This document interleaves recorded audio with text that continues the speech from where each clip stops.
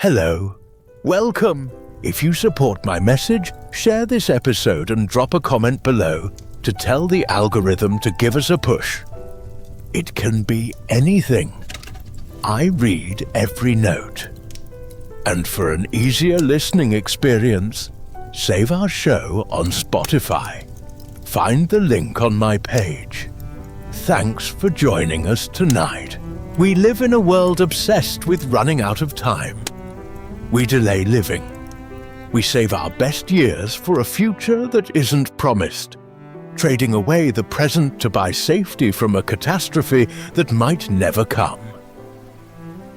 There was once a man who lived life quite the opposite, because he was told when he was still a boy the exact age at which he would die. And he believed it. He believed it the way you believe your own name. So he built his whole life around it.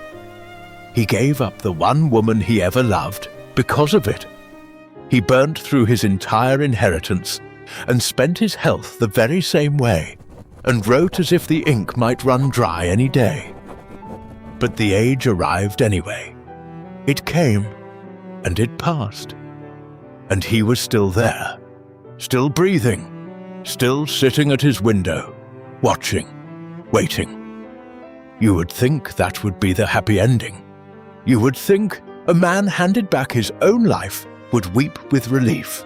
He did not. Because surviving turned out to be the hardest thing that ever happened to him. His name was Kierkegaard. He was one of the few individuals in history who lived a life where no one really had any good advice saying what to do next. Tonight, you will step inside the quiet madness of a man who broke his own heart to outrun a deadline that was never real. And by the end of this story, you will be forced to look straight into the mirror, confront the unspoken deadline you've been using to delay your own happiness, and your life will never look the same again. Copenhagen, the 5th of May, in the year 1847. Picture a narrow old house on a square in the middle of the city, and a window on an upper floor. And behind the glass, a single candle, just lit against the coming dark. The street below is emptying of people. The light is going blue, and then grey, the way spring light does in the north. Slow and reluctant, in no hurry to leave. And at the window sits a man. He is slight, stoop-shouldered. There is a restless crest of hair standing up above a tired, watchful face. He is not reading. He is not writing. Though writing is very nearly the only thing he does. He is simply watching the street, the way you might watch a clock you cannot quite believe. It is his birthday. He has turned 34 today. Now, for most of us, that is nothing much. A number. A quiet supper, perhaps. A letter from someone who remembered.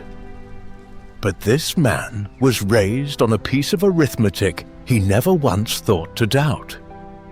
He was taught, as a small boy, in a house heavy with faith and heavier with dread, that no child of his father's house would live to cross the age at which Christ died. 33. Or, as his father counted it, the year before 34. And for most of this man's life, the arithmetic had held. He had watched it hold. He had helped carry the proof of it to the churchyard. So he did not expect this evening to arrive. He arranged his whole life on the quiet understanding that it never would. And yet, here it is. The candle is lit. The street is quiet. The clock has passed the hour. It was never supposed to pass. And he is still here. You would think he would be glad, wouldn't you? You would think a man in that chair would let out a long breath and feel the weight lift. he does not. And that, nightlings, is the thing I want you to sit with tonight. He is not relieved. He is afraid. I cannot tell you exactly what moved through him at that window. No one can. What he left us are his journals.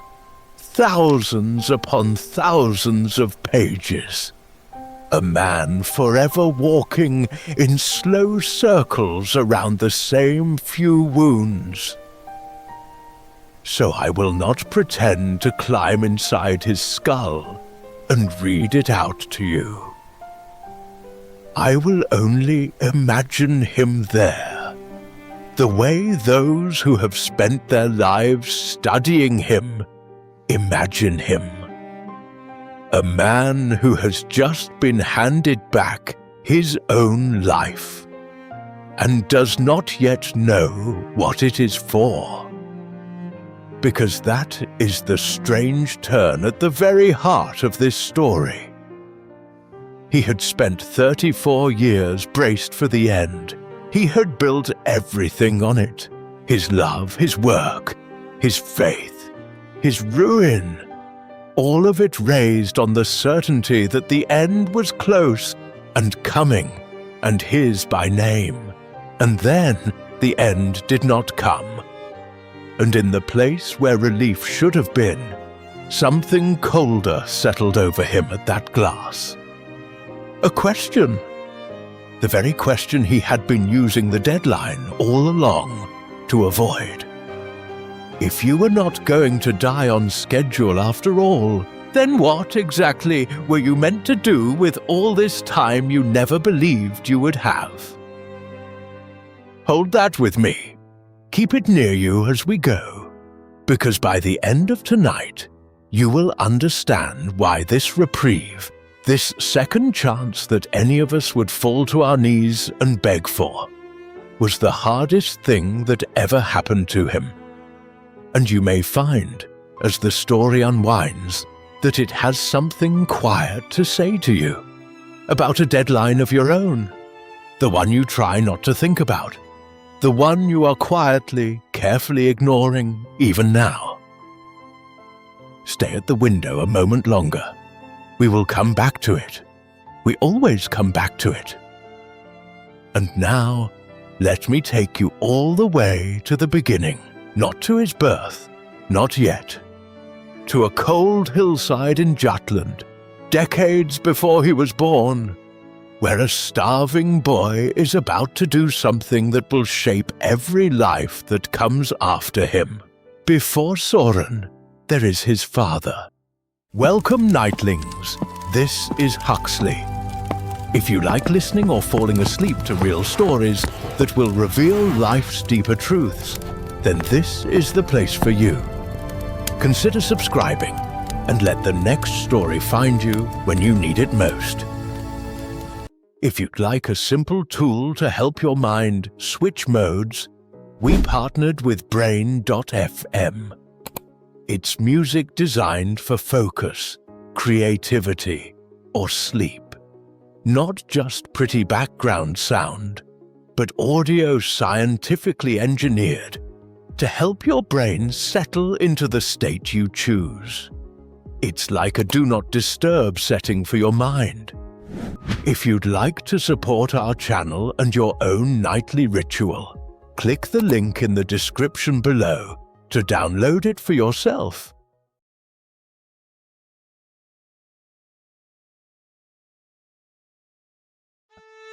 And before we can understand the sun at the window, afraid of his own long life, we have to go back and meet the man who taught him to be afraid.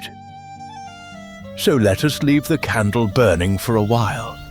Let the city go quiet behind us, and let me carry you west, across the water, to the low grey country of Jutland, decades before our man was ever born. It is the middle of the 1700s. The place is a hamlet called Sading, out on the open heath, one of the poorest, most wind-scoured corners of all Denmark. There is not much here. Heather, peat, a great deal of sky.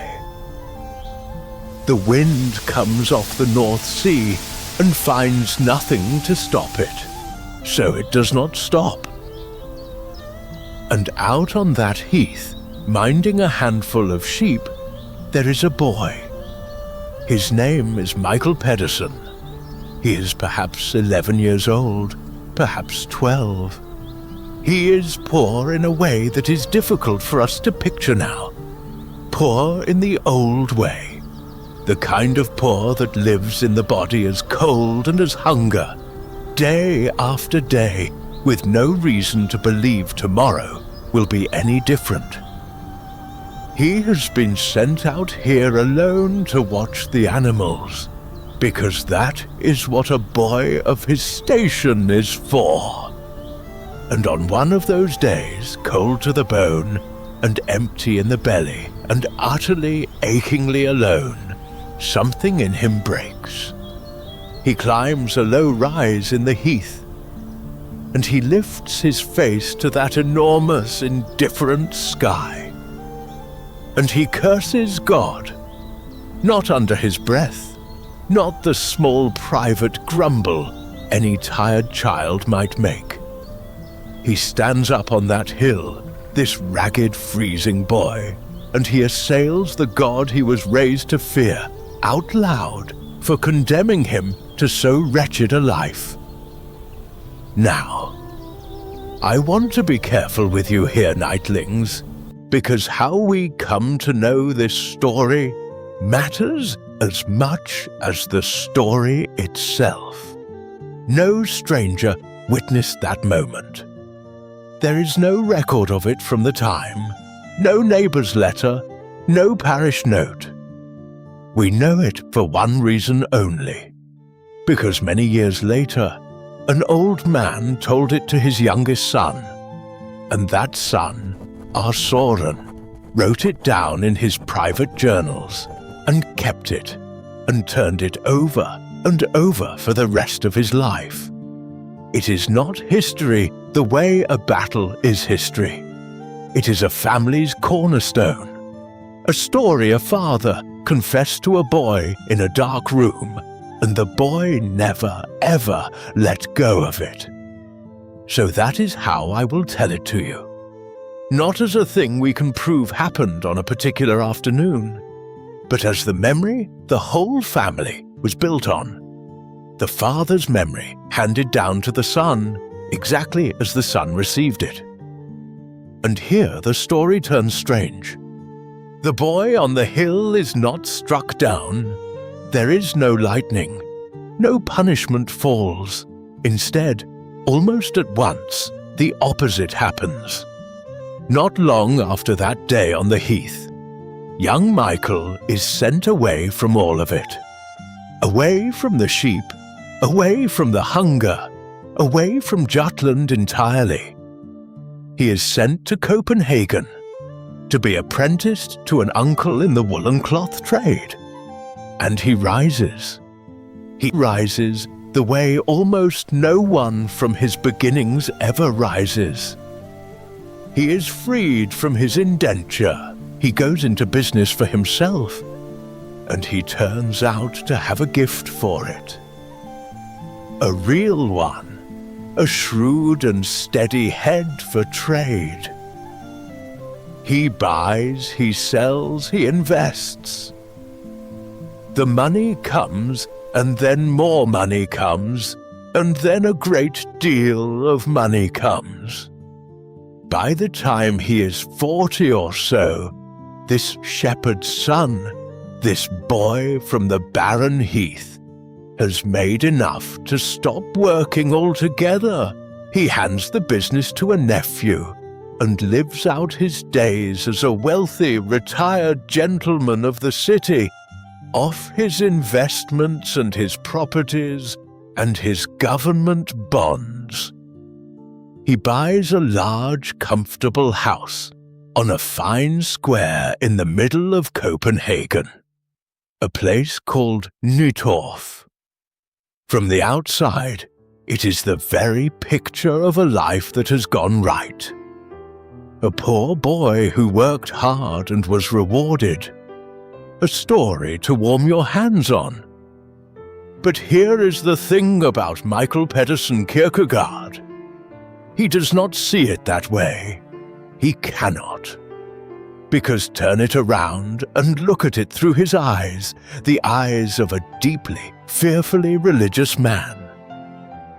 He had stood on a hill as a child and cursed the Almighty to his face. And instead of being punished, he had been made rich. Enormously, improbably rich. To you and me, that might look like mercy. It might look like a God who shrugs, or forgives, or was never listening in the first place. But to Michael, raised on a hard and brooding faith, on long sermons about sin and blood and the wounds of Christ, it looked like something far worse than punishment.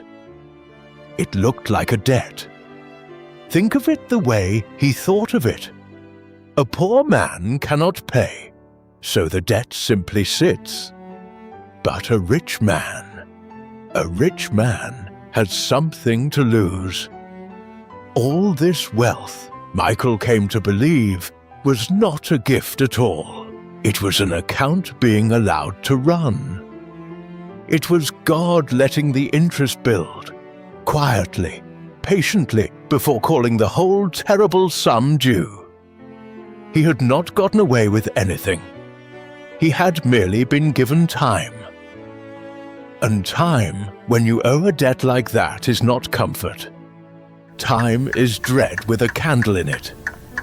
So this is the man at the center of the house, wealthy beyond his childhood dreams and unable to enjoy a single coin of it. A guilt-soaked, brooding, formidable man who could sit at his own grand dinner table and argue theology with visiting professors deep into the night, and who believed the whole time, in the marrow of him, that he was a man God had not finished with. And I want to plant one small thing in your mind before we go on, nightlings.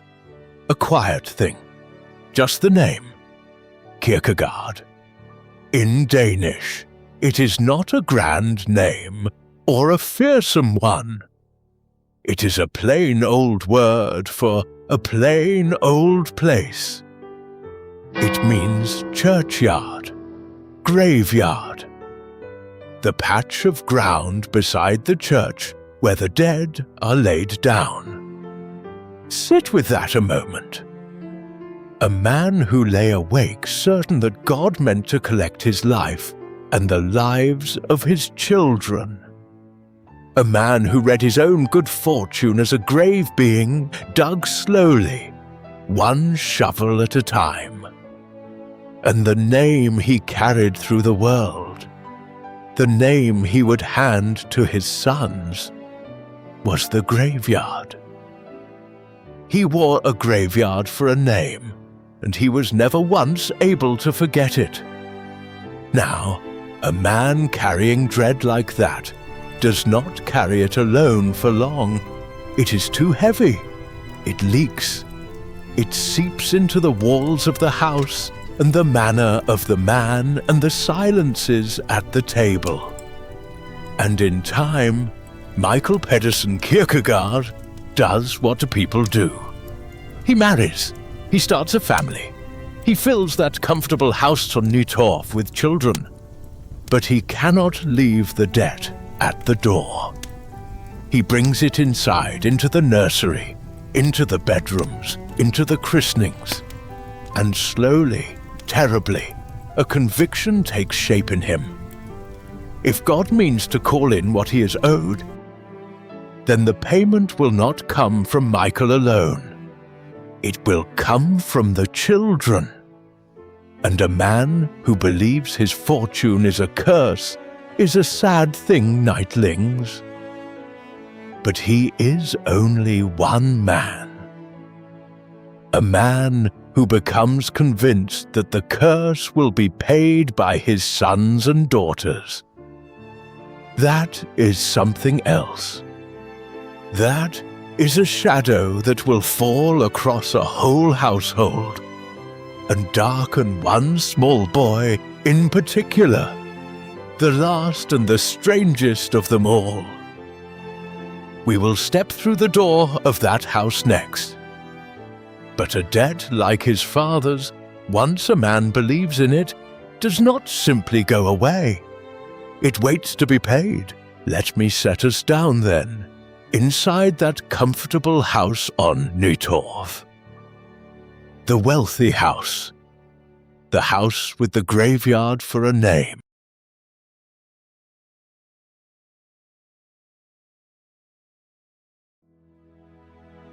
From the street, it is everything a prosperous family's home should be.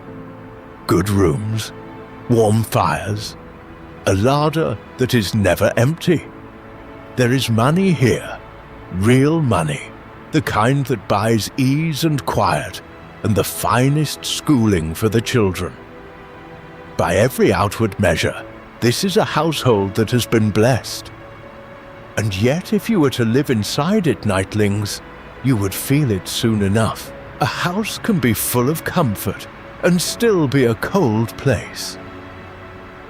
And this one ran, underneath its wealth, on a current of guilt and grief that never quite switched off. Let me tell you first about the woman of the house, because she is easy to miss, and I do not want us to miss her. Michael, our father, had married once before, a woman named Kirstine. She died young of illness, only a couple of years into the marriage, and within a year of burying her, Michael married again. This second wife was a woman called Anne Sorensdatter Lund. And here is a small human fact that will matter later, so let me set it down gently now. Anne had not come to that house as its mistress. She had come to it as a servant. She had worked in Michael's household, and then, not long after the first wife was gone, she became his second. By every account we have, Anne was warm, capable. A steady maternal presence who ran a house of many children with real devotion. There is a portrait said to show a lively face and a bright, searching pair of eyes. She would give Michael 7 children, and she would hold that whole household together through years that would have broken a lesser woman. And here is the strange, sad thing about Anne. Her famous son almost never wrote about her. You would think a man who filled thousands of journal pages, a man who dissected his own father across a lifetime of writing, would have set down something of his mother. A memory, a kindness, a single scene. But he did not, or almost did not. She is very nearly absent from all of it, and I am not going to stand here and invent her inner life for you nightlings, or tell you what she felt, because the honest truth is that we do not know. That silence is itself part of the story. A warm, capable woman at the heart of the house, and the record she left in her son's enormous body of work is acquired nearly the shape of her absence. Sometimes the people who hold everything together are the ones history writes down last. So, 7 children came into that house between the closing years of the 1700s and the spring of 1813. A full nursery, a long dinner table, and for a while, The ordinary noise of a large family filled those good rooms. But the noise did not last. One by one, the dying began. I will not rush this part, because it should not be rushed. These were people. Let me name them for you, at least some of them, so they are not just a number. There was Maren, the eldest daughter, who died young at 24. There was a boy, another Soren, a little brother, who died as a child of 11 or 12. There was Niels, a spirited son who quarrelled bitterly with his father and did the almost unthinkable thing, sailing away across the ocean to America to make his own life, far from the shadow of that house, only to die there, poor and alone, of consumption, in a hotel far from home at just 24. And there were the two daughters, Nicoline and Petrea. I want you to hold on to those two. Nicoline had married and had children of her own, a whole life of her own. And she died in Copenhagen, only weeks short of her 33rd birthday, a month or two from the age at the cross, a breath from the line. And Petrea, said to be her brother's favourite sister, died not long after, following the birth of a child, in the way so many women of that age were lost. She died at the age of 33, two sisters, the same house, one dead at 33, the other only weeks from it, both taken before the year their father watched for. Now, to you and me, sitting here in the dark with the long view of things, that is a heartbreaking coincidence. Two women, gone too soon, at the same sad number. The world is full of such rhymes, and most of them mean nothing but sorrow. But you are not the father in that house. And to the father in that house, there were no coincidences. There was only arithmetic. Because remember what Michael already believed. He believed he owed a debt. He believed his fortune was a curse being allowed to gather, and that the payment would be taken from his children. And now, before his own eyes, two of his daughters had been taken at exactly the age at which Christ himself had died on the cross. To a mind already soaked in that dread, this was not grief alone. It was confirmation. It was the account being read back to him, line by line. And out of it, Michael Pedersen Kierkegaard settled into a conviction as fixed and as terrible as anything a frightened man has ever believed about the people he loves. He became certain that no child of his would ever outlive the age of Christ. Let me say that carefully, nightlings, because the exact shape of it matters, and I want to give it to you true. The age of Christ, 33. Or, as Michael himself reckoned it, the year before 34. That was the wall. That was the line none of his children would be permitted to cross. Some in the family spoke of it as 33, the age at the cross. Michael, in his own dark counting, seems to have watched for the 34th year as the marker a child would have to reach to have somehow beaten it. And I want to be plain with you about what this was and what it was not. This was not a prophecy. No angel had spoken it. No prophet had written it down. There was no scroll, no vision, no voice from a cloud. This was one grieving, guilt-ridden man's private theology, built in the dark out of scripture and sorrow.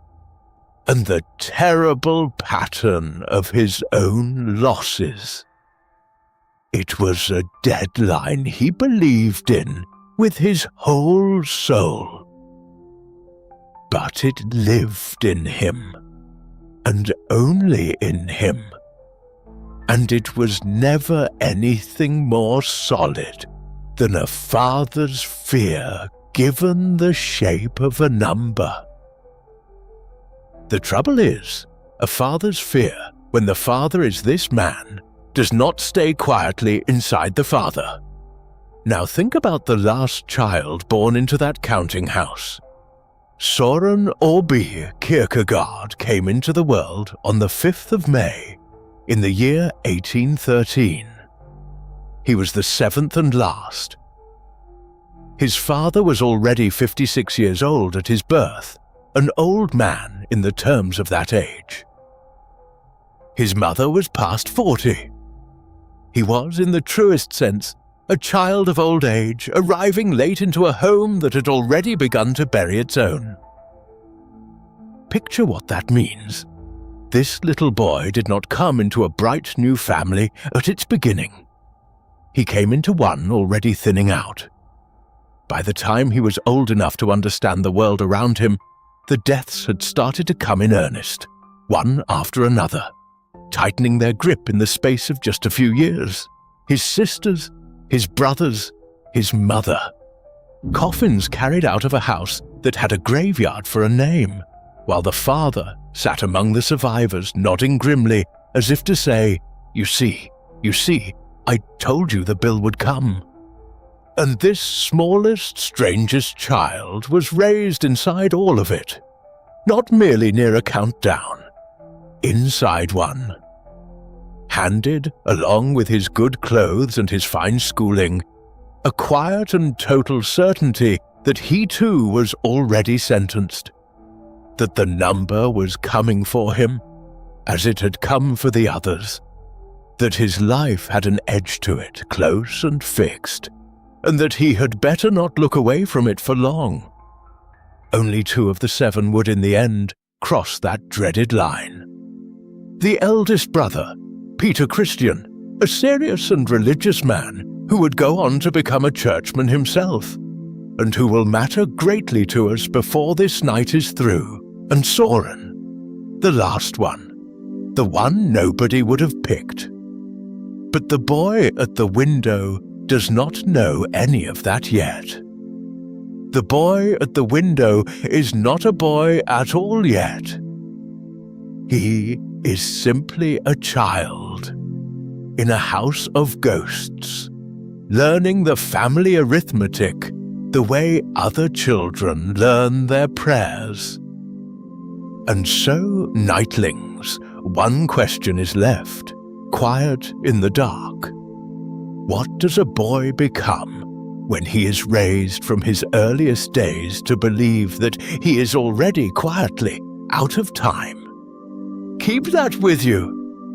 And keep the window too, because far ahead of us, on a spring night many years from here, that very boy will be sitting behind the glass, 34 years old, past the wall his father swore he could never cross.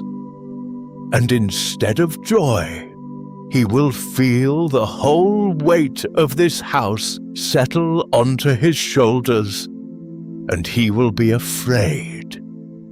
We are not there yet, but the countdown has begun.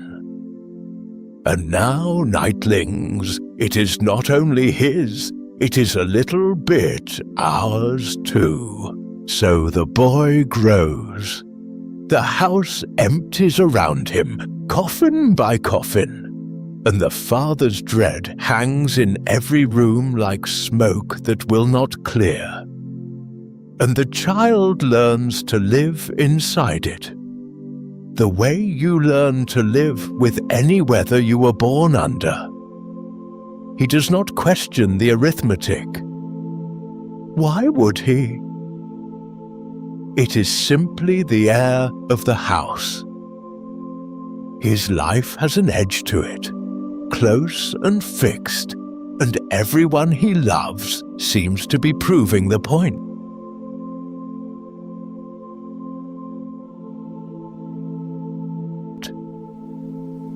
But there is a difference, nightlings, between a fear you have always breathed and a fear you suddenly understand.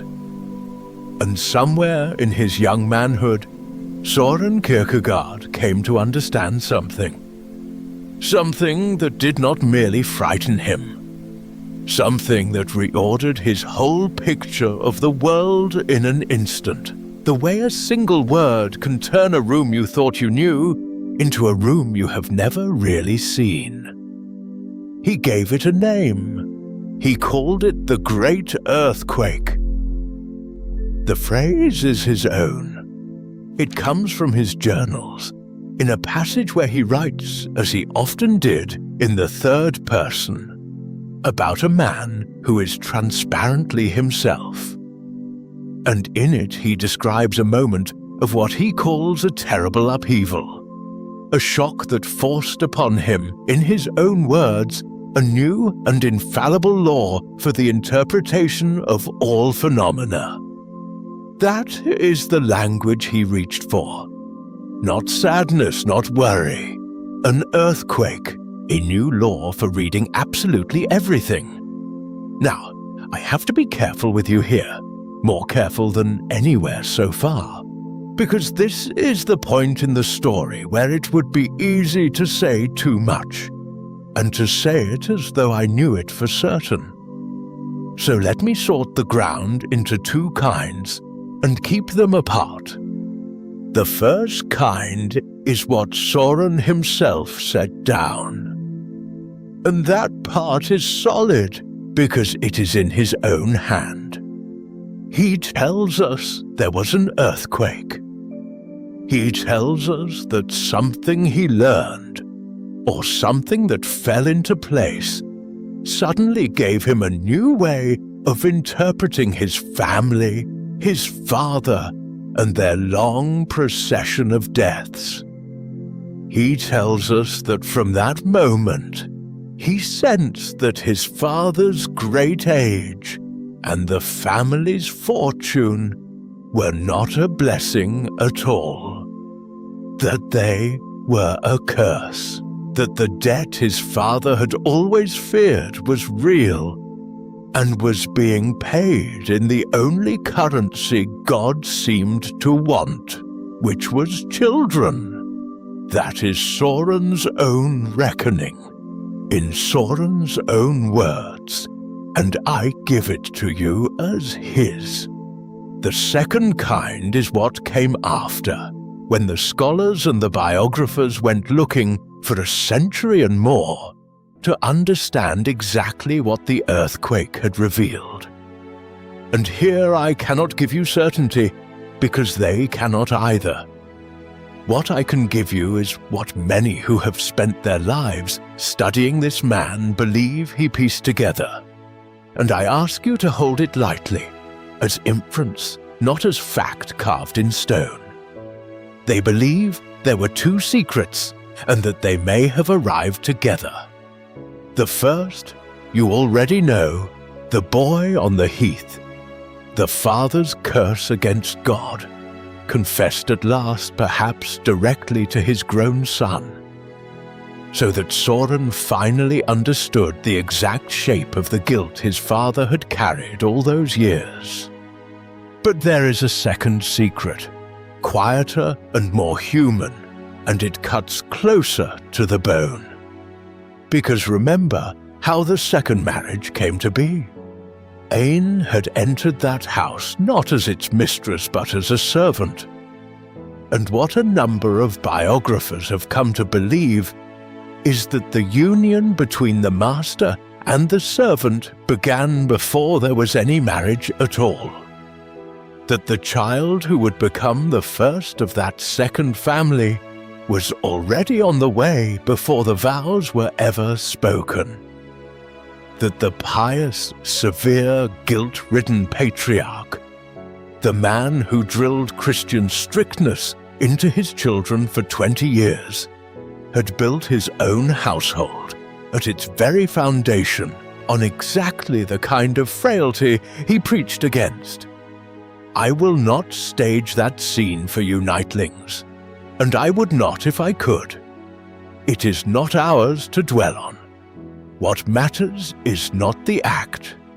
What matters is what it did to the sun when he glimpsed it. Because think of what it means. For his whole childhood, Soren had looked up at his father as a figure of towering moral authority. Stern, certain. A man who knew exactly what God required and fell short of nothing. And now, in a single terrible understanding, that figure cracked open, and behind the severity was a frightened man with hidden sins, a man whose whole edifice of holiness had been built over the very ground he trembled to stand on. The strongest, holiest thing in his life, revealed as itself afraid, itself guilty, itself just a person in the dark. And here is where the dread finishes its long journey. Nightlings. Because up to now, the fear in this story has belonged to the father. It was Michael's debt, Michael's curse, Michael's terrible arithmetic. Soren had grown up beside it, the way you grow up beside a parent's illness, aware of it, shaped by it, but not in the end sick with it himself. The earthquake changed that. After the earthquake, the dread was no longer around Soren. It was inside him. He now carried his father's suspicion as his own conviction. That the whole comfortable life, the fine house, the money, the schooling, all of it sat upon a foundation of guilt. And that the deaths in the family were not misfortune. They were the interest coming due, and that his own turn at the age of Christ was simply a payment not yet made. Now let me pause and ask you the question I promised I would not answer too quickly. Because it would be so easy, sitting where we sit, to look at Michael Pedersen Kierkegaard and call him a monster. A man who poisoned his own children with terror. A man who took the ordinary tragedies of a hard century, sickness, childbirth, the deaths that fell on every family then, and turned them into a scaffold of guilt, and hung his sons and daughters from it. You could tell it that way, and you would not be entirely wrong. But I find I cannot tell it that way, nightlings, not quite, because when I look closely at Michael, I do not see a monster.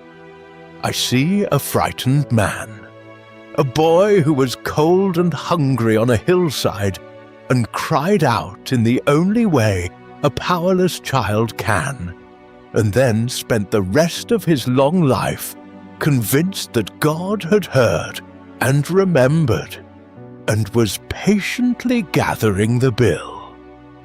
I see a man who mistook his own private guilt for the arithmetic of heaven, and could not tell the difference between the two, and so read every ordinary sorrow as a sentence he had brought down upon the people he loved most.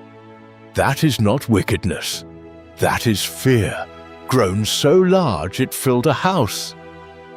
And whether it makes him a villain or simply one of the saddest men in this whole story is a door I am going to leave open, because I do not think it truly closes. You may decide for yourself as we go. I only know which way my own heart leans, and it leans towards sorrow, not scorn. But leave the Father for a moment and come back to the Son. because a young man does not learn a thing like this and simply carry on. A secret this heavy does something to a person.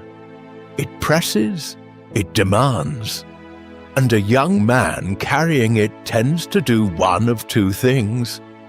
He breaks under it, or he runs from it. And Soren, for a good while, ran. He did not run to another country, not yet. He ran in the way clever, wounded young men often run, without leaving the city at all. He ran into wit, and into pleasure, and into the bright, loud, distracting life of a university town, as far from the counting house and the dread and the graveyard name as he could get without buying a ticket. If the truth of his family was this dark, this heavy, this fixed, then perhaps the answer was simply not to look at it.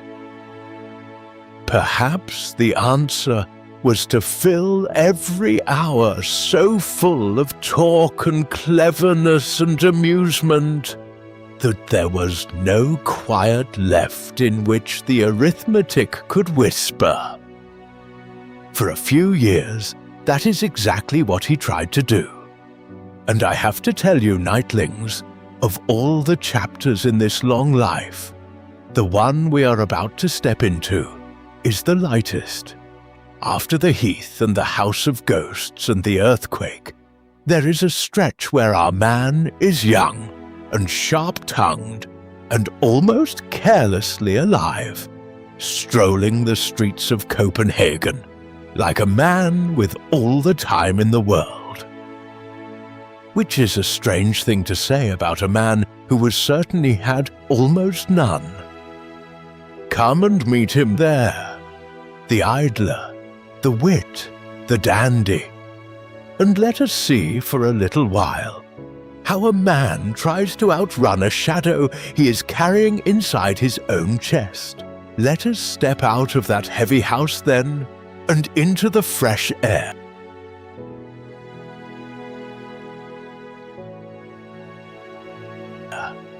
Both of us. I think we have earned it, and so had he, because here is where our man, still young, still quick, decides that the best thing to do with a shadow is to walk faster than it can follow. And for a little while, in the streets and cafes of Copenhagen, that is exactly what he seems to manage. So let the dread wait behind us for one chapter, nightlings. Let us meet the version of Soren Kierkegaard that the whole city thought it knew, because they were quite wrong about him, and the ways in which they were wrong are rather wonderful.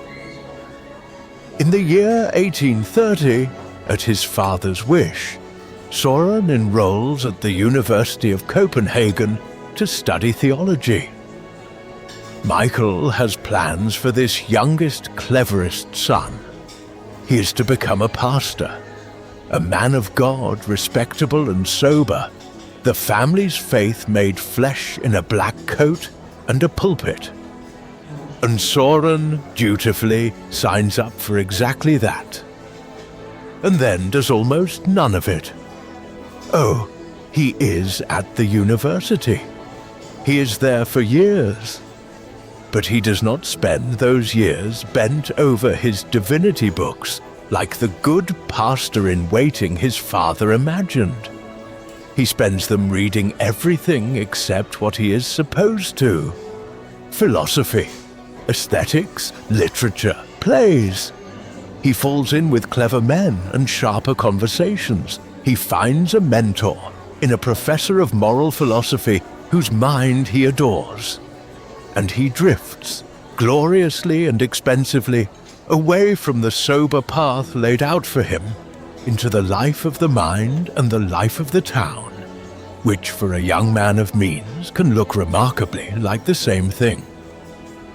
Because Soren, you must understand, has money, his father's money, and he spends it. Now, I want you to picture him, because the picture is half the joke. He is not an imposing figure.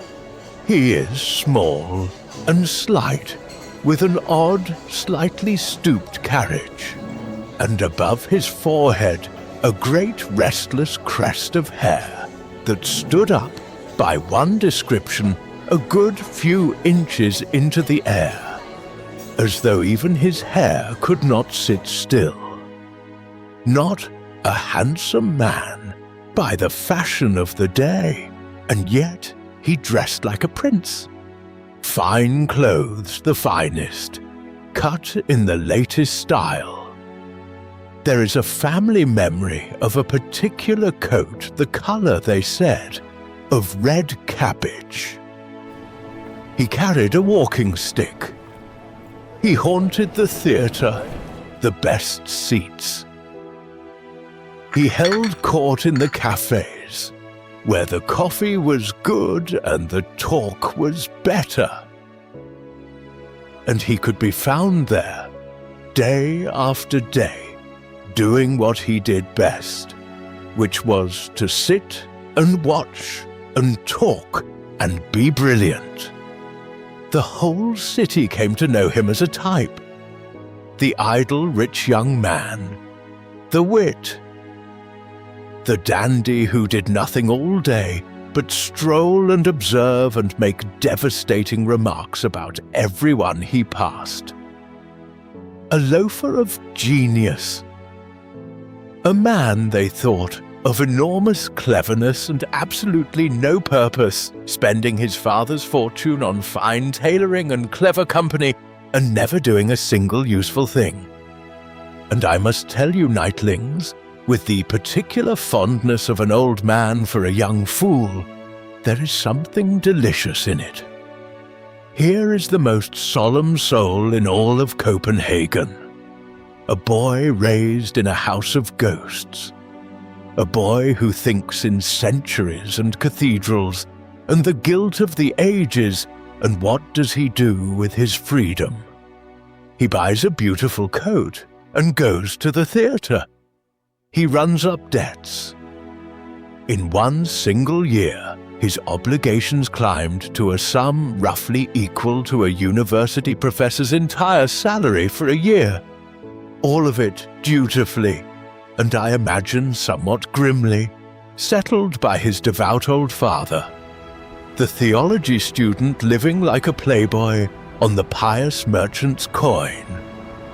There is a smile in that, and I will not pretend there is not. And there is a small story from his childhood that fits him so perfectly here that I have to share it. When Soren was a little boy, someone asked him, as people ask children, what he wanted to be when he grew up. And the child answered that he wanted to be a fork. A fork so that he could spear anything on the table he wished, and so that if anyone came after him, he could spear them too. The family called him the fork ever after. And you can see it, can't you? The quick, dangerous wit, always looking for the tender spot, the soft place in the argument, the exact word that would pin a man where he stood. That wit was the making of his reputation in those cafe years. Nobody was safe from it. He could find the weak point in a person or a position and press it, lightly, lethally, with a smile. It made him feared and admired, and endlessly entertaining. It made him, in the eyes of the city, the very picture of a man with nothing better to do. And here, quietly, without making a lesson of it, I want you to notice something that will matter a great deal later. Because in living this life, Soren was doing more than wasting time. He was, though he did not yet know it, learning a way of being that he would one day take apart with terrifying precision. A life arranged entirely around the interesting, around the next clever conversation, the next play, the next distraction. Anything at all to keep the hours full and the boredom at bay. A life that never commits to anything, because commitment might be dull, and dullness is the one thing it cannot bear. Years from now, he will write about that kind of life as a sickness of the soul. But he will be able to write about it with such devastating accuracy for one simple reason. He lived it first. He knew that particular hunger from the inside, the endless flight from boredom, because for a while it was the only thing holding the shadow back. But here is the truth underneath the fine coat, nightlings, and it is the reason this chapter cannot be all laughter. The wit was armor, and armor, as anyone who has worn it knows, is heavy. The cleverness, the cafe performances, the beautiful clothes, the sharp remarks that kept everyone at a comfortable arm's length. All of it was a way of not being alone in a quiet room with the arithmetic. All of it was a very talented young man building, out of charm and spectacle. A life loud enough to drown out a father's whisper about the age of Christ. And underneath, the whisper never stopped. The melancholy he had inherited, the dread, the sense of a debt with his own name on it, none of it slept. It simply waited, behind the smile, for the cafe to close and the friends to go home and the candle to burn down. On the outside, the brightest, idlest, most amusing young man in Copenhagen. On the inside, a boy still standing in the earthquake, still certain his time was short, still running. The whole city was reading one man. There was another man entirely underneath, and almost no one had met him. Not yet. And there is one more thing the cafe years cost him, and it is not money. It is his father. Because all this drifting, all this expensive rebellion, all this turning away from the sober pastor's life Michael had dreamed for him, opened a coldness between father and son. Where there had once been that strange, intense closeness, the two of them alone in a dark house with a terrible shared secret, there was now distance, estrangement, a dutiful old man paying the bills of a son who would not come home, in any sense that mattered. They did not speak of the important things. They barely spoke at all. Søren was busy running, and running meant running from the father most of all. He must have thought there would be time to mend it. The young always do. The estrangement felt, I imagine, like a phase, a thing that could be set right later, once the drifting was done and the degree was finished and the anger had cooled. Later. There is always a later when you are young. But this is a story about a man who was handed a deadline, nightlings. And deadlines have a way of arriving when you have stopped watching for them. In the summer of 1838, the estrangement between Søren Kierkegaard and his father simply ran out of time. So we come back to the house on Nytorv, the way you always come back to the house you grew from, whether you mean to or not. Søren has been running for years. Running into the cafes, into the fine coats, into the clever talk, into everything that was not his father and not the dread.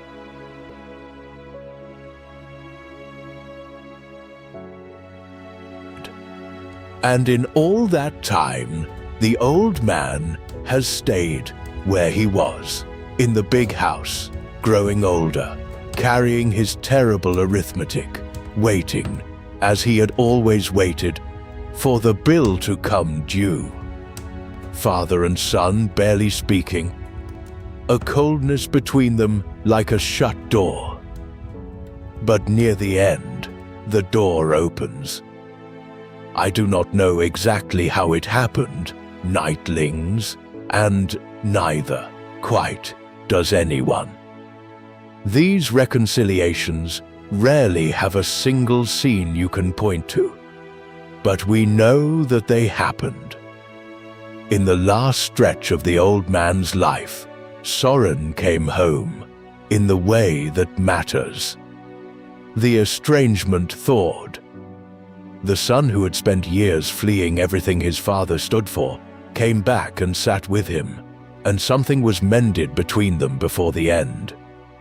And more than that, something in Soren himself turned back toward the faith he had spent his student years testing and mocking and holding at arm's length.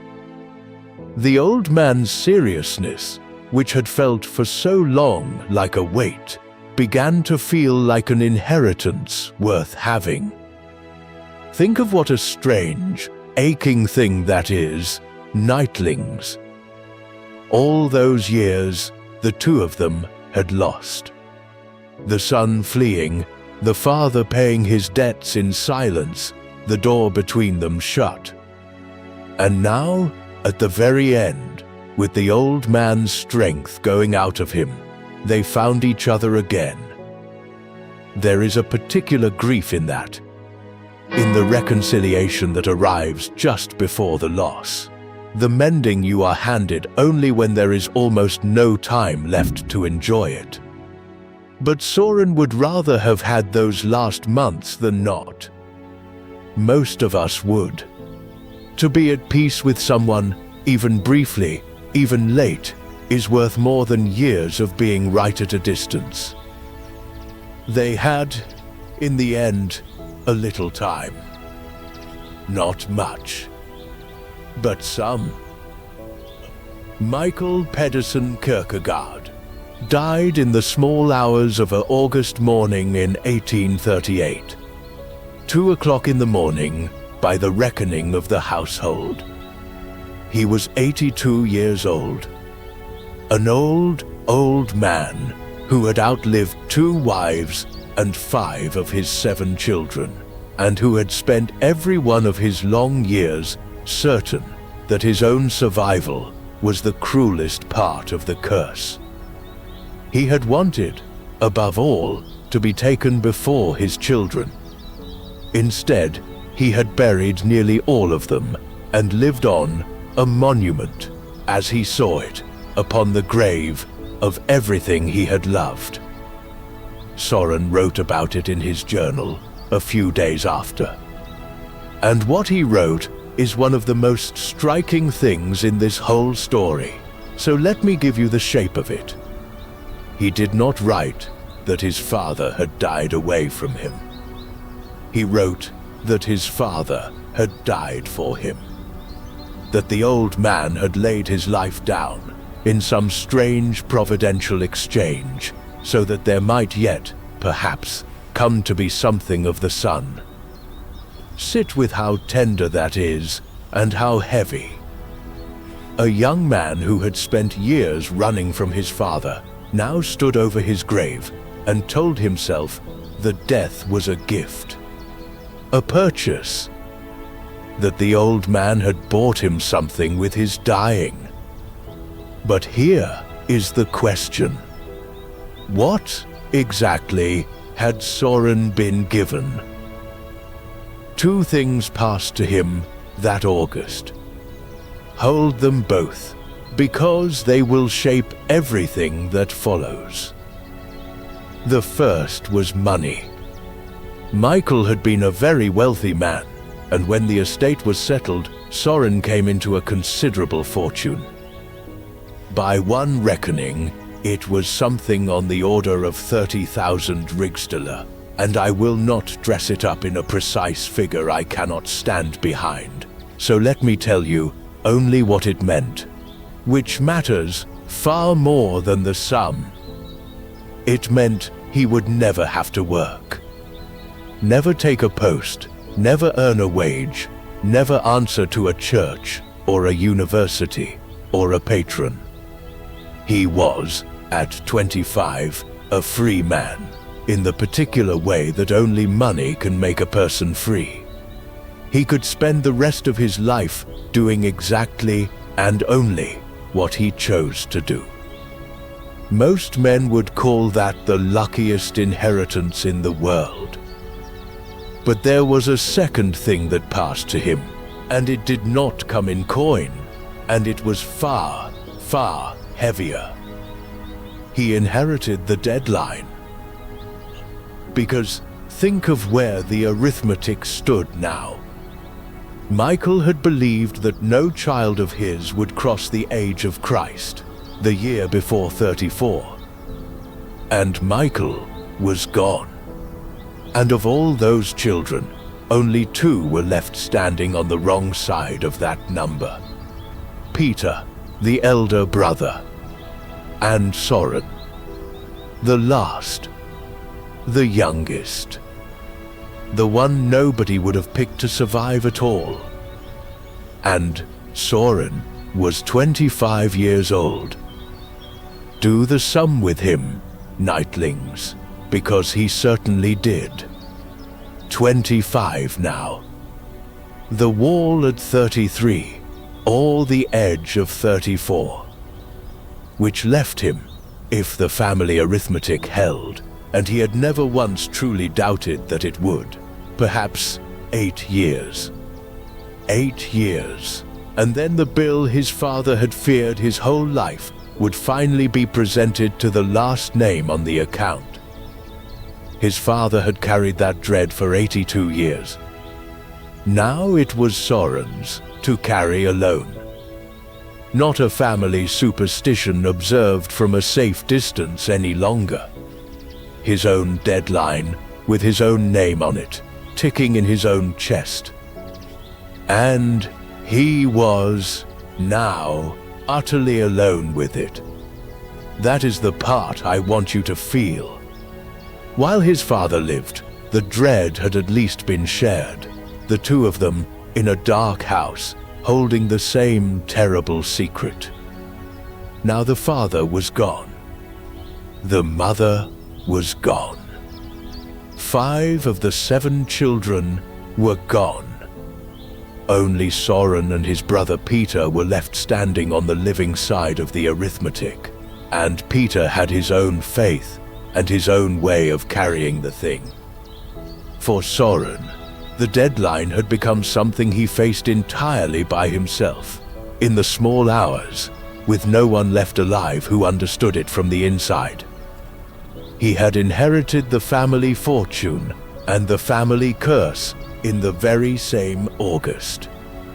And only one of the 2 could ever be spent. And here is the thing about a man who genuinely believes he has 8 years left. He does not drift. He cannot afford to. The cafe years, the aimless cleverness, the loafing genius who did nothing but stroll and talk, all of that suddenly looks like a luxury belonging to men who think they have time. Soren no longer thought he had time. And so, almost overnight, the idler began to change into something else. The drift hardened into purpose. The wit sharpened toward a use. A man given 8 years and a fortune to spend on them sat down and began, at last, to work. He finished the university degree he had let hang for nearly a decade, the theology his father had always wanted for him. He wrote his dissertation, a long study of the idea of irony. And he did a curious, characteristic thing with it. By the custom of the day, such a work was to be written in Latin, But Soren petitioned the King of Denmark himself for permission to write it in his own Danish tongue instead, and the permission was granted, one of only a handful of times it ever had been. Then he stood up and defended the thing in a public examination that ran, by the accounts we have, for something like 7.5 hours. 7.5 hours on his feet, arguing, before the faculty and whoever else cared to come and watch. The loafer the whole city had written off turned out to have an engine in him that no one had suspected. And underneath all of it ran a new and terrible clarity. He had a task. He did not know yet exactly what it was, but he knew he did not have long to do it. Keep the window with you, nightlings, as we leave this house for the last time.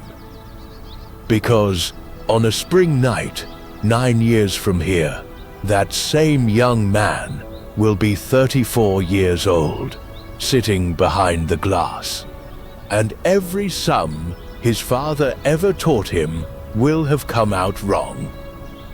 The old man will be long in his grave and cannot be told.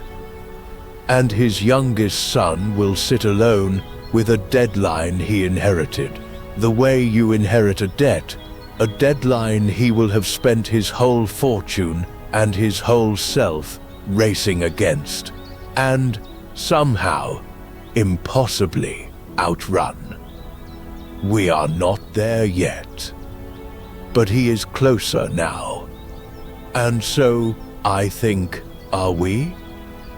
The first thing a man does when he decides his time is short is decide what he cannot afford. And the second thing, if he is very unlucky, is decide who. Because Soren Kierkegaard was about to fall in love. Let me give you something gentle now, nightlings. We have earned it, you and I, after the House of Ghosts and the earthquake and the grave. This whole long story has just one truly bright stretch in it, one span of ordinary human happiness, and we are standing at the beginning of it. So, slow down with me. Let the dread wait outside the door a while. And let me introduce you to the one person who very nearly changed everything. Her name was Regine Olsen. She was young, a good deal younger than Soren, a girl of Copenhagen's respectable civil servant world. Her father was a senior man in the government, a counselor, the sort of comfortable, well-placed family that filled the churches and salons of the little city. And Regine herself was bright, quick, spirited in a way that lit up a room, devoted once her heart was given. Not a solemn philosopher, not a brooder, not a keeper of dark family arithmetic. A living, laughing girl with a mind of her own and a great deal of warmth in her. They first met in the spring of 1837 at the home of a mutual acquaintance. He was in his early 20s. She was only about 15, and I will speak plainly about that, the way this old man always tries to. It was another age, with other customs, and a long, unhurried courtship of a girl of that age by a young man was an ordinary thing in that world, watched over by families, conducted in drawing rooms, nothing hidden and nothing improper. He did not sweep her off anywhere. He simply met her, and something in him, some frozen thing, gave a little. He wrote of her, in those early days, in the extravagant way of a man falling. He called her, in a letter, pure and blissful, with a halo about her head. And I want you to notice that even here, even at his happiest, Sorin could not quite see a person without turning her into something more than a person. Even in love, he reached for the angelic. The biographers gently point this out, that he related to Regine from the very start, less as a flesh and blood young woman, and more as a bright figure in a story he was telling himself. Keep that quietly in mind. It will matter later more than either of them could have known. And I should tell you a little about the world these two moved in, because it presses on everything that comes after. Copenhagen, in those days, was a small place. Not a great sprawling capital where a man can lose himself in the crowd, but a tight, well-mannered little city where the respectable families all knew one another, all worshipped in the same handful of churches, all walked the same promenades and gathered in the same drawing rooms. Everyone knew everyone's business. A courtship was a public event, watched and gently discussed over tea. An engagement was news. And a broken engagement, when one came, would be news of the very worst and most delicious kind, carried from parlor to parlor with relish. Hold that thought lightly, nightlings. Because in a city that small, there is nowhere for two people to hide from each other, and nowhere at all to hide a scandal. But do not let it spoil the moment, because the moment was real. For roughly 3 years, he circled her. He did not rush. He made himself a friend of the family first, a familiar face, a clever visitor. He courted her the way a man like Sorin would court anyone, through conversation, and books, and wit, and the slow, delicious work of being understood by another mind. 3 years, more or less, this quiet circling went on. And that is worth pausing on, for a man who believed he had so few years to spare. He did not rush her. He let it unfold at the slow, careful pace of that careful world. A visit, a conversation, a book lent and returned with a comment penciled in the margin, a walk. And in all that patient waiting, you can see just how much she had come to mean to him, because patience was not in Sorin's nature at all. He was a man of sudden certainties and violent inward storms. Yet with Regine he waited and watched, and let himself, slowly, against every instinct, hope. There was, in the background of those same years, a young man named Fritz Schlegel, a steady, decent sort, who tutored her from time to time. Keep that name in a back pocket, nightlings. It will come round again. But for now, Fritz is only a face at the edge of the room, and it is Sorin who holds the field. Picture the pair of them.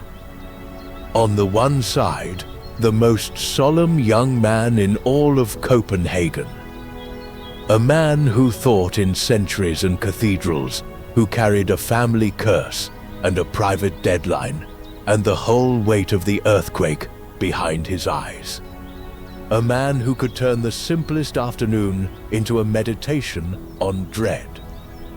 And, on the other side, this quick, bright, teasing girl, who had no patience for gloom, and who seems to have taken one look at all that magnificent melancholy and decided, cheerfully, to tease him out of it. And she could. That is the wonderful thing. She got under the armor.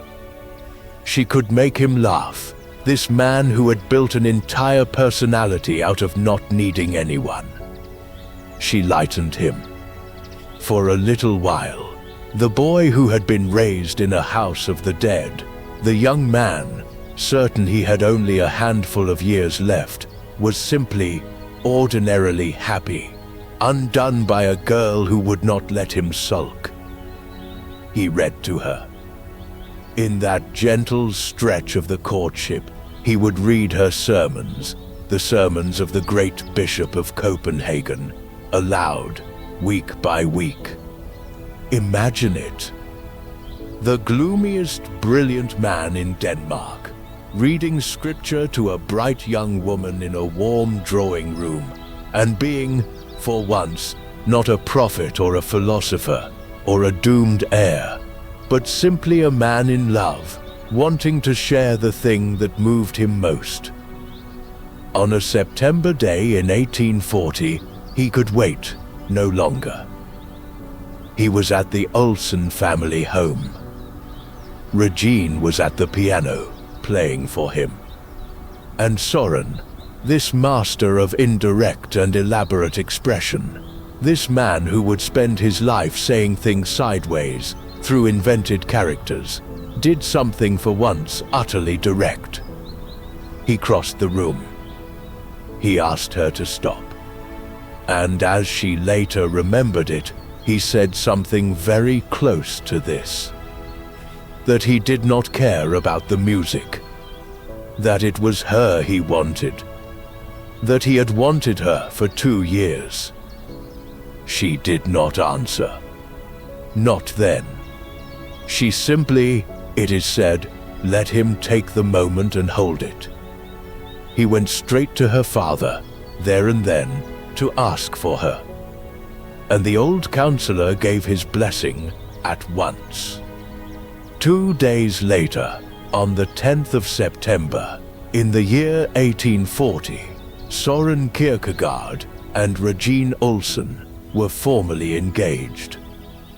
And for a little while it was real and daily and sweet.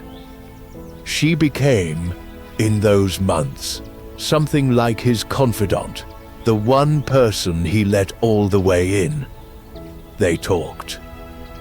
He shared with her the things that moved him most, the sermons he loved, the questions that kept him awake. She was allowed to see a side of him almost no one else was ever permitted to see, the tenderness under the wit, the frightened boy under the philosopher. If you had walked past the two of them in a Copenhagen drawing room that autumn, you would have seen only what everyone saw. A clever young man of good family, newly engaged to a bright and lovely girl, the pair of them with the whole shining world laid out in front of them. For a moment, nightlings. For one bright, improbable moment, the man raised inside a countdown. The man who wore a graveyard for a name. The man who was certain his life had an edge on it, close and fixed, stood in a Copenhagen drawing room, engaged to a girl he loved, with a fortune in the bank and a future, for once, that looked like it might actually be worth having. Against all his own arithmetic, he was happy. Let us stay there a heartbeat longer than the story strictly needs, because it is the only time we get to. A bright girl who loved him. A future that looked, for once, like a door and not a wall. A man briefly, ordinarily, humanly happy, in a warm room, in a small city, on the far side of a lifetime of dread. Hold it with me a moment. We will not pass this way again. And before we follow this, where it goes, and it goes somewhere, I am not looking forward to telling you. Let me pause here, in the warm room, for one small and honest invitation. If there is a figure from the past that you find yourself wanting to sit with the way we are sitting with Soren tonight, some name from history, famous or half forgotten, that has always quietly pulled at you. Leave it for me in a comment. A favorite of your own. I read them, nightlings. I truly do, and I will tell you a secret. Some of the best evenings we have ever spent together on this channel began as a single name, left by someone in the dark. Now come back to the warm room with me, because I have kept something from you, the way you keep a hard thing from someone you love, holding it just a moment longer. On the very day this bright girl accepted him, on the day he should have been the happiest man in Copenhagen, Soren went home and opened his journal and wrote that he already knew he had made a mistake. The happiest man in Copenhagen was about to begin, quite deliberately and with terrible care, to destroy his own happiness. We left him engaged and happy, and already, on the very first day, secretly certain he had made a terrible mistake. So let us try to understand that certainty, because everything that follows grows out of it, and it would be so easy to mistake it for simple cruelty.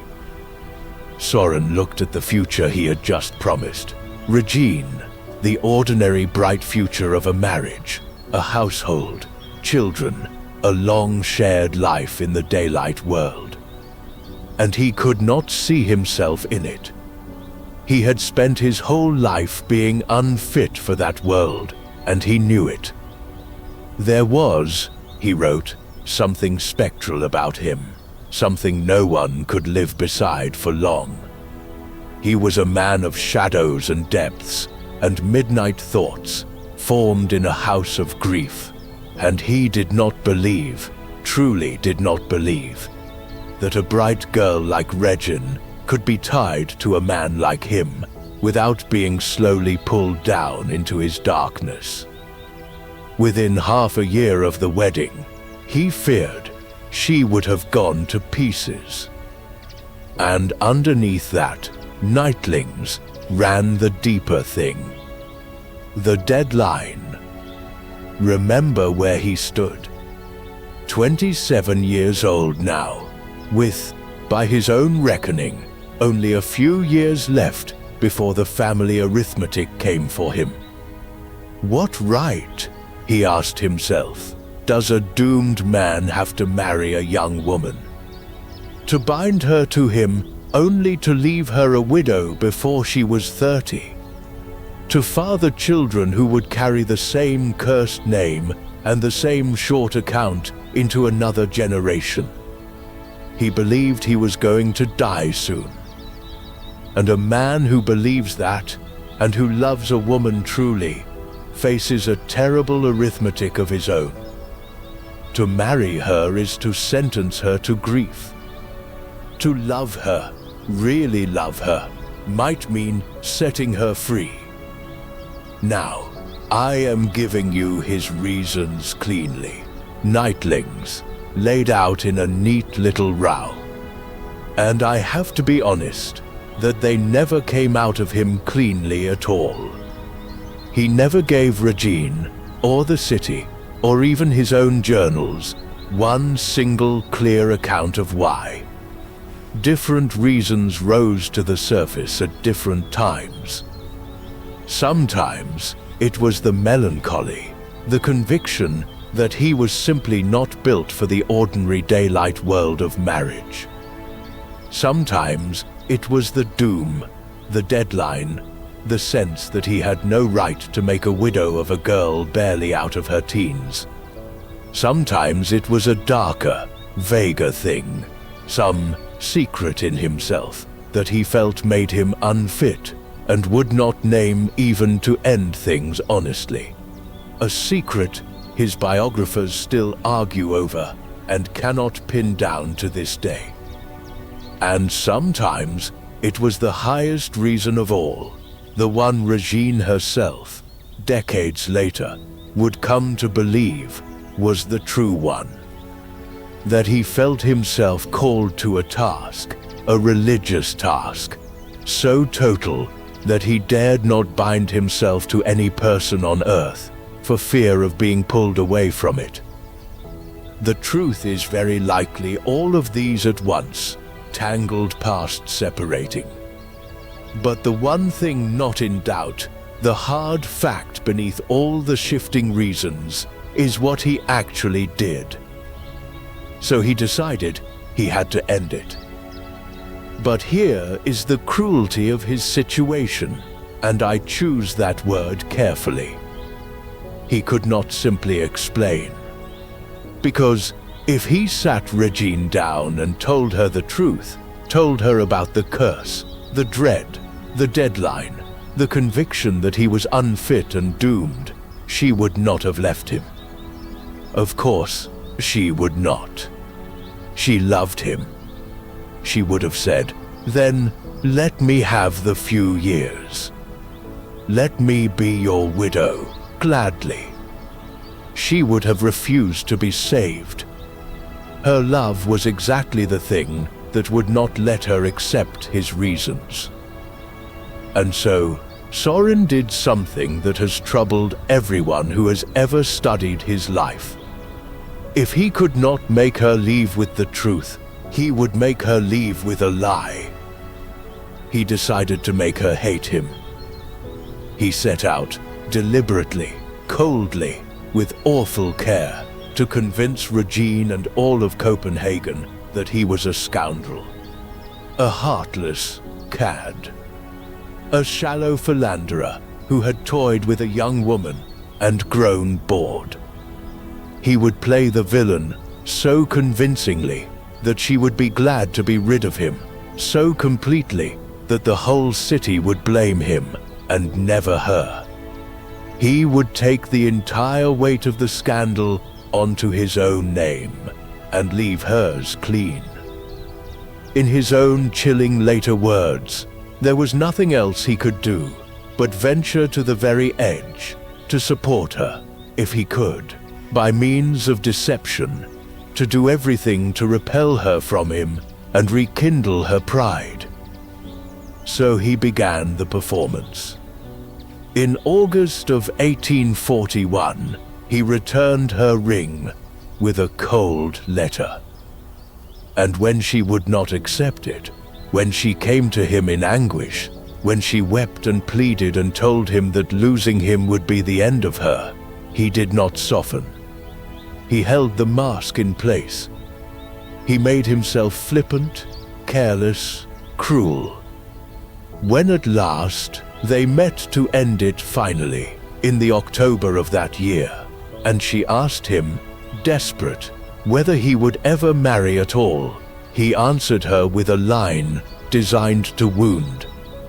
Something to the effect that, yes, perhaps, in 10 years or so, when he had calmed down and needed a lively young thing to freshen him up. It was a lie. He never married. He never so much as courted another woman for the rest of his life. He said it precisely because it was vile, because a vile thing said lightly would do the work that honesty could not. It would kill her love faster than any truth. And it was not only done in private, between the two of them. He carried the performance out into the streets. He appeared in public looking every inch, the careless rake, showed himself about at the theater, played the shallow man about town for all of Copenhagen to see, doing everything in his power to turn appearances against himself. If the city was going to talk, and that city was always going to talk, then he would make quite certain it talked about what a scoundrel he was, and never once about any fault in her. And Regine, who was nobody's fool, tore up a note he had sent her and threw the truth of it right back in his face. So after all, she told him, you have played a terrible game with me. A terrible game. She was more right than she knew, and less right than she knew, both at once. Because it was a game, a deliberate, staged, calculated performance. But it was not played for the reasons she thought. He was not a bored seducer discarding a plaything. He was a frightened man who believed he was under a sentence of death, trying, in the only clumsy and dreadful way he could think of, to spare the woman he loved from being buried under his own short future. The performance worked. That is the bitter thing. Copenhagen took the bait entirely. The gossiping little city rose up in indignation against the cad who had jilted sweet Regine Olsen, and the story grew in the telling until he was a monster of heartlessness. His name was blackened exactly as he had intended. He had succeeded. He had made himself hated to set her free. And there is only one flaw in the whole tragic scheme, one thread that unravels it, and I have to leave it with you tonight, because Soren never could untangle it either. He was setting her free from a death that was never going to come. The deadline was not real. There was no curse. The arithmetic in his father's frightened head was just that, a frightened man's arithmetic, and it was wrong. Soren would not die at 33 or before 34. He would live years and years and years beyond the wall his father swore no child could cross. The whole magnificent, agonized sacrifice, the returned ring, the staged cruelty, the freeing of Regine from a widow's fate, was built on a doom that existed nowhere but inside his own inherited fear. He broke both their hearts to protect her from a future that was never going to happen. So, I will ask you the question, nightlings, and then I will let it rest, because I do not think it has a clean answer, and I would not trust anyone who told you it did. Was this a noble act? Was it a doomed man's mercy, the hardest kind of love, the love that lets go? Or was it something else, wearing nobility's coat? Was it, underneath all the fine, anguished reasoning, simply fear? Fear of marriage, fear of the daylight world, fear of being truly known and truly stayed with, dressed up in the grand language of sacrifice so that a frightened man would not have to call it what it was. I have my leanings, but I will not hand them to you as the answer, because a man can be both things at once, brave and afraid, generous and evasive, and I suspect Soren was. He gave up the one warm thing in his life, and he told himself it was for her. And he was not entirely sure. And neither, if we are honest, are we. He carried the guilt of it for the rest of his life, whatever its true name. Years later, looking back on the whole ruined business, he wrote a short and terrible sentence about himself. That he was cruel, he wrote, is true. Not that he was right. Not that he was noble. Simply that he was cruel, and that this much, at least, could not be argued away. A man can believe he did a necessary thing and still know, right down in his bones, that it was also a cruel one. Soren knew.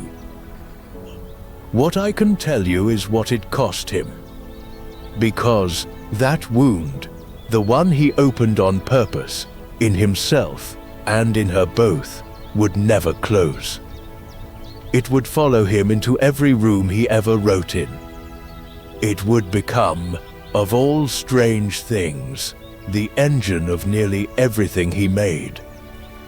And he did what he always did when Copenhagen became unbearable. He packed a bag and he left it.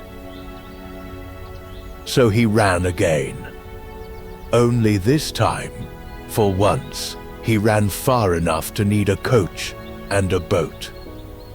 A few days after the final break with Regine, in the late autumn of 1841, Søren Kierkegaard left Copenhagen and went to Berlin. It was, in all his life, one of the very few times he ever left his home city for long. He was a man welded to Copenhagen, its streets, its harbor, its faces.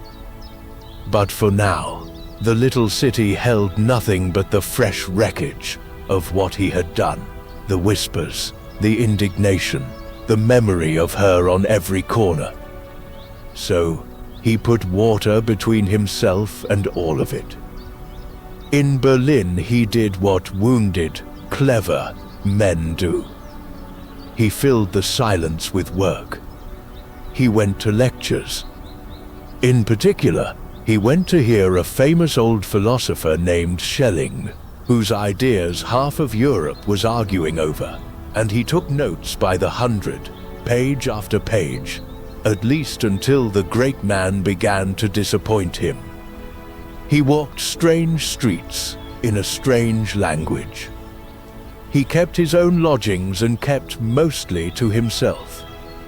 And in the long foreign evenings, in earnest, he began to write. Not little things. He began to pour out the first great flood of what would become an enormous book, most of one whole volume of it, drafted there in those Berlin rooms, in the rawest months just after the break. The city he had fled from was already turning, inside him, into ink. But the wound he carried did not close over there in Berlin.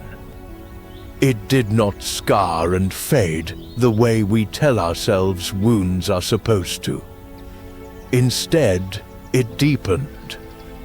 It opened downward into something almost bottomless. And out of that depth, astonishingly, came not silence, but words. Rivers of words. The grief did not stop him writing. The grief became the thing he wrote from, and the thing he wrote toward. There is something worth sitting with there, nightlings, and it is not only about him. We tell ourselves that pain stops us. That heartbreak empties a person out and leaves them good for nothing. And sometimes it does. But sometimes, in certain strange souls, the wound becomes the well. The very thing that should have silenced him became the deep place he lowered the bucket into, over and over, for the rest of his life. Nearly everything he made from here on was drawn, in some fashion, from the hollow where Regine had been. He had cut the one warm thing out of his life, and into the space it left, the work came rushing in. Because he was, in a sense, I want you to feel clearly, still talking to her. He could not speak to Regine. He had made certain of that. He had built a wall of staged cruelty between them, precisely so that she could never come back. And it had worked, and now she was on the far side of it forever. But a man does not stop loving someone just because he has forbidden himself to have them. And so Søren began to do the only thing left to him. He began to write past her, around her, toward her, to send out into the world through printed books the words he could never again say to her face. And somewhere in those Berlin nights, a phrase began to form in him that would become in the end, the quiet key to his whole life's work. That single individual. Hold on to those 3 words, nightlings. That single individual. The one reader.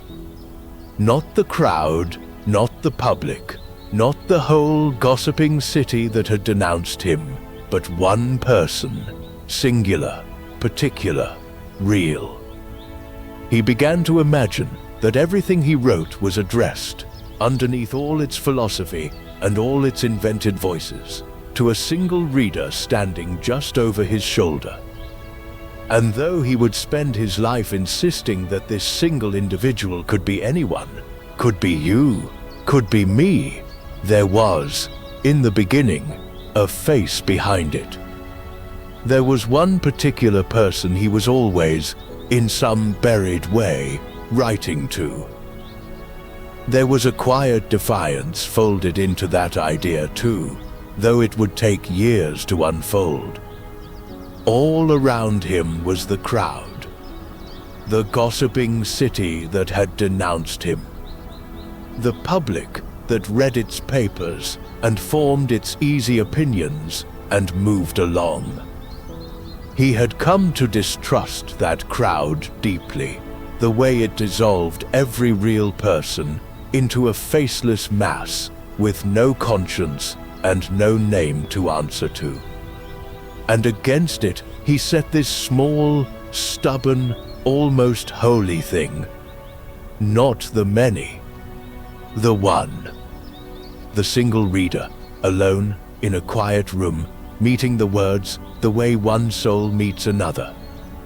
If he could truly reach that one, he came to believe, he had done more than 1,000 lectures shouted at 1,000 nodding heads. He did not yet know how far he would carry that idea, or what it would one day cost him.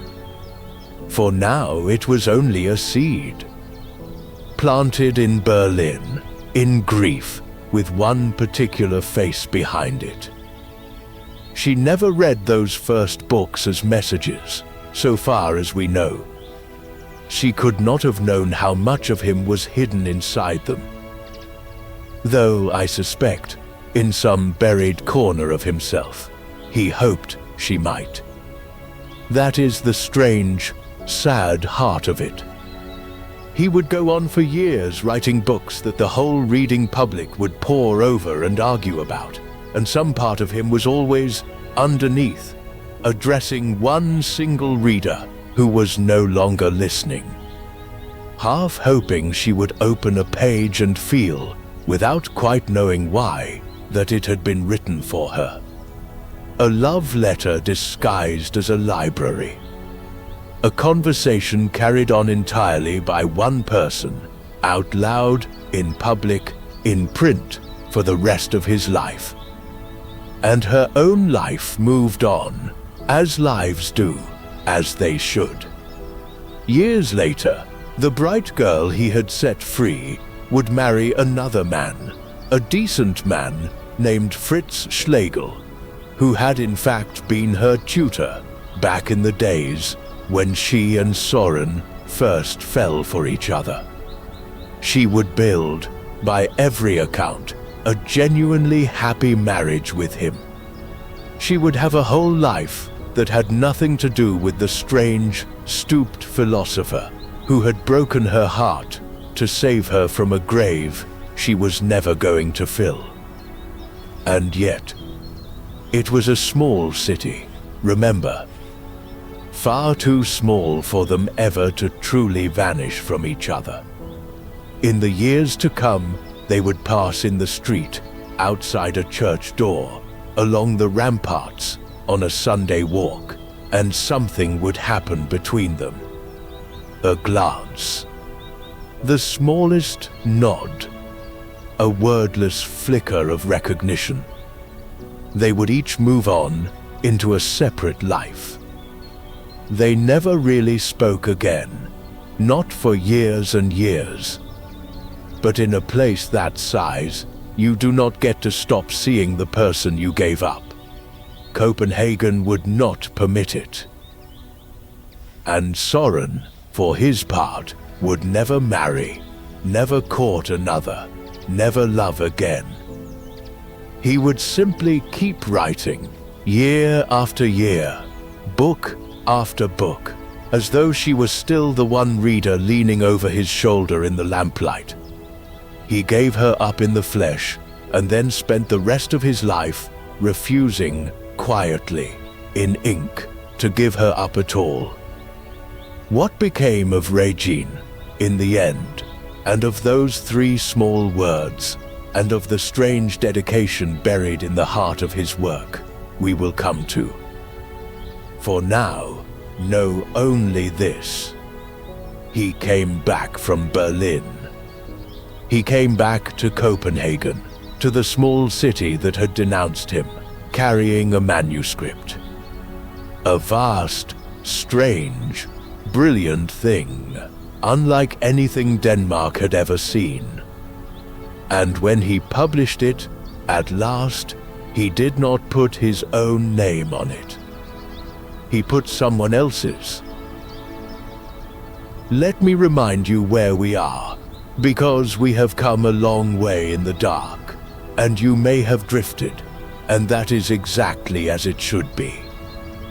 We have a man of about 30 now. He has buried his whole family.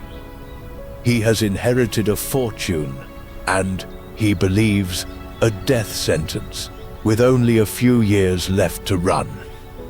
He has taken the one warm thing in his life, a bright girl named Regine, and deliberately destroyed it, to save her from a doom that was never real. And he has come home from Berlin, wounded past healing, carrying a manuscript. Copenhagen still thinks it knows exactly who he is. The idle rich wit. The loafer of genius. The cad who jilted poor Regine Olsen and does nothing all day but stroll and talk. Copenhagen was about to find out how wrong it was. On the 20th of February, in the year 1843, there appeared in the bookshops of Copenhagen an enormous, strange, dazzling book called Either or. 2 volumes. Hundreds upon hundreds of pages. Nothing like it had been seen in Denmark. It was philosophy, and it was not philosophy. It was a novel, and it was not a novel. It held letters, essays, aphorisms, a diary, even a sermon, all of them circling one enormous question about how a human being ought to live. It was the work, plainly, of a formidable and original mind. And it was signed by a man who did not exist. The name on the book was Victor Eremita, which means, roughly, the victorious hermit. And Victor Eremita told the reader a curious story about how the book had come to be. He claimed he had bought an old writing desk, second-hand, and found hidden inside it a bundle of papers belonging to 2 different men, 2 strangers whose views on life could not have been more opposed. He had simply, he said, gathered up their papers and published them. He was not the author at all. He was only the finder. None of it was true, of course. There was no desk, no strangers, no found papers. There was only Soren Kierkegaard, the loafer the whole city thought it had measured, sitting in his rooms and inventing every word of it and every author of it out of his own head. Because think of the secret irony of it.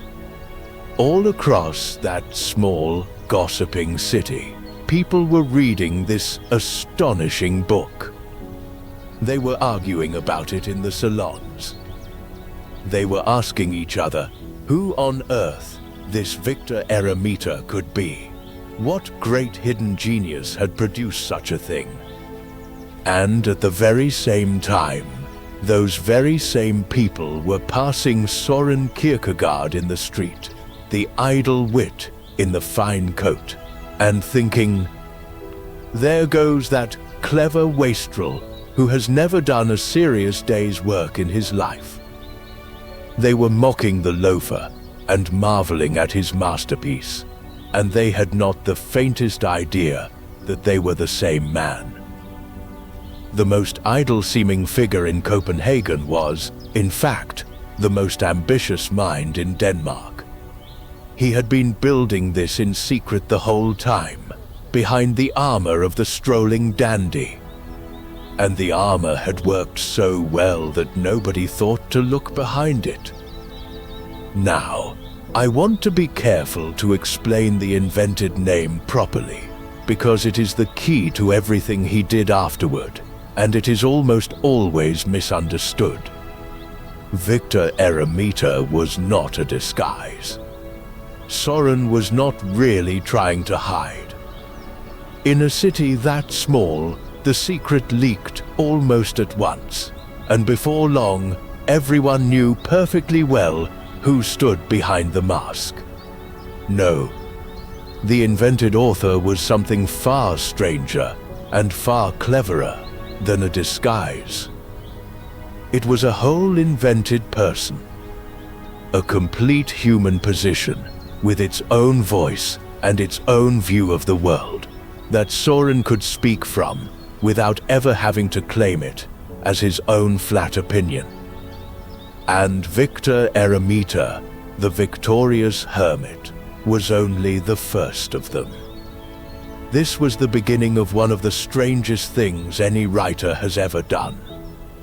Over the years just ahead, Soren would send out book after book under invented name after invented name, a whole chorus of authors, each one a fully made person with a different way of seeing life. One who could admire faith from the outside, but confessed, honestly, that he could not manage the thing himself. One who watched human anxiety the way a physician watches a fever, taking careful notes. One who reasoned his way toward Christianity from outside its walls, insisting all the while that he was no Christian. And even, at the very top, a voice holier than Soren believed himself to be, a name he reached for precisely because he did not think he lived up to what that particular book demanded. He built an entire ladder of imaginary authors and set himself somewhere partway up it, never once claiming the highest rung. And running quietly alongside every one of these masked books, from the very first year, he published small, plain volumes of religious reflection under his own true name. Soren Kierkegaard, where he spoke directly, took responsibility, and hid behind no one at all. Two streams, side by side, the whole way down. The masks, and the bare face.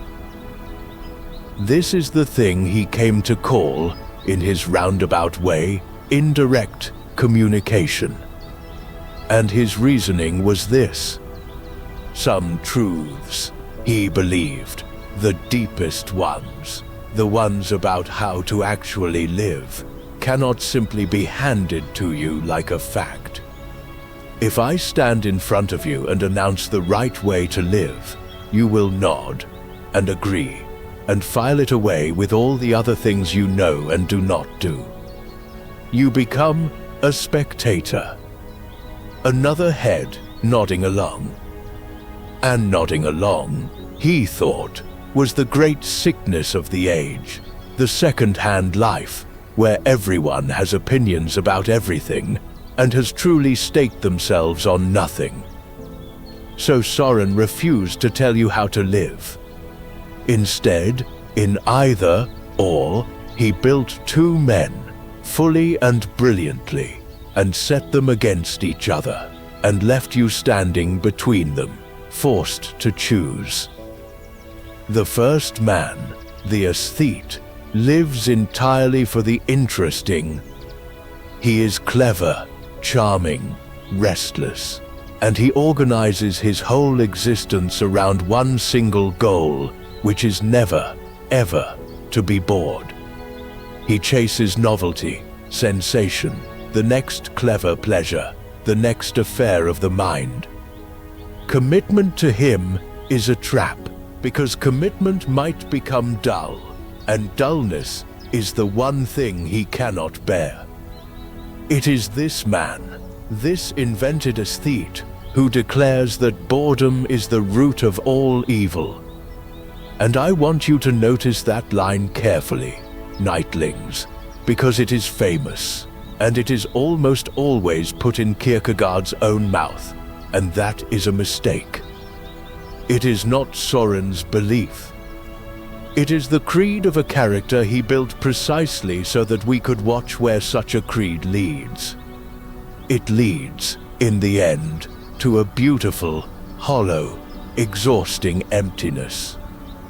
A man forever entertained and never once at home in his own life. And against him stands the second man. The ethical man, an older judge, who answers the aesthete not with cleverness, but with weight. He argues for commitment, for choice, for taking responsibility, for binding yourself to a life and a person and a duty, and finding, in that binding, a self-worth being. Where the aesthete flees from anything that might tie him down, the judge says that it is only in tying yourself down that you become anyone at all. And notice, nightlings, that Soren does not simply take the judge's side and be done with it, tidy and moral, a lesson wrapped up with a bow. He gives the aesthete the best lines. He lets that glittering, restless voice make its case so beautifully that you feel the pull of it, because he had felt that pull himself in the cafe years, and he was far too honest to pretend it was not real. That is the daring of the book. It does not preach. It draws you toward the empty life, lets it dazzle you, and then quietly lets you feel the cold at the bottom of it. And it trusts you, the reader, to notice the cold yourself, to do the hardest thing, which is to choose either the one or the other. That is the book's terrible question, laid at the reader's feet and left there unanswered. Which life is yours? And Soren will not decide it for you. That is the whole point. Now let me draw the modern thread lightly, because you will already have felt it. Here is a man, nearly 2 centuries ago, who mapped with perfect precision a way of living that we have since built an entire world around. The life organized around never being bored. The endless scroll for the next interesting thing. The flight from anything that asks for commitment, because commitment is heavy, and the next novelty is only a flick away. He described the swiping, restless, uncommitted soul long before there was a screen to swipe. He knew that particular emptiness from the inside. And you know how he knew it so well? Because he had lived it. In the cafe years, he had been that aesthete. He was writing, in part, about the man he had been and the man he had chosen not to remain. And there is one more thing hidden in this vast book, Nightlings, and I will say it only quietly, because he only ever said it quietly.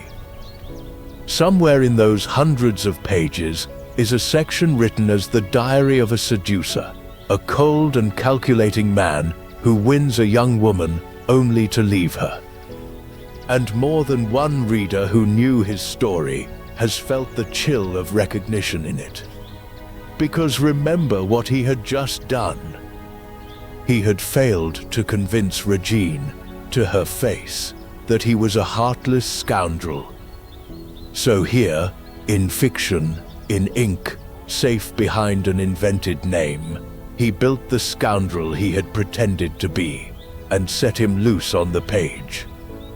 Underneath all of Victor Eremita's clever games, underneath the whole dazzling architecture of that book, there is a letter he could not send to a girl who was no longer his. The whole city read the masterpiece.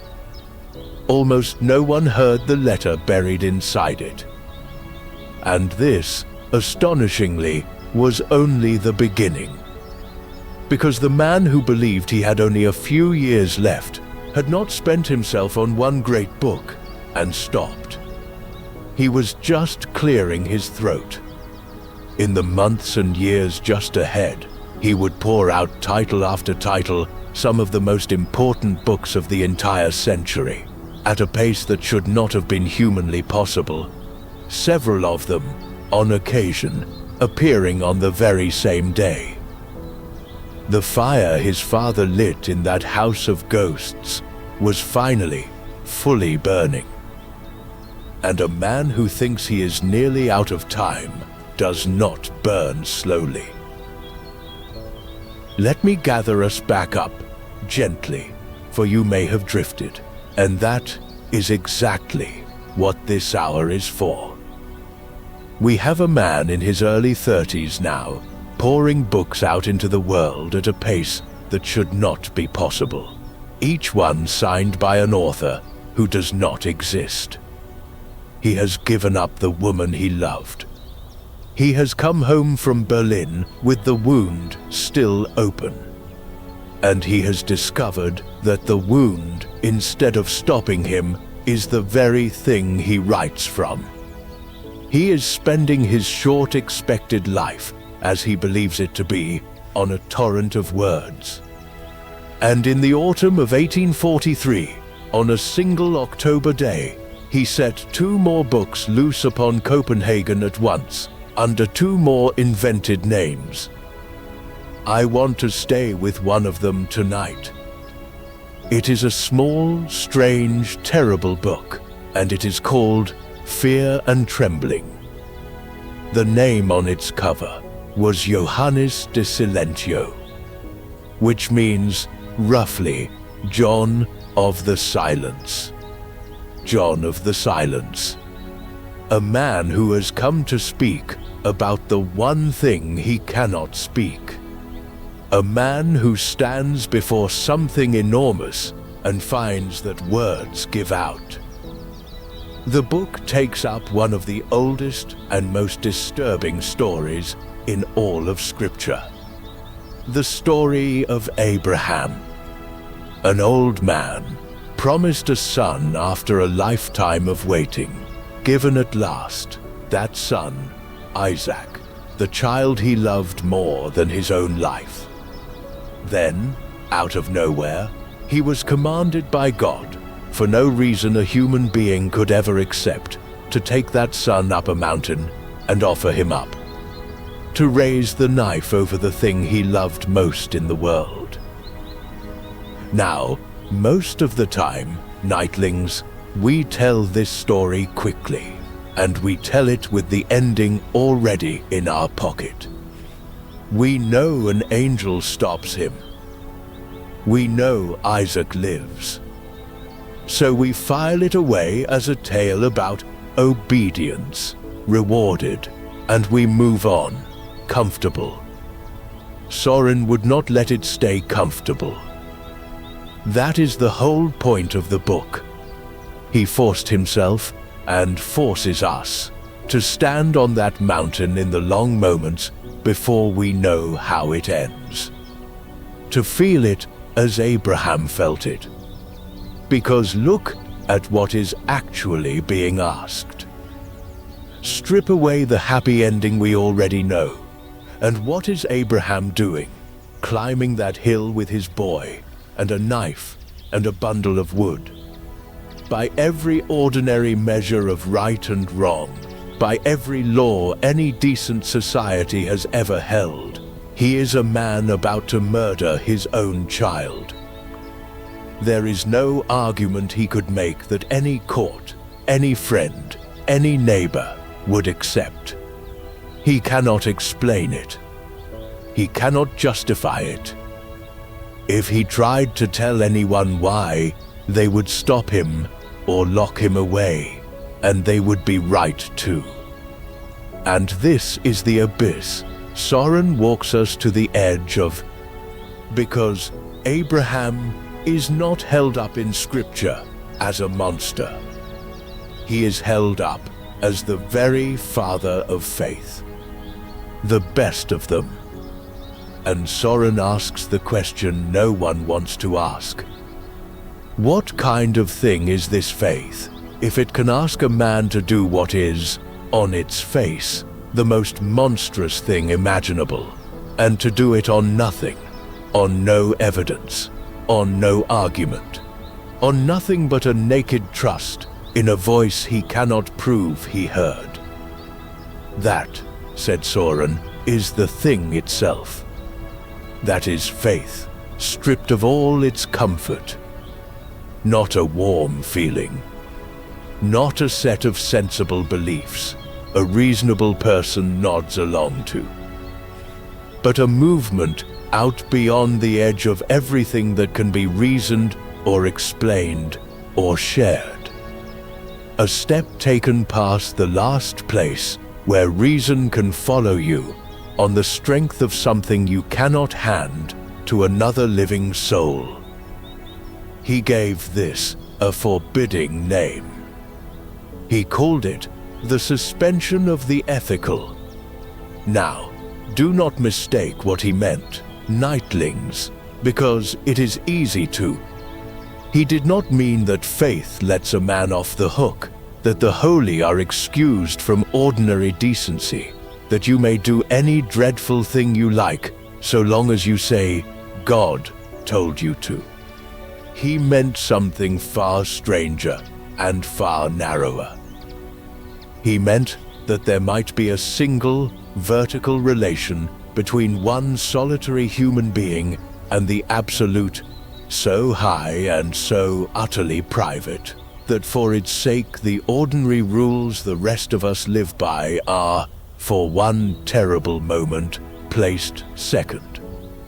Not abolished. Second. It is the most dangerous idea in the whole book, and Soren knew it was dangerous, which is precisely why he hid it behind an invented author, so that he would never have to stand up in his own name and defend it. And Soren fixed, with terrible tenderness, on one detail of the old story that most of us hurry straight past. The silence of it. Abraham could not explain himself. Not to Sarah, his wife, who would have thrown herself in his path and begged him to stop. Not to the servants, who would have wrestled him to the ground. Not even to Isaac, the boy himself, walking up that mountain at his father's side, carrying on his own back the wood for his own altar, asking, innocently, where the lamb was. 3 days that journey took, by the old telling. 3 days of walking beside the people he loved most, carrying a thing he could not say. That, thought Soren, is the true agony of the whole affair. Not the knife. The silence.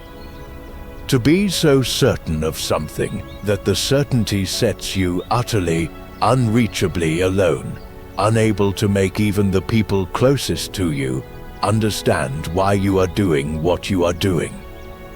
John of the Silence, indeed. Imagine, he said, a man who loves something more than his own life, and who is told he must give it up.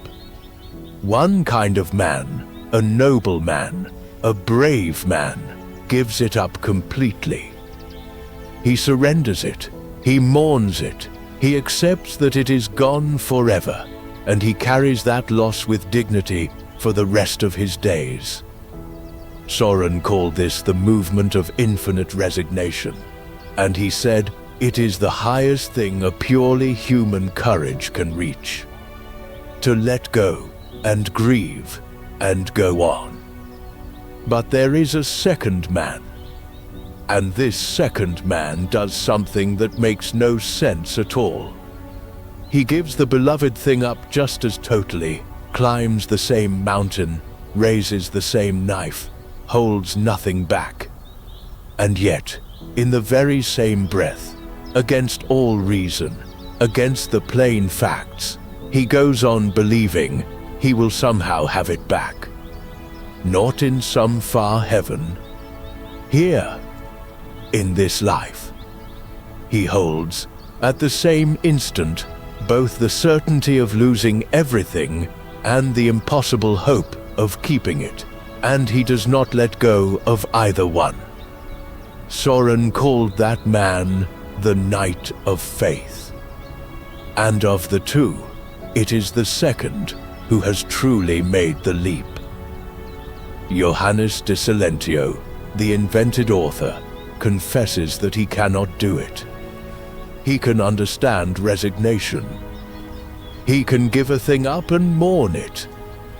But that second movement, the leap, the mad double motion of losing everything and believing anyway, he says plainly that he cannot make it himself.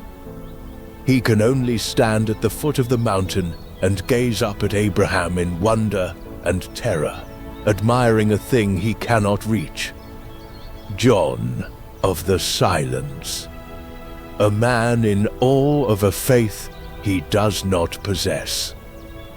Do you feel it now? Do you feel who is really standing at the foot of that mountain? Because just 2 years earlier, Soren Kierkegaard had climbed a mountain of his own. He had taken the one person he loved most in this world, a bright girl named Regine, and he had given her up. And he had told himself, and told his journals, that he did it for something higher, some call, some duty he could not fully name, and certainly could not explain to her. He had raised the knife over his own happiness on the strength of something he could not justify to a single soul. And underneath all the philosophy, underneath Abraham and Isaac and the Knight of Faith, that is what this book is. It is a man asking, in the only way he dared, whether the most painful thing he ever did was faith or was madness, and finding that he could not be sure. He gave her up and told himself it was holy. And like John of the Silence, he was not certain he had made the leap at all, or only the resignation, and simply called it by a grander name to bear it. He never says her name in the book. He did not have to. The wound is on every page. Every real commitment any of us ever makes has a little of this in it. To marry someone, to have a child, to leave the safe job for the true one, to give your life to a person or a purpose you cannot prove will be worth it. At the last moment, when all the information is gathered and all the pros and cons are weighed, there is still a gap, a place where the reasons run out and you simply have to step out past what can be known and trust. No amount of certainty ever quite closes that gap. Soren spent his life circling that exact moment. The instant just before the leap. The step you take when you can no longer see the ground. He had written now about faith and about dread, and about the terror of the edge. And having done that, he turned and looked straight down into the dread itself. And he gave it a name. The very name we still reach for on the nights we cannot sleep, when something is wrong and we cannot say what. Let me put you on a street with him, nightlings, before I tell you about any book at all. Because this idea did not begin in a book. It began, as almost everything in this man began, on a walk. Picture Copenhagen in the middle of the day. Soren has been at his writing since the morning, standing at his desk, wrestling something onto the page, and now, as he does every day, he has gone out into the streets to think. He called these walks his people baths. He would wade out into the crowds and the noise and the ordinary human traffic of the city, letting the faces and the talk wash over him, and then hurry home to write while it was all still warm in him. He is a familiar sight by now. The slight, stooped man with the restless crest of hair and the walking stick, moving quickly, lost in thought, muttering, stopping. And on one of those walks, let us say, he stops. On a corner, or halfway across one of the old bridges over the canals, he stops, and something strange comes over him. He looks at the city pouring past him, and he is seized, suddenly, by the sheer number of lives he might have lived, and did not. Down that street, a man he might have become. Through that door, a house he might have kept. Somewhere in this very city, on some other street, he is not walking. A young woman named Regine is going about a life that might have been his, married now to another man, a life he held in his hand and let fall. And it strikes him, standing there, that at every single moment of his life he has been free. Free to choose any of it. Free to have gone left instead of right, to have kept her instead of losing her, to have been someone else entirely. And that all of those unlived lives are still, in a sense, hanging open around him, and always will be, as long as he draws breath. And the feeling that comes over him, standing on that bridge, is not fear, exactly. There is no bear, no cliff, no enemy, nothing he could point to and name.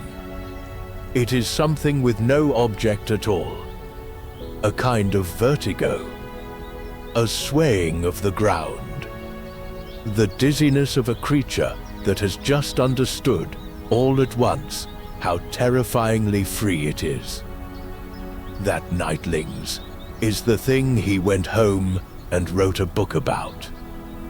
On the 17th of June, in the year 1844, there appeared a book called The Concept of Anxiety, under yet another invented name, this one meaning, more or less, The Watchman of Copenhagen. And it is a fitting name for the book, Nightlings. A watchman is the one who stays awake while the city sleeps, who walks the dark streets with his eyes open on the very things everyone else has closed their eyes to. That is what this small, unsettling book does. It keeps watch on the one thing we would all rather not look at. And in it, Soren did something no one had quite done before. He drew a clean, sharp line between two things we usually muddle together: fear and anxiety. Fear, he said, always has an object. You are afraid of something. The dog. The illness. The knock at the door. Fear points at a thing, And if you remove the thing, the fear goes with it. Fear is almost sensible in that way. It is about the world. But anxiety, he said, is different. Anxiety has no object. It is not about any particular thing, which is exactly why you can never argue yourself out of it, and exactly why it can find you on an ordinary afternoon when nothing at all is wrong. Anxiety is not the fear of a thing out there in the world. It is the dizziness of freedom. It is what a person feels when they stand at the edge of their own limitless possibility and realize that nothing is deciding for them. That they are free. Free to make of their life almost anything. Free, even, to do the things they would never in 1,000 years choose to do. He reached for the image of a man standing at a great height, and this is the part I want you to hear carefully, because it is so easily softened into something smaller than he meant. The man at the edge of the cliff, Soren said, is not merely afraid that he might fall. That would be ordinary fear. Fear of the drop, fear of an accident. No. What truly makes him dizzy, what turns his stomach and swims in his head, is the sudden, appalling realization that he is free to jump. That nothing in the universe is stopping him but himself. It is not the fear of falling. It is the dizziness of knowing that you could. It takes a particular kind of courage, or a particular kind of wound, to admit that the terror at the edge is not only the terror of the drop, but a dark, unwelcome flicker of the freedom to leap. Most of us feel that flicker for half a second and look away, appalled, and never speak of it. Soren looked straight at it and named it, and did not flinch. Because he had spent his whole life at the edge of things, keeping company with a dread he could not fully explain, even to himself. The man who was handed a death sentence as a boy, the man who thought his whole future was closed and settled and short, turned out to be the finest mapmaker of that particular dread that we have ever had. He knew the swaying ground from the inside. And out of his own trembling, he made a chart of it so accurate that we are still using it, nearly 2 centuries on. And here is something Soren understood that we too often miss, and it is, in its strange way, a comfort. He did not think anxiety was simply a flaw, a malfunction, a thing to be flattened out and got rid of. He thought it was the price of being a certain kind of creature. A stone feels no anxiety. A contented animal, fed and warm and dozing in the sun, feels no anxiety. The dizziness belongs only to a being that has possibility. A being that can imagine what is not yet, that is free to become something it is not. The dread, in other words, is the shadow cast by the most precious thing about us. It is the feeling of possibility itself, pressing on a soul that knows it must choose. Which means, the very unease that torments you on a sleepless night is also, seen from another angle, the proof that you are still free, still unfinished, still capable of becoming someone you are not yet. He would never tell you the dizziness is nothing. He would tell you it is the vertigo of a creature standing at the edge of its own becoming, and that there is simply no way to have the freedom without the lurch in the stomach that comes with it. And oh, nightlings, do we need it? Because think of the world you live in now. Think of how many doors stand open in front of an ordinary person today, more than in any age that has ever lived. You could be anything. Move anywhere. Become anyone. The whole shining menu of possible lives scrolls past under your thumb. 1,000 roads not taken. 1,000 better versions of yourself that you could, in theory, still choose. And instead of joy, so many of us feel, standing before all that freedom, exactly the swaying, formless dread Soren named on that bridge. The paralysis of too many choices. The low hum of anxiety that has no cause you can point to, because its cause is not any single thing. Its cause is the open field itself. He described the disease of our age from inside a Copenhagen that had no screens at all, only a man on a bridge, dizzy at his own freedom. And there is a crueler turn of the screw in it for us, one Soren half saw coming. The more the doors multiply, the more each one you walk through starts to feel like a small death of all the others. Choose the city, and you quietly mourn the towns. Choose the person, and you feel the ghosts of everyone you did not choose drift by. Commit to the one life, and some restless voice whispers that the truer version of you was waiting down one of the roads you closed. So we hover. We keep our options open, as we like to say, which is only a gentler way of saying that we never quite step through any door at all, and stand instead in the drafty hallway of the possible, dizzy, and call the standing still freedom. Soren knew that hallway. He had stood in it, in one way or another, his whole life long. And let me say a gentle word to you here, softly, because it belongs in this chapter more than any other. If you are listening with your eyes closed tonight, and I do hope you are, I want you to know there is a visual version of these episodes too.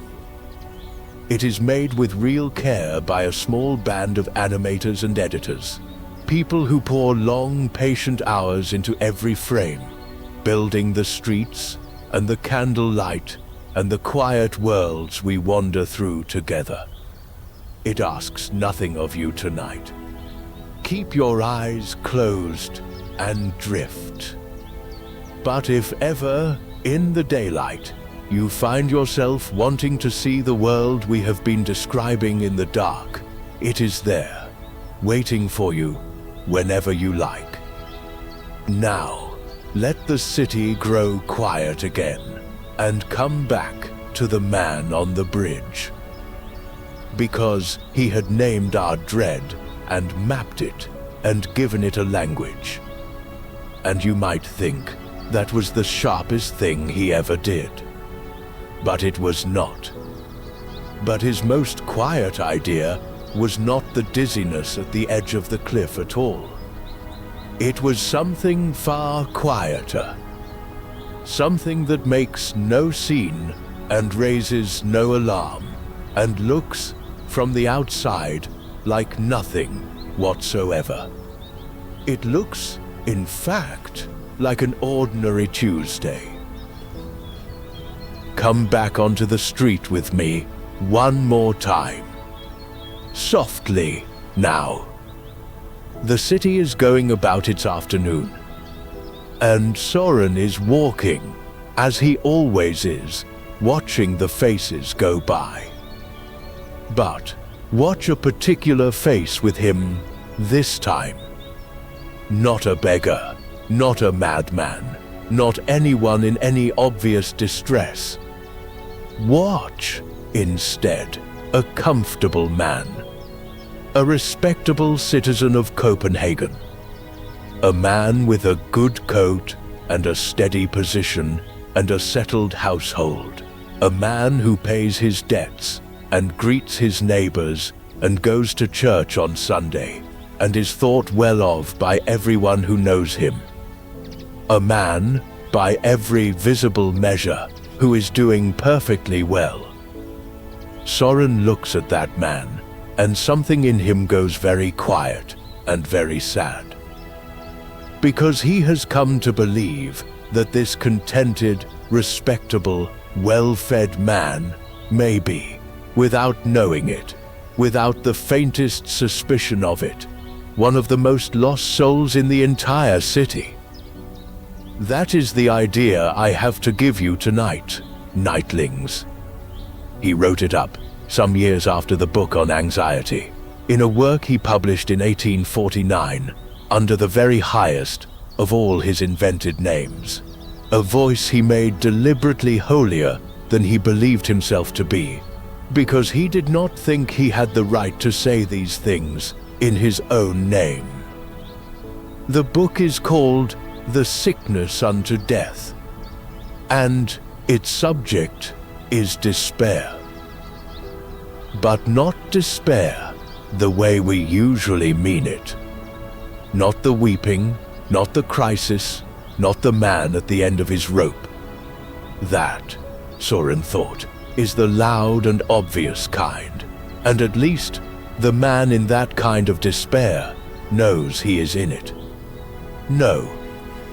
The despair Soren was hunting was something far quieter, far more common, and far harder to see. So quiet that the person drowning in it very often has no idea it is there at all. He opened that book with one of the most famously difficult sentences in all of philosophy, a sentence that ties itself in knots, about the self being a relation that relates itself to itself. And I am not going to recite it at you in the dark, because you are trying to sleep, not sit an examination. Let me just tell you plainly what he was reaching for, because underneath the knot, it is quite simple and quite beautiful. He meant that a human being is not a finished thing, like a stone or a chair. A human being is a task. You are not simply handed a self at birth, complete, to carry around. You are given the raw materials of one, the possibilities and the limits, the freedom and the necessity, and then you are given a whole life in which to become yourself out of them, to take a stance on your own existence, to actually inhabit the one life that is yours and shape it and answer for it. That becoming, that lifelong work of turning into the person you actually have it in you to be, is the deepest thing a human being is for. And despair, said Soren, is what happens when that work goes wrong. When a person refuses it. When they will not, or cannot, become the self they were capable of being. He saw it take two opposite shapes, and it is worth naming them softly, because you may recognize one of them. There is the despair of weakness. The person who quietly does not want to be themselves at all, who would secretly rather be anyone else, who shrinks from their own particular life and hides inside the crowd, the routine, the general noise. And there is the despair of defiance, its stubborn twin. The person who insists on being themselves entirely on their own terms, gripping the wheel with white knuckles, refusing any help, any grace, anything at all larger than their own will, and calling that lonely, clenching strength. One of them runs from the self. The other locks the self in a room and throws away the key. Both, Soren said, are despair.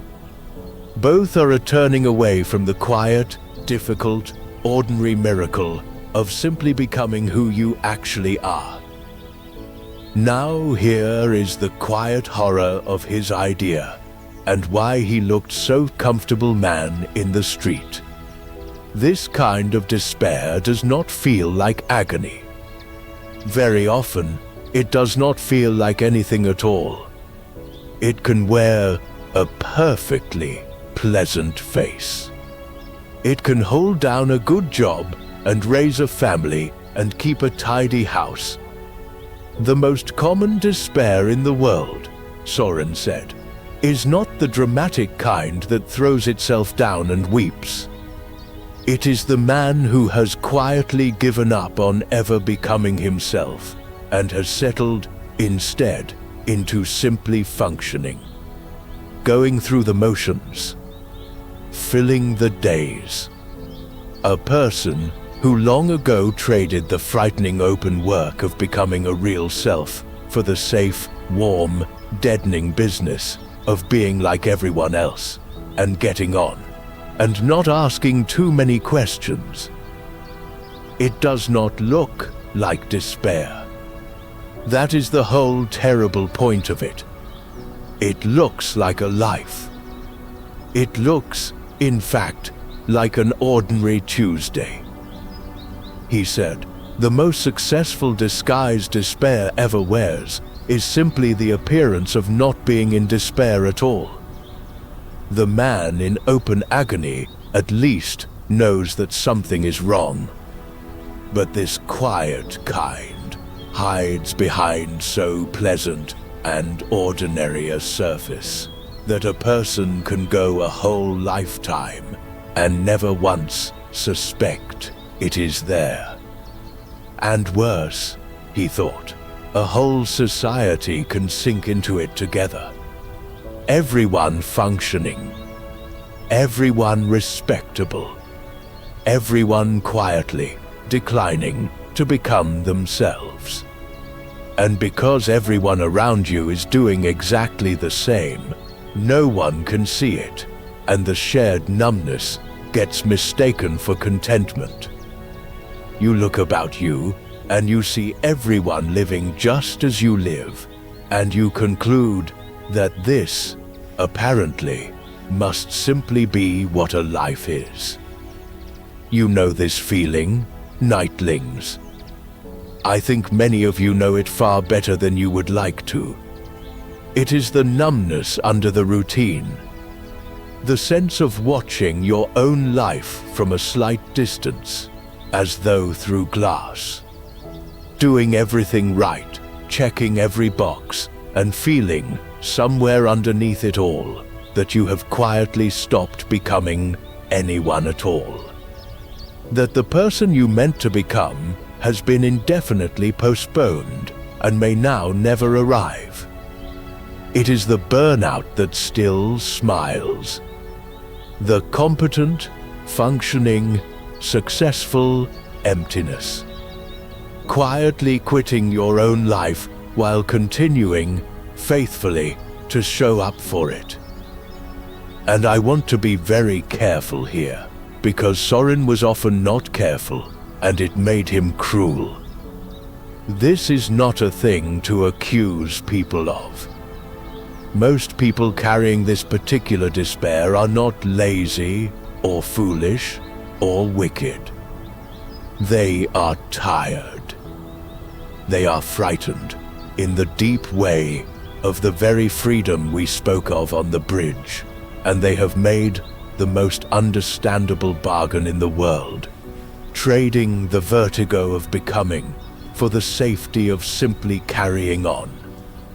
I do not look at that comfortable man in the street with contempt. I look at him the way I hope Soren, on his kinder days, looked at him, with sorrow and with recognition, because there is a little of that man in every one of us. And Soren knew this particular sickness from the inside, the way he knew all of them. Because consider the strange bargain his own life had handed him. He had spent every year of it convinced he would be gone before he was 34, And a man who believes his story is nearly finished has a ready excuse never to complete the hardest work there is. Why take up the long, frightening labor of becoming a whole self if the deadline is going to collect you before the work is anywhere near done? He knew that temptation intimately, to let the shortness of his expected life quietly excuse him from the one task that mattered most. I think he wrote about the despair of the unfinished self so piercingly precisely because he had felt its pull in his own chest. He had a reason, always ticking there, not to bother becoming who he might have been. And there is one more face in this chapter, nightlings, though Soren never names it, and I will only say it once, quietly, and let it go. Because think of whose safe and settled life he was really describing. He had taken a bright girl named Regine and pushed her, deliberately, toward exactly this: the respectable marriage, the comfortable household, the ordinary daylight existence. He told himself she was better off inside. And here he was, years later, writing with terrible tenderness about the quiet despair that can live inside precisely such a life. He could not live that life himself, and he could not stop circling it, in book after book, looking in at the warm window of the ordinary happiness he had refused, and asking, over and over, whether the person inside it was truly living or only respectably disappearing. He could see all of this so clearly. The dizziness of freedom, the despair that looks like Tuesday, the whole hidden interior weather of the human soul. And you might well ask where a man found the hours to see so deeply and to write it all down, book after book after book, at a pace that would have exhausted 3 ordinary men. The answer is simple, and it is the heart of everything that comes next. He was buying those hours with his own life. He was spending himself at a reckless, headlong rate because he was certain he had almost no time left to spend. So let me show you, at last, how the work actually got done. Because we have talked a great deal about what Soren wrote, the leaps and the dizziness and the despair that looks like Tuesday. But we have not yet watched the machine that made it. And the machine is the whole secret of this chapter and of the terrible clock underneath it. Picture his day. He rose, and he wrote in the morning, standing up. He worked at a tall standing desk, on his feet, for hours. And on the days when a thought seized him while he was out in the city, some idea too urgent to wait, he would rush home and write it down, still standing. Sometimes, the stories say, still wearing his hat, still gripping his walking stick or his umbrella, too impatient even to sit and set them down. The words came faster than the furniture could keep up with. Then, around the middle of the day, he went out, into the streets, into the crowds, on those long, restless walks he loved. He had a name for them, a lovely one. He called them his people baths. He would immerse himself in the ordinary human tide of Copenhagen, the promenades and the parks and the pathways of the old cemetery, gathering faces and snatches of talk and the plain, warm noise of other people. And then he would carry it all home, still dripping and pour it onto the page. He believed in those walks with something close to religion. In a letter to his sister-in-law, a woman often ill and low in her spirits, he urged her, above all, never to lose her desire to walk. He told her that he had walked himself into his very best thoughts, and that he knew of no thought so heavy that a person could not walk away from it. "Keep walking," he told her, "and everything will be all right." He was, in his strange way, prescribing to her the one medicine that had ever worked on him. And there were the little rituals, the human oddities, the ones that make me smile. He kept, by one account, some 50 sets of cups and saucers, no two of them alike, and, before his coffee was served, his housekeeper had to choose one particular cup for the day, and then, if you please, justify the choice to him. And the coffee itself. He would pile sugar into the cup, the stories say, heaping it up above the rim into a little white pyramid, and then pour the black coffee over it, strong as tar, and drink the whole impossibly sweet business down. A man of the most refined and tormented spiritual depths, fussing like a delighted child, over which mismatched saucer his sugar mountain would sit upon. I find I love him for it.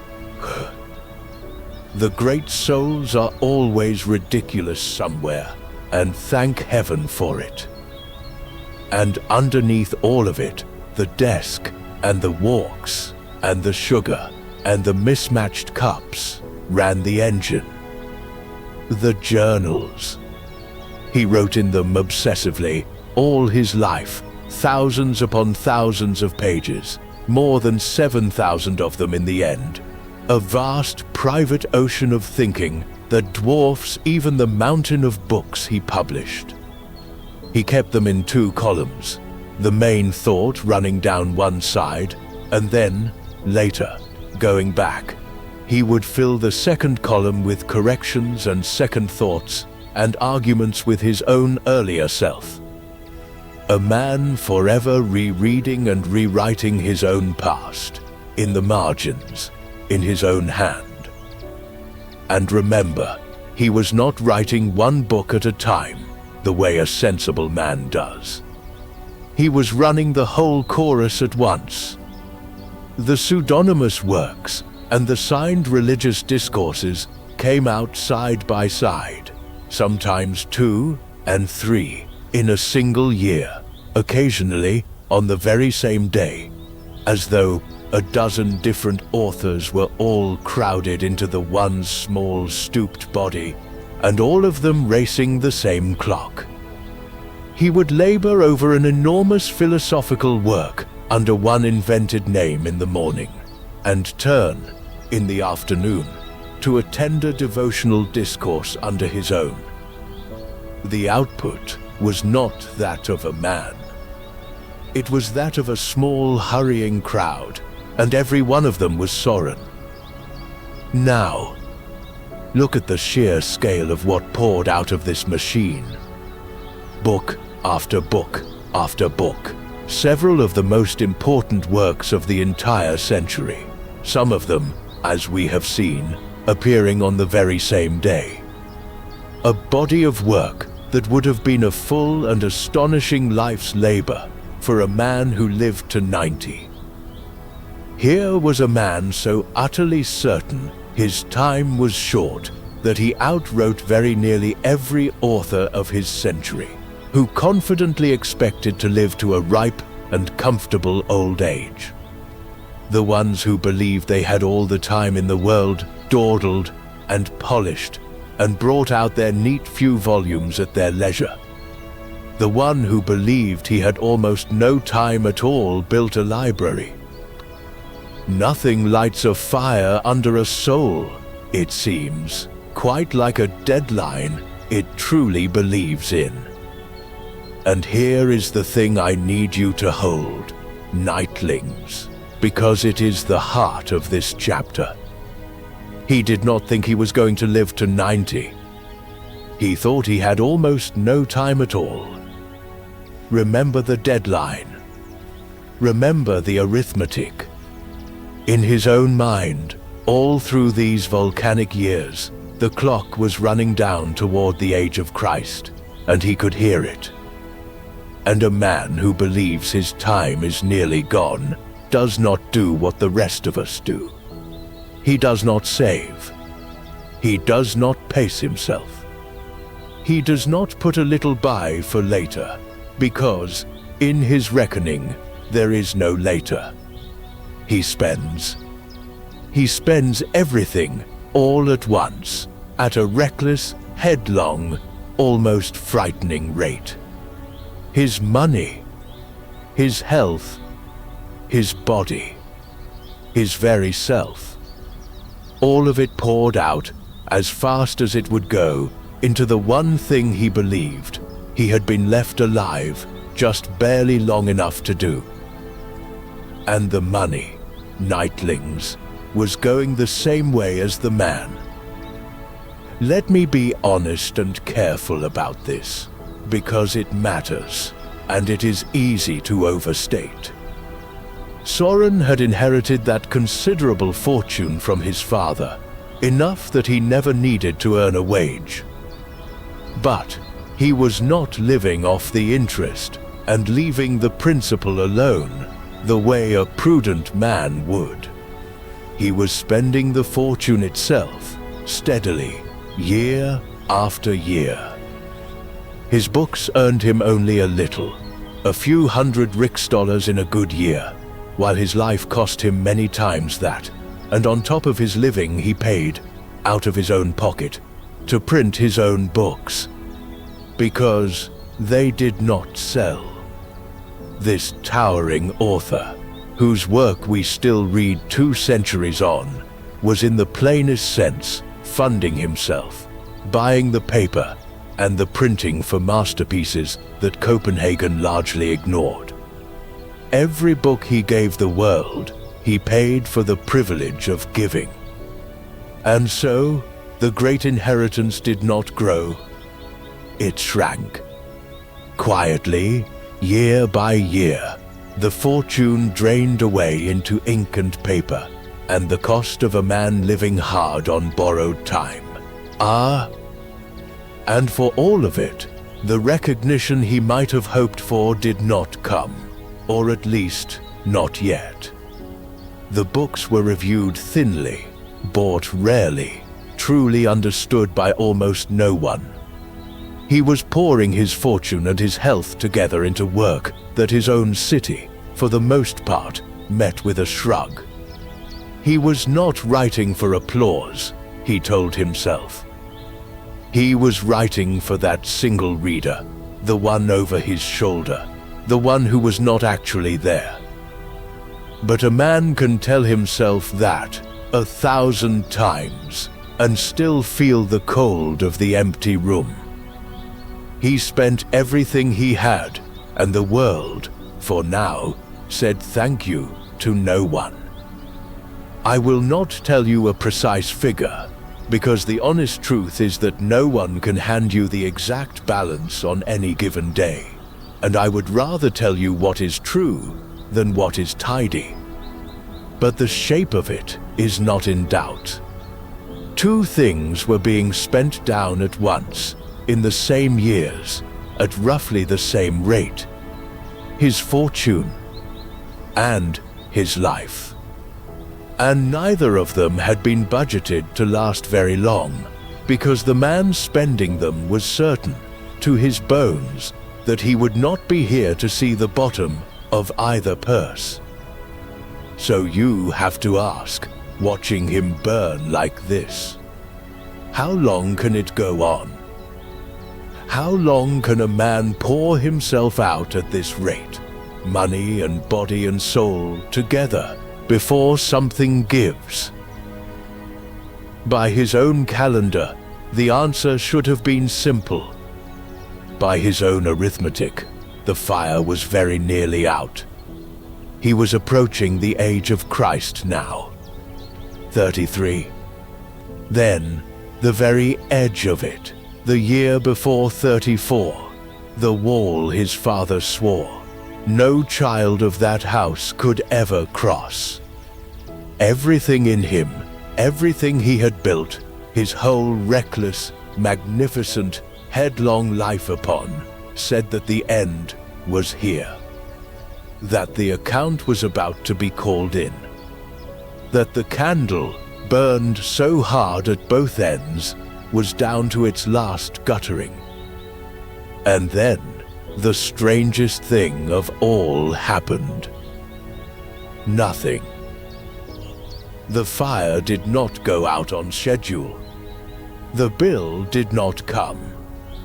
Against every sum his father ever taught him, against the whole arithmetic he had organized his entire existence around, Soren Kierkegaard simply, quietly, impossibly kept living. And a spring evening was coming, nightlings, with a candle in a window that he had never once in his life expected to see. I'm glad you're here. Copenhagen, the 5th of May, in the year 1847. Evening. We are back at the window. You remember it. The narrow house on the old square. The candle just lit against the coming dark. The quiet street below, going blue and then grey, in no hurry to give up the last of the light. And the slight, stooped man in the chair, watching that light leave, the way you watch something you cannot quite believe is happening. Only now you know him. Now you know the whole weight of what he is sitting inside. The house of ghosts behind him. The father, 9 years in the grave, who handed him the arithmetic like an inheritance. The bright girl he set free with a staged cruelty, and never once stopped writing toward. The mountain of books, bought with his own draining fortune, poured out at a headlong, reckless pace, by a man who was certain he was nearly out of time. He is carrying all of it, this evening, into a small room lit by a single candle. And today, he is 34 years old. 34. Sit with that number the way he is sitting with it. Because his whole life had been built on the certainty that this number would never come. The age of Christ was 33. The wall his father swore no child of that house could cross was the year before 34. He had watched that wall take his sisters at exactly that age. He had helped carry the proof of it to the churchyard whose name he wore. He had arranged everything, his work, his love, his ruin, around the unshakable belief that he would be gone before this evening ever arrived. And he is not gone. The candle is lit. The street is quiet. His heart is beating in his chest. The day he was never supposed to see has come, and is here, and is passing, grey and ordinary, and real, like any other evening in May. I cannot hand you his exact thoughts at that window. No one can. What we have are his journals, and the long, patient work of those who have spent their lives reading them, and they mark this year, this very birthday, as a turning point in the whole story of the man. A hinge. The place where something in him changes. He had crossed the line. He had outlived the deadline. Oh, by every sum his father ever taught him, he should by now have been under the ground. Instead, he was in a chair, alive, 34, watching the dark, come down over a city that had no idea what was happening in that room. And he is not relieved. He is not relieved, nightlings. Not the way you would expect. You would be. I would be. Anyone would be. To be handed back your own life. To be told the sentence has been lifted, the execution called off, the years you never once counted on suddenly, impossibly, yours to keep. That should feel like sunrise. That should feel like mercy poured out over a man who had braced against the dark for 34 years. It did not feel like mercy to Soren. It felt like the floor going out from under him. Because the deadline had never been only a terror to him. It had also been, in a way he had never let himself look at directly, a frame, a shape. The one fixed point around which his whole restless, dizzy, headlong life had been organized. Everything he did against that clock. The furious pace. The reckless spending of his fortune and his body. The giving up of Regine. The refusal of the ordinary, daylight, married life other men wanted. All of it made sense. All of it was justified. All of it hung together because the end was near and the time was short. And a doomed man cannot be blamed for how he spends what little he has. The deadline told him what to do. It told him how to burn. Every single day, it whispered that his choices did not have to add up to a whole long life, because there would be no whole long life to answer for. And now, the deadline was gone. He had, in fact, already begun to live like a man whose work was finished. In the years just before this birthday, he had seriously thought of laying down his pen for good and taking a quiet country parish, the very pastor's life his father had once dreamed for him. Not out of failure, out of completion. He had assumed the whole authorship was a closed thing, a finished monument, written start to end, under the shadow of an early grave. He thought he had said the thing he had been kept alive just long enough to say. He thought the book of his life was written and only the last page remained. The last page did not come. He turned it, and there was another page, blank. And in its place stood the one thing he had never, in all his years, had to face. Time. Open, unplanned, unbudgeted time. Years he had made no arrangements for, because he had never once believed he would be handed them. A future with no wall at the end of it. No arithmetic to organize it. No doom to justify it. He had spent his entire life bracing for a full stop. And now, where the full stop should have been, there was only more. More mornings. More choices. More of that terrible swaying freedom he had mapped so exactly in his own books. The vertigo of a creature standing before too many open doors, dizzy at the sheer number of lives. It is suddenly, unbearably free to live. He, of all people, should have been ready for this. He had drawn the map of it himself, 3 years earlier, standing dizzy on a Copenhagen bridge. Anxiety, he had named it. The dizziness of freedom. The vertigo you feel, not before a danger, but before your own open, undetermined possibility. He had described that exact feeling with more precision than anyone who ever lived.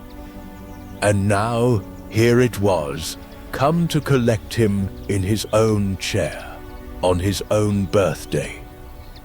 The finest map-maker of dread we ever had, handed the very thing his whole map was about, and finding it every bit as terrible up close as he had warned the rest of us it would be. He had thought he was writing about other people. He had been writing a weather report for his own 34th year. He had written about a man who uses a settled fate as an excuse never to become himself. Why take up the frightening work of building a whole life if the deadline is going to collect you before it is anywhere near finished? Soren had leaned on that excuse, quietly, in his darkest hours, for as long as he could remember. The shortness of his expected time had let him off the deepest hook there is. And at the window, on his 34th birthday, the excuse was gently, terribly taken away from him. He had feared his whole life that he would die young. And now, in the candlelight, he was beginning to understand something stranger and heavier than any fear he had carried before. That the dying might never have been the hard part at all. That the hard part, the part he had never prepared for, never once budgeted a single day toward, might turn out to be the living. The surviving. The waking up tomorrow, and the day after that, and the year after that, into a future he had never planned to have, and being asked, now, at last, to say what it was for. This was the first crack in everything he had believed. The first hairline crack in the certainty he had carried his whole life, that death was the worst of all things, the terror to be braced against above every other. He had been so sure the horror lay at the end of the road. And here, at the window, with no end to the road in sight, he was beginning to feel the shape of a horror he had never once imagined. Not the dark at the finish, the road itself, running on and on and on, with no wall marked anywhere upon it, and no one left to tell him where it led, or what on earth it was for. And somewhere out in that same darkening city, a young woman named Regine was living the ordinary, married, daylight life that he had torn himself away from her to protect her from. He had given her up so that she would never have to be the widow of a doomed man. And the doomed man had not died. He was still here, at his window, 34 years old, alone. The grave he had saved her from had never once been dug. So let me put the question to you, softly, the way I think it came to him at that window, because I suspect some of you are carrying a version of it already, tonight, in the dark. If the deadline you have been dreading simply passed you by, if the scan came back clear, if the milestone birthday came and went, and the sky did not fall, if the thing you had braced yourself against, quietly, for years, did not arrive after all, and instead you were handed a whole stretch of unplanned life, dropped without warning into your open hands, are you so certain you would feel only relief? Or would you feel, underneath the relief, the cold weight of a question you had been using the deadline all along to avoid?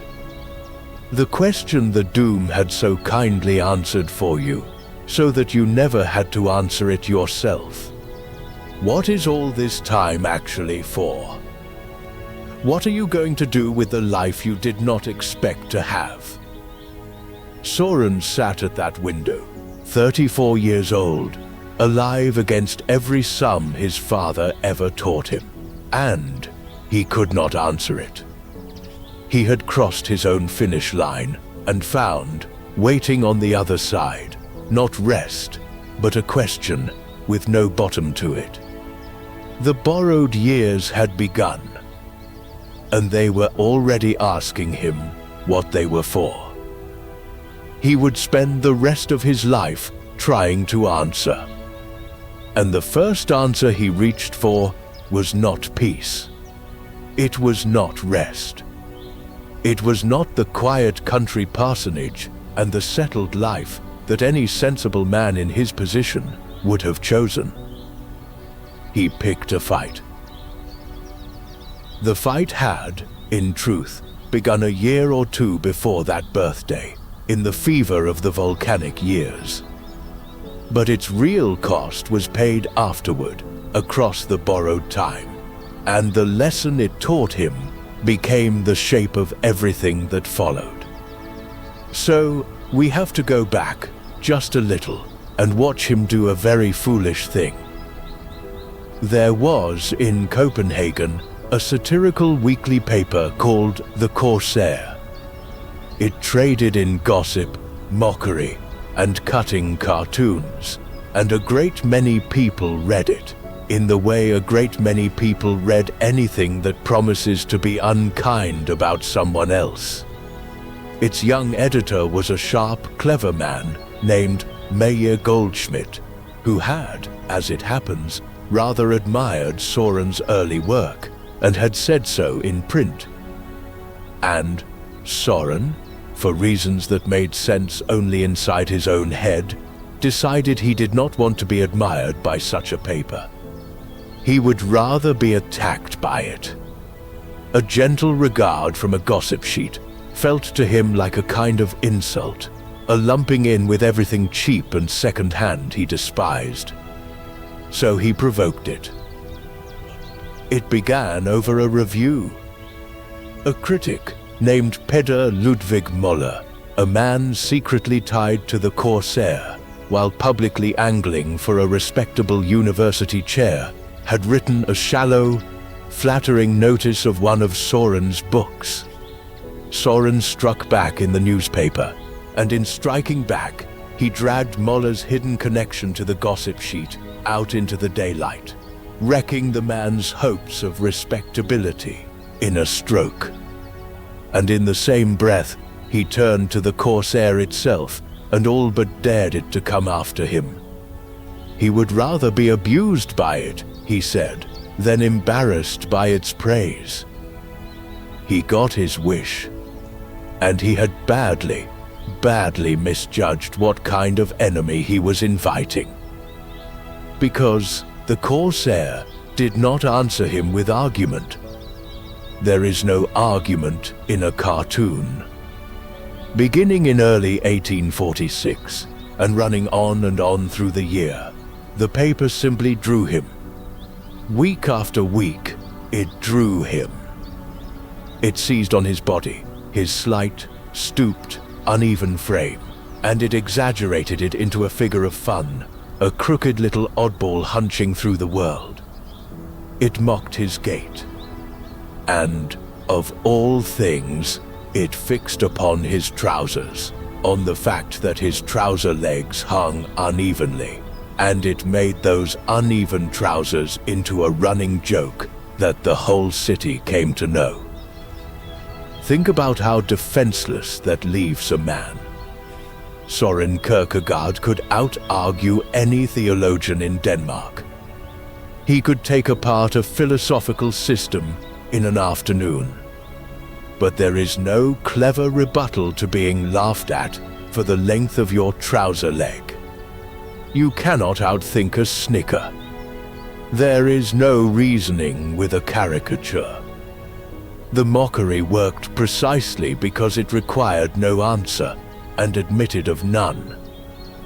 And it escaped the page. That is what broke him. It got out into the streets, into his beloved streets, the ones he had walked every day of his life, the people baths that were his medicine and his method and his joy. Now, when he went out, strangers knew his face, and they called after him. They shouted his own book title at his back as a taunt. Either or, they jeered, turning the great work of his life into a catcall for a man who could not make up his mind. Children took it up. His own first name, Soren, became a sort of joke in the mouths of people who had never read a word he wrote. The city that had been his whole world, his stage, his company, his raw material, curdled around him into something he could barely stand to walk through. The stories say it reached even his tailor, who begged Soren to take his business elsewhere, because the gossip about the trousers he made for Kierkegaard was becoming an embarrassment. And the paper did not spare his private wounds either. It dredged up the old scandal, the broken engagement, poor jilted Regin, and served it back to the city as fresh gossip, so that the deepest and most guarded grief of his life became one more thing for strangers to snicker about over their coffee. He called himself, bitterly, a martyr of laughter. And he was not entirely wrong. He had discovered the hard way that in a comfortable modern age, you do not need to burn a man to destroy him. You only need to make him ridiculous. Ridicule, he saw, had become the most feared weapon there was, more feared than violence, because a man can be brave against a blow, but almost no one can stand for long against the whole world quietly laughing. And it did not pass. That was the cruelty of it. He had imagined, perhaps, a sharp exchange, one bad season, and then the city moving on to its next amusement. But the laughing stock stuck to him. The caricature followed him on and off for years, for the rest of his life, in truth. He never fully got his streets back. The man who had once waded happily into any crowd now had to gather himself and steel himself every single time he opened his own front door. Now here is what he did with the humiliation, and it is why we still speak of him. He did not simply nurse the wound. He turned and looked hard at the thing that had wounded him, and he understood it more deeply than anyone had before. And out of the misery of those jeering streets, he forged one of the sharpest ideas he ever had. The crowd, he wrote, is untruth. Sit with what he meant, because it is not a grumble, it is a diagnosis. He noticed that the thing tormenting him had no face. It was not any one person. Goldschmidt was a person and could feel shame, and in fact later gave up the paper, partly out of discomfort at what the campaign against Soren had become. But the crowd itself, the public, the great anonymous mass that laughed at the cartoons and shouted in the streets, that had no single face at all. And a thing with no face, he realized, has no conscience. No individual in the crowd is responsible for what the crowd does. Each one tells himself he only laughed a little, only passed along one bit of gossip, only shared what everyone was already saying. The cruelty gets divided into 10,000 pieces, so small that no one who holds a piece feels they are holding anything at all. And that, he said, is exactly what makes the crowd a lie. Truth and responsibility and conscience live only in the single individual, standing alone, answering for himself. Dissolve that individual into a crowd, and something essential and human quietly dies, even if every person in the crowd is decent on their own. He was describing, from the middle of the 19th century, with no notion of the machines to come, the exact thing so many of us now carry in our pockets. The anonymous pile-on. The comment section. The faceless public that forms an opinion about a stranger and turns on them overnight, each participant sharing only a little, each one blameless. The whole, a kind of monster no one built on purpose. The endless comparison of your one real, particular life against a vast, curated everyone. He had lived it, in trousers and cartoons and jeering children, a century and a half before we gave it screens and called it new. And I want to be fair to the crowd, the way he tried, on his better days, to be. He did not think the people laughing at him were evil. That was almost the worst of it. The crowd is not a villain, because a villain has a face, and can be hated, and can be answered. The crowd has no face to be evil with. It is simply what happens when the single individual disappears into the many and stops answering for himself. And that facelessness, that comfortable dissolving of the conscience into the noise, was the very thing he had come to fear most in the modern world. And here is the strange turn the whole humiliation took in him. It did not silence him. You would think a man mocked out of his own streets would retreat, go quiet, take that peaceful country parish after all, and let the city forget his face. For a while he had genuinely wanted exactly that. But the jeering seems to have done the opposite of what jeering is meant to do. It hardened something in him. It convinced him that his place was not in a quiet parsonage, but out here, in the open, at his post, a public voice and a public thorn, whatever it cost him. The crowd had tried to laugh him into silence. Instead, it had shown him what he was for. The crowd had made his city unbearable. It had turned his medicine into a gauntlet. But it was, in the end, only a small paper and a season of cartoons. First, wounded and weary of the noise, he turned away from the fight for a while. And in the quiet, he wrote some of the warmest and most constructive words of his whole borrowed life. So picture the man now, a little older, a little more tired, freshly mocked, out of the streets he loved. 34, 35 years old, past the deadline. Living on time he never expected, in a city that had just spent a year laughing at his trousers. And what does he sit down and write in that wounded, quieter stretch of the borrowed years? He writes about love.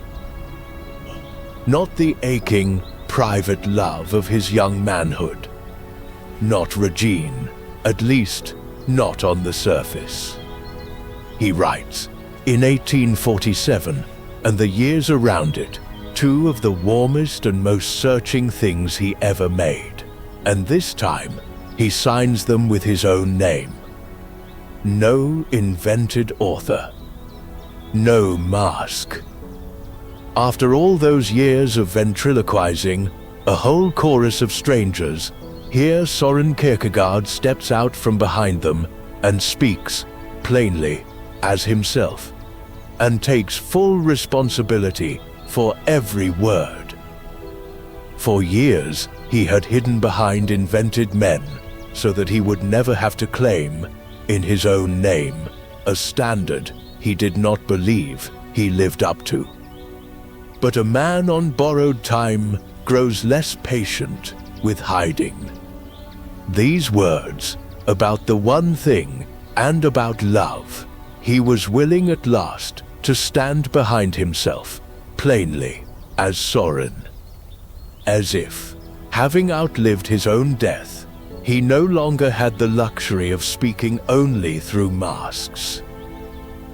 One of these books he titled with a single line that has stayed with people ever since. "Purity of heart," he wrote, "is to will one thing." He wrote it, notably, as a direct address to a single reader.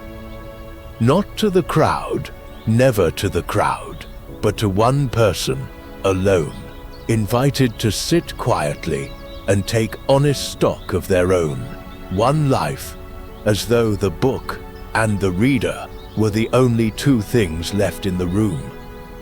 It was the same instinct that ran under everything he made. Past the many to the one, always to the single individual. Let me tell you what he meant by it, because it is one of the few pieces of this man that you could carry out of tonight and use tomorrow morning.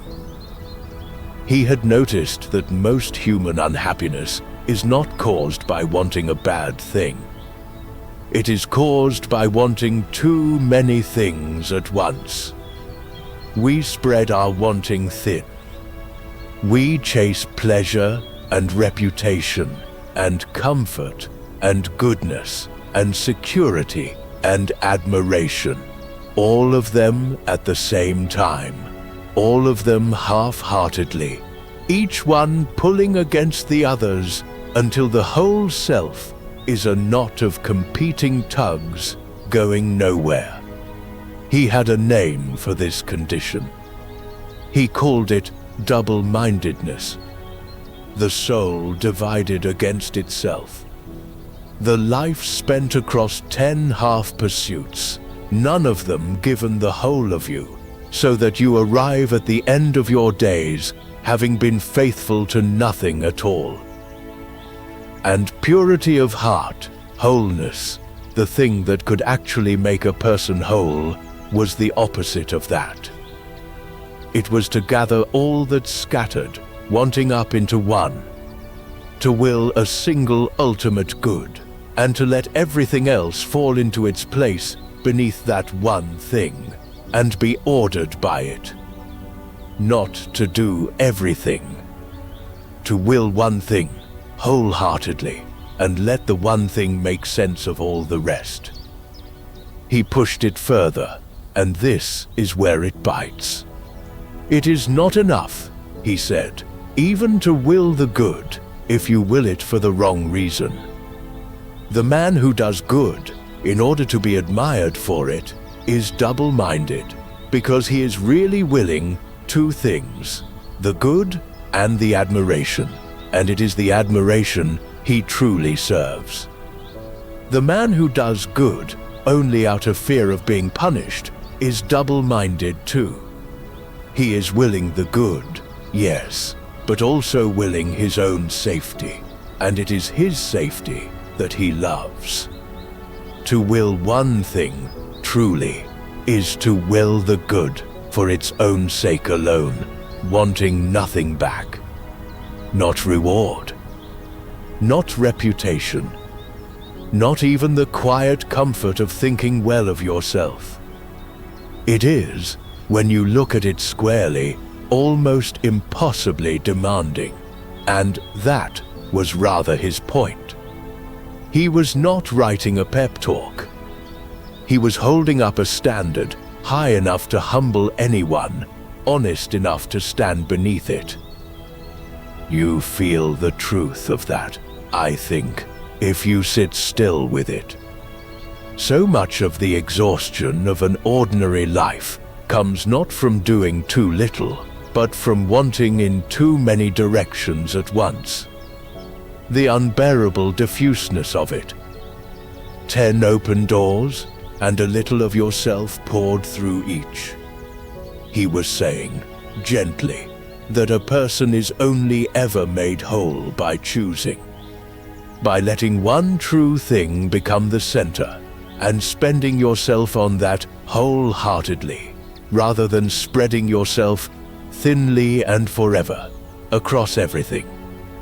In the other book, he turned to love itself and said something that must have cost him a great deal to write just then.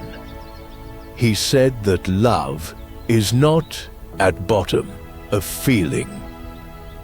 Think of where he was sitting when he wrote it. Fresh from the cartoons, the jeering, the strangers shouting his name in the street. He had, at that moment, very little warm feeling to spare for his fellow Copenhageners. And it is precisely then that he writes his great book, insisting that real love, the love the deepest commandment asks of us, is not a warm feeling that happens to you at all. Feelings come and go. Feelings depend on how the other person looks, or behaves, or treats you. The love that happens to you when someone is beautiful and pleasing and good to you, he said, is often only a disguised form of loving yourself. You love them because they gratify you. Take away the gratification and watch how fast that love discovers its own limits. No, the love he was pointing at was harder and quieter and far more durable. It was love as a duty, a commitment you keep, a thing you do and go on doing toward your neighbor, toward anyone, toward everyone, precisely regardless of how they make you feel or how they treat you. Not because they have earned it, because it is owed to every human being simply for being one. And the neighbor, he insisted, is not someone you get to select. That is the whole scandal of the word. We would all happily love a neighbor we could choose, the charming one, the one who agrees with us, the one who loves us back. But the neighbor of the old commandment is not chosen at all. The neighbor is simply whoever is in front of you, the next person you meet, the stranger on the road, the difficult relation, the man in the street who shouted your own name as a joke. Love, in this hard and holy sense, is not a prize you award to the deserving. It is a debt you owe to whoever happens to be there. The man the crowd had just tormented sat down and argued that you are bound to love even the crowd, even the ones who jeer. Not with warmth you cannot summon, but with the steady, chosen, unglamorous faithfulness of a duty kept. A man who writes so piercingly that love is a commitment you keep and not a feeling you wait to feel, is a man who knows, from the inside, what it costs to fail to keep one. He had let go of the one preferential love of his life. He had told himself it was for a higher call. And now, years on, past the deadline, he was writing, at book length, about a love that does not depend on feeling and does not let go. Make of that what you will. He never explained it. He only wrote it. Now put this next to the whole shape of his borrowed years, because it is the heart of what he did with them. Here was a man handed a stretch of life he never expected to have. He could have spent it on comfort. He had the money, or some of it still. He could have taken the quiet parish, married late, grown mild, let the years pass pleasantly. Almost anyone would have. Instead, he spent that unearned time trying, with everything he had, to say one true thing as clearly as a single life allows. He willed one thing. He gathered his whole scattered, tormented, brilliant self, and he pointed it wholeheartedly at the truth as he saw it. And if you take only one thing from this man into your own morning, let it be that. Not 10 things halfway. One thing wholeheartedly. The diffuse life, spread thin across everything, will leave you tired and faithful to nothing. The gathered life, poured into the one thing that is truly yours, is the only kind that ever makes a person whole. For a little while, in those pages, he sounds almost at peace. The fever of the volcanic years has cooled. The jeering has faded to a background ache. Here is a man who lost nearly everything and outlived his own certainty of death, sitting down in the quiet to say, as clearly as one life allows, what he had learned about how to live. Will one thing. Love as a duty, not a mood. Spend the time you have on what is true. It is the closest to rest this restless soul ever came. But the one thing Soren finally chose to will, at the very end of his borrowed years, was the most dangerous thing a man in that country could possibly have chosen. He did not gather himself to write more gentle books about love. He gathered himself to walk up to the most powerful institution in all of Denmark and tell it, to its face, the truth about itself. To understand the last war of his life, you have to understand what he had spent his whole life believing about the comfortable religion all around him. Soren lived in a country where everyone was a Christian. Every single person. You were born into the state church, baptized as an infant, counted a Christian from your first breath to your last, with no choice ever asked of you, and no cost ever demanded. The whole nation was Christian, officially, automatically, on paper. And this, to Soren, was not a triumph of the faith. It was its quiet funeral. Because he believed that the Christianity of the New Testament, the real and terrible thing, was never meant to be easy, or universal, or free. It was a narrow gate. It asked everything. It meant suffering and risk, and a costly, whole-soul decision that engaged the entire being. And what he saw in comfortable Denmark was the exact opposite. A gate flung open, so wide it excluded no one and demanded nothing. A faith you could have without ever once deciding to have it, without it costing you a single sleepless night.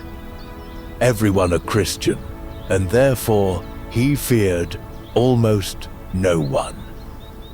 For a long time, he held his tongue about this, out of respect for one man. The old Bishop of Copenhagen, Jacob Mynster. Mynster was a towering figure, honored across the whole country, and Soren's own father had revered him. Soren himself had once admired the man's sermons. You may even remember, in the warm days of the engagement, a young man reading those very sermons aloud to a bright girl named Regine in a Copenhagen drawing room. Those were Mynster's. So Even as Soren came to regard the bishop's whole comfortable, cultured Christianity as a compromise, a softening of the real thing into something pleasant and safe, he held his fire. Out of respect. Out of the memory of his father. Out of decency toward an old man. In January of 1854, Bishop Münster died. And at the funeral, and in the tributes that followed, the man chosen to succeed him, a professor named Martensen, stood up and called the dead bishop a witness to the truth. More than that, he placed him in the holy chain of witnesses to the truth that runs all the way back to the apostles. For Soren, that single phrase was the last straw. It was, very nearly, blasphemy, because he had a fierce and unbending idea of what a witness to the truth actually was. A witness to the truth, in his understanding, is a person the world cannot tolerate. Someone hunted and mocked and made to suffer, and often, in the end, put to death for what they will not stop saying. That is the price of the title. And here was a comfortable, wealthy, celebrated bishop who had lived in honor and died in his bed and been buried with the full pomp of the state, being handed that same holy name, as though there were no difference at all between the martyrs who were killed for the truth and a well-fed official who was rewarded for his respectability. To Soren, calling Münster a witness to the truth did not just flatter one dead man. It emptied the word of everything it meant. He could not let it stand. He had held his fire for years, but Martensen's eulogy pulled the trigger. Late in 1854, he broke his long silence in the newspaper The Fatherland with an article challenging that phrase directly. And once he began, he could not stop. Article after article, more than 20 of them over the following months, and with each one, the target grew. It started as an argument about one word over one dead bishop. It became a full, open, blazing assault on the entire idea of a comfortable, state-sponsored, everyone-included Christianity. And when the newspaper was no longer enough, he built his own weapon. He founded a little pamphlet, written and edited and paid for entirely by himself, and he gave it a name loaded with his whole philosophy. He called it the moment, the instant, the point where a decision is made, where eternity touches an ordinary day. The first number appeared in May of 1855, and they came out, one after another, every few weeks, 9 of them, before he was done, each one a hammer blow. This was no obscure tract that nobody read. The Moment was a sensation. It reportedly outsold the very newspaper he had started in. All of Copenhagen was watching. And what did he say in them, spending the last of his money and the last of his strength to say it? He said that the church of his country, the most powerful institution in Denmark, had quietly abolished the Christianity it claimed to serve. He said the pastors, for all their black robes and Sunday tears, were in truth well-paid civil servants of the crown, men with comfortable livings and pleasant parsonages and careers to advance, who had turned the most demanding calling in the world into a safe profession. He used, deliberately, shocking words. He called them, at his fiercest, men who fed off the suffering of Christ for their own comfort and profit. He was trying, with everything left in him, to shake a whole sleeping nation awake, to make it see that the faith it thought it possessed for free was precisely the thing it did not have. The gate to heaven, he said, had been made as wide as a gate can possibly be. So wide it kept no one out, and asked nothing of anyone who wandered through it. And a Christianity that costs nothing, he insisted, is worth exactly what it costs. It deceives the very people it claims to save, letting them believe they are holding something precious, when what they actually hold is only the comfortable habit of a whole society calling itself Christian and going peacefully on as before. And think what this was, set against everything that came before. Here was an answer, at last, to the question that had opened at the window. What were the borrowed years for? This. He took the extra life he had never expected to have, the unearned decade past his own deadline, and he spent it, deliberately, at ruinous cost to his body and his fortune and his good name, trying to tear down the most powerful institution in his own country, in the name of the truth as he saw it. The man who had once feared dying with his work unfinished was now using years he was never promised to pick the largest fight of his life. Whatever else you make of him, no one could ever say he wasted the reprieve on comfort. And there was a wound in this war that cut closer to home than any bishop.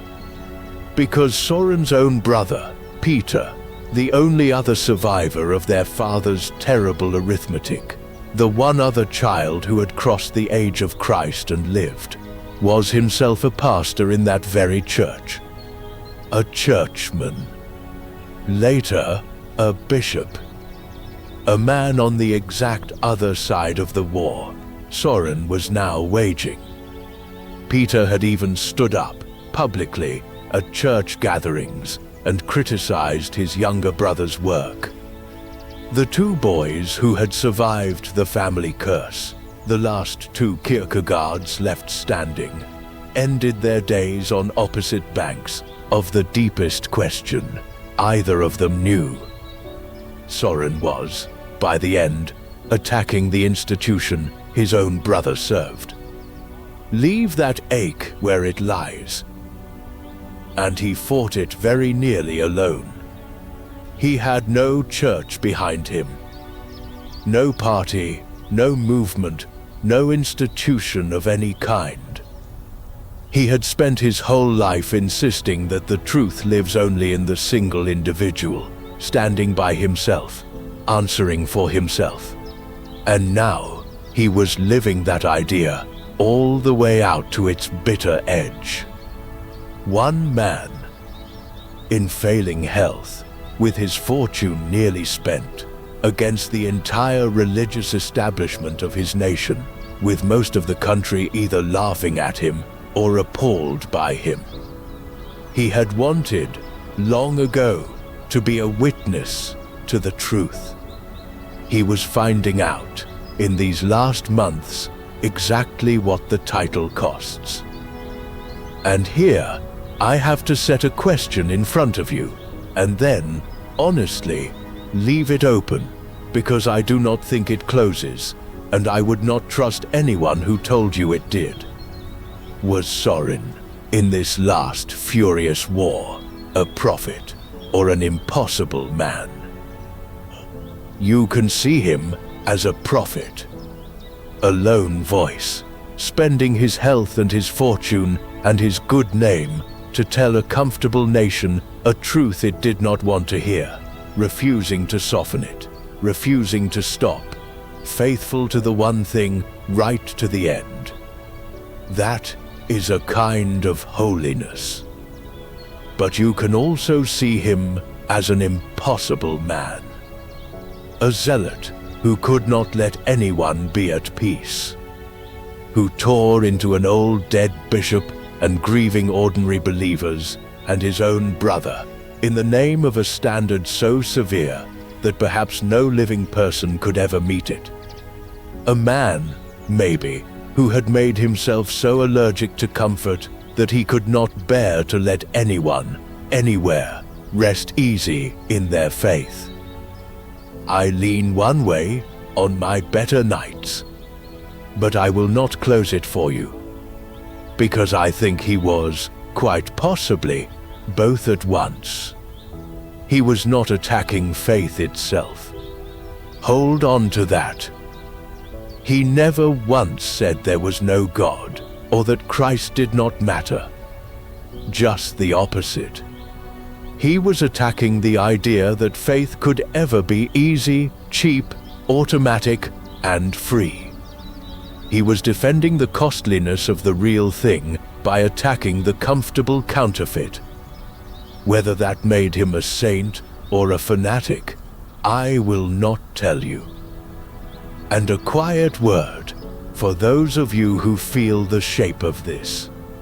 If you believe, as I do, that there is worth in trading the endless noise of the feed for the quiet company of one real human life, and you would like to help this work carry on, you can subscribe on Spotify or on Facebook, where there is a little bonus content, a small circle of fellow listeners keeping each other company in the dark, the chance to ask for the lives we tell next and to vote on them, and a few other quiet things kept aside for the people who make all of this possible.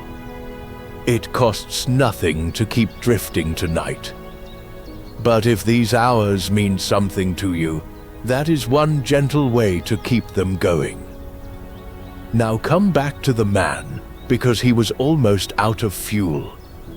He was burning the very last of himself in those pamphlets, spending down both purses at once, the one that held his money and the one that held his life. And in the autumn of 1855, on a street he had walked 10,000 times, one of them finally, quietly, reached the bottom. It is autumn now. The autumn of 1855. And the man we have followed across a whole life is nearly spent in every sense that word can hold. Think back to the two purses I spoke of, the two things Soren had been drawing down, recklessly, for years, because he never believed he would live long enough to reach the bottom of either. One purse held his money. The other held his life. And in this last autumn, both of them, at almost exactly the same rate, were emptying out toward nothing. There is a bitter logic in that, when you stand back and look at it. He had arranged his entire life on the certainty that it would end at 33. He had spent his money and his body at precisely the rate a man would spend them if he had only a few short years to use them in, holding nothing back for an old age he never once expected to see. And a life budgeted for a death at 33 does not stretch gracefully to 42. The extra years, the reprieve, the gift, had to be paid for out of a purse that was never filled to cover them. So the doom he had braced for did come in the end. Not by his father's mystical arithmetic, by the plainest arithmetic there is. He had spent like a dying man, and so, at last, he arrived exactly where a man who spends like that arrives: empty. Start with the money, because its story is nearly done. Remember where it began. A great inheritance, come to him at 25, large enough that he never had to earn a wage, large enough to buy him a lifetime of freedom to think and to write, but he had not guarded it. He had never lived off the interest and left the fortune alone the way a careful man would. He had spent the fortune itself, the thing itself, steadily, year upon year. By the account of his own family, he never took a coin of interest at all. He poured something like half of everything he had into the printing of his own books, books that Copenhagen mostly did not buy, so that he was, in the plainest sense, paying out of his own pocket for the privilege of being ignored. And what he did not spend on ink and paper, he gave a good deal of it, quietly, to the poor. And he had not pinched pennies on the way down, either. Even in these last years, with the fortune visibly shrinking, he went on living much as he always had. His rides out into the country, his good food, his particular small comforts, kept up, paid for, spent freely, the way a man spends who has never once planned to grow old. He was not a miser, hoarding against some long future. He was the very opposite.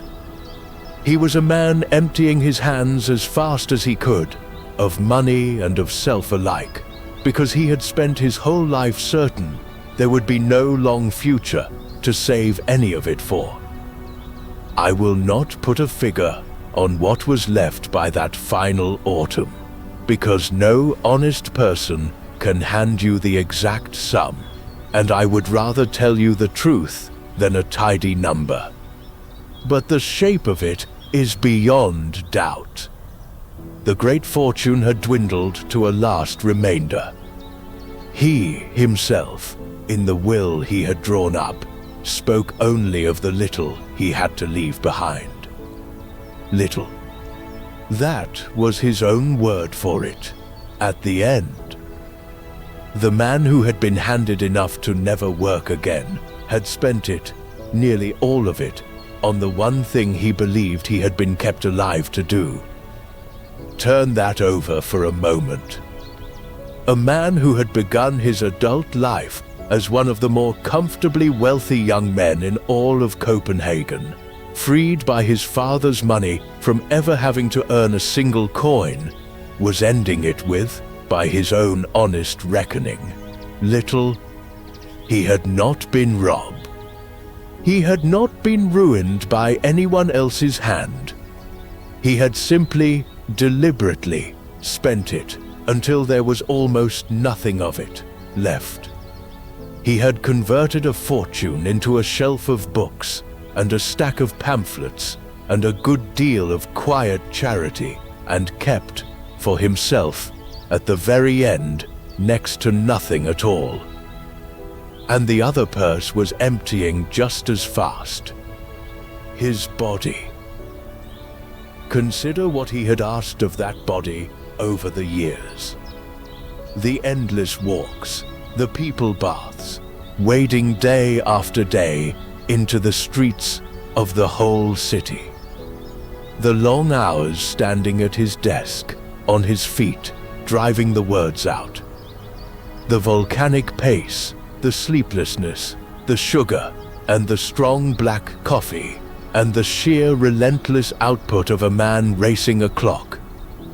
He had spent his health exactly the way he had spent his money, all of it, all at once, holding nothing in reserve, because in his reckoning there was no later to save it for. And a body used that hard, for that long, does not last. By that autumn, it was failing him. The strength was going out of it. It came for his legs first. A weakness, a heaviness, the sturdy walker of a whole lifetime, suddenly finding his own body unreliable beneath him. And for a man whose deepest medicine had always been to walk himself well, to walk away from any thought too heavy to carry, there was a particular cruelty in that. The one cure he had always trusted was being taken from him. He could no longer walk it off. Whatever this was, it had come for the very legs that had carried him through 10,000 people baths, and it was climbing. And still, even then, he would not stop. Even as the money ran low and the body began to give way, he was still at his post, still writing, still spending what he did not have on the fight. He was pouring out those pamphlets, the moment, one after another, hammer blow after hammer blow, against the comfortable church. The 9th of them appeared in late September, and he did not stop there. He sat down and wrote a 10th. He never published it. That 10th number of the moment was found afterward, complete, finished, sitting among his papers, waiting for a press it would never reach. Sit with that for a moment. Here was a man who worked right up to the edge. Not a man who wound his affairs down, made his peace, laid his pen aside, and waited quietly for the end. A man who was still in the middle of the sentence when the end came for him. Still fighting, still spending, still certain the truth needed, saying one more time, and one more time after that. 42 years old, his money spent, his body buckling under him. Half the country against him, and the other half laughing. And what is he doing? Reaching for the pen again. Writing the next thing. Certain, right to the last, that the borrowed time was given for spending, and not for hoarding, and spending it he was down to the final page he would never live to see printed. The man who had lived his whole life as though there were no tomorrow was about to be met, at last, by tomorrow. And he would meet it with almost nothing held back. The money nearly gone. The body nearly gone. Both purses down to their final coins, in the same weeks, in the same failing man. He had feared this reckoning his whole life. The bill coming due. The account called in. His father had taught him, from the cradle, to dread exactly this, the debt collected at the end. And now, here it was, arriving. And it did not feel the way he had always imagined it would. It did not feel like a punishment falling out of the sky. It felt like the simple, human, ordinary running down of a man who had given everything he had and kept nothing in reserve. Not a curse striking. A candle guttering. Because it had been lit at both ends, on purpose, for a very long time.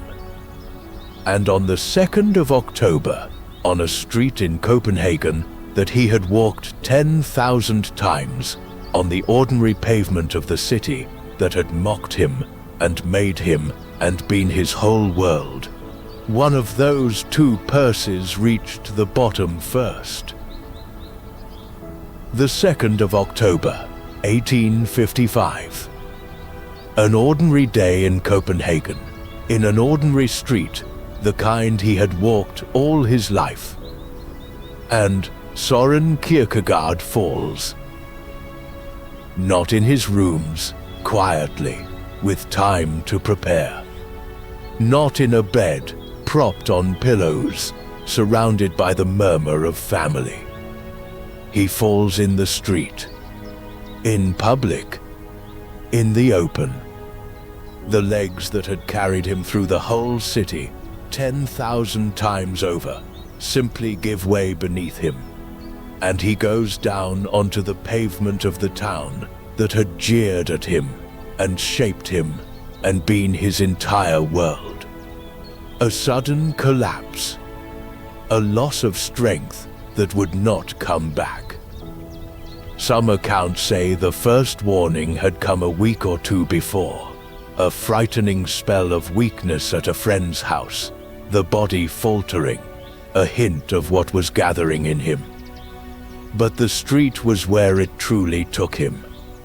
Out in the open, on his own two failing legs, in the middle of an ordinary afternoon. Strangers helped him. He was taken to Frederick's Hospital there in Copenhagen and admitted in the early days of October.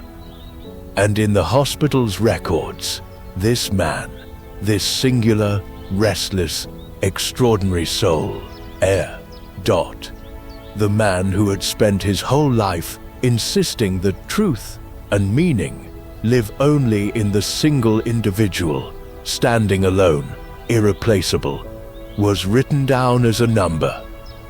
Patient 2067. Sit with that small, quiet cruelty for a moment. The great champion of the single individual filed in a ledger as a figure. 2067.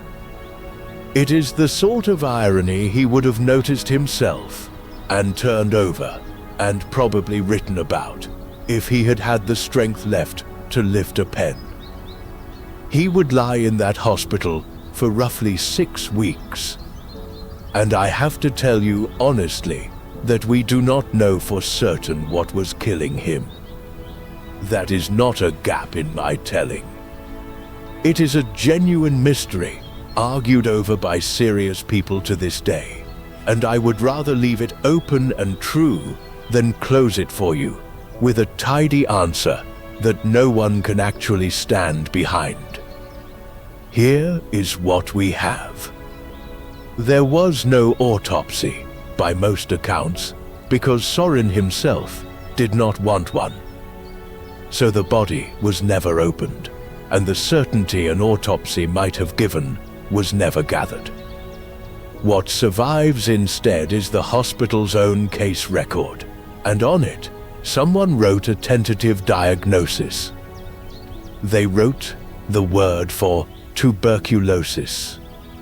Right beside it, they added a question mark. A question mark. That small curl of ink is, in a way, the whole controversy, preserved for us.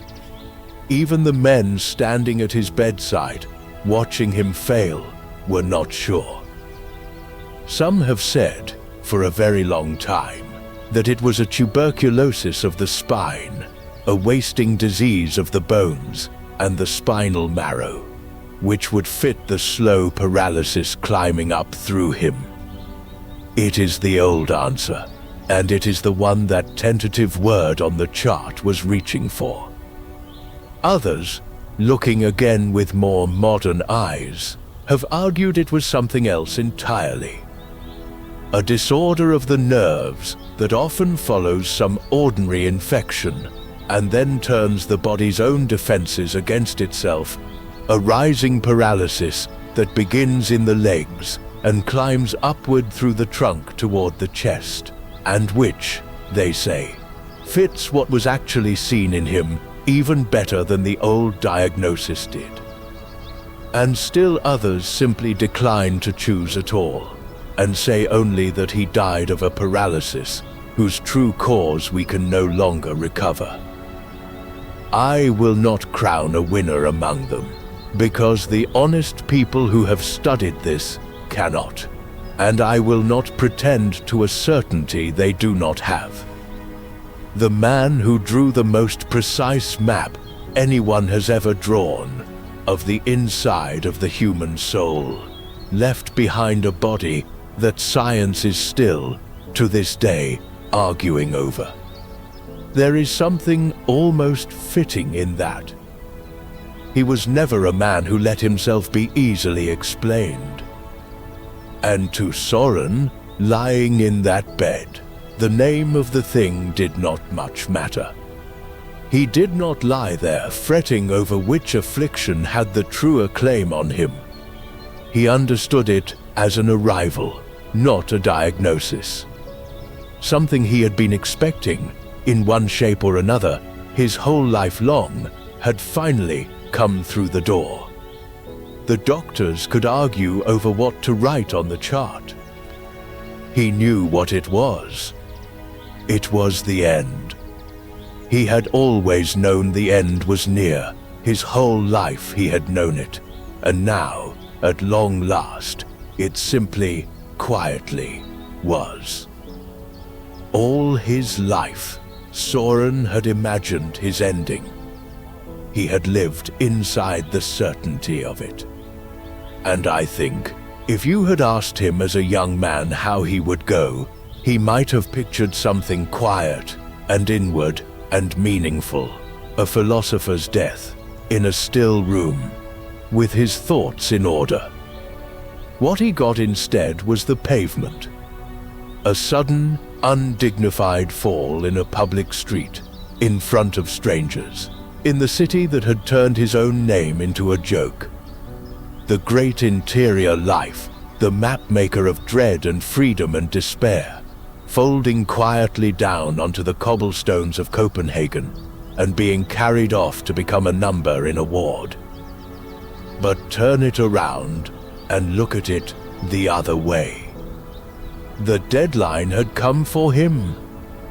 It really had. The doom his father swore would take him, the ending he had braced against every single day of his life, had finally arrived. Only it was 8 years late. 8 years past the wall of 33 and 34 that no child of that house was supposed to cross. And those 8 years, those late, unbudgeted, terrifying, borrowed years, were not the leftover scraps of his life. They were, very nearly, the whole of what we remember him for. Hold that thought gently as we go into the quiet weeks ahead. The deadline came, but it came late, and the lateness was the point. Hold, too, the strange arithmetic of it. He had been handed a death sentence at 33, and a stay of execution he never asked for. He had spent that stay recklessly, gloriously, at ruinous cost, on the work and the love and the war. And now the sentence had caught up with him at 42, and he lay still in a narrow ward, a number in a ledger, with very nearly everything spent. And here is a small, aching thing to set beside it. Some months before, in the spring, a woman named Regine had come to him one last time. She was leaving Copenhagen, sailing far away to the other side of the world with her husband, and before she went, she had sought him out and wished him well, and said, "God bless you." She was an ocean away, on a distant island, when he fell in the street. She would not know for some time that the man she had loved and been freed by and never quite let go of was lying still in a Copenhagen hospital, spending the last of himself. He had spent everything now. The money, the body, the fight, and for the first time in a life of ceaseless motion, of walking and writing and arguing and burning, Soren Kierkegaard was still. Think of everything that stillness held. The little boy walked back and forth across a living room floor by his father, learning to conjure a whole city out of nothing. The dandy strolling the promenades in his coat, the color of red cabbage. The wounded man pacing the strange streets of Berlin. The author hurrying home from his people baths to write while the coffee was still hot. The fighter, pen in hand, spending the last of himself on the truth. All of that motion, a whole restless life of it, come at last to rest in a narrow hospital bed. For once, there was nowhere left to walk. Nothing left to write that his hand could hold. Only the stillness. And the waiting. And whatever it is a man finally makes of his own soul when there is nothing left to do but face it. In the weeks he had left, in that hospital bed, he would be visited by the one man in all the world he still trusted with the truth of himself. His name was Emil Boesen, and he had known Soren since they were boys. Of all the people in Soren's life, Boesen was the one who stayed close to the end. He came to the hospital again and again through those 6 weeks and sat by the bed and talked with his old friend and, quietly, wrote down what was said. Almost everything tender that we know about Soren's final weeks, we know because Emil Boesen was there and remembered and set it down.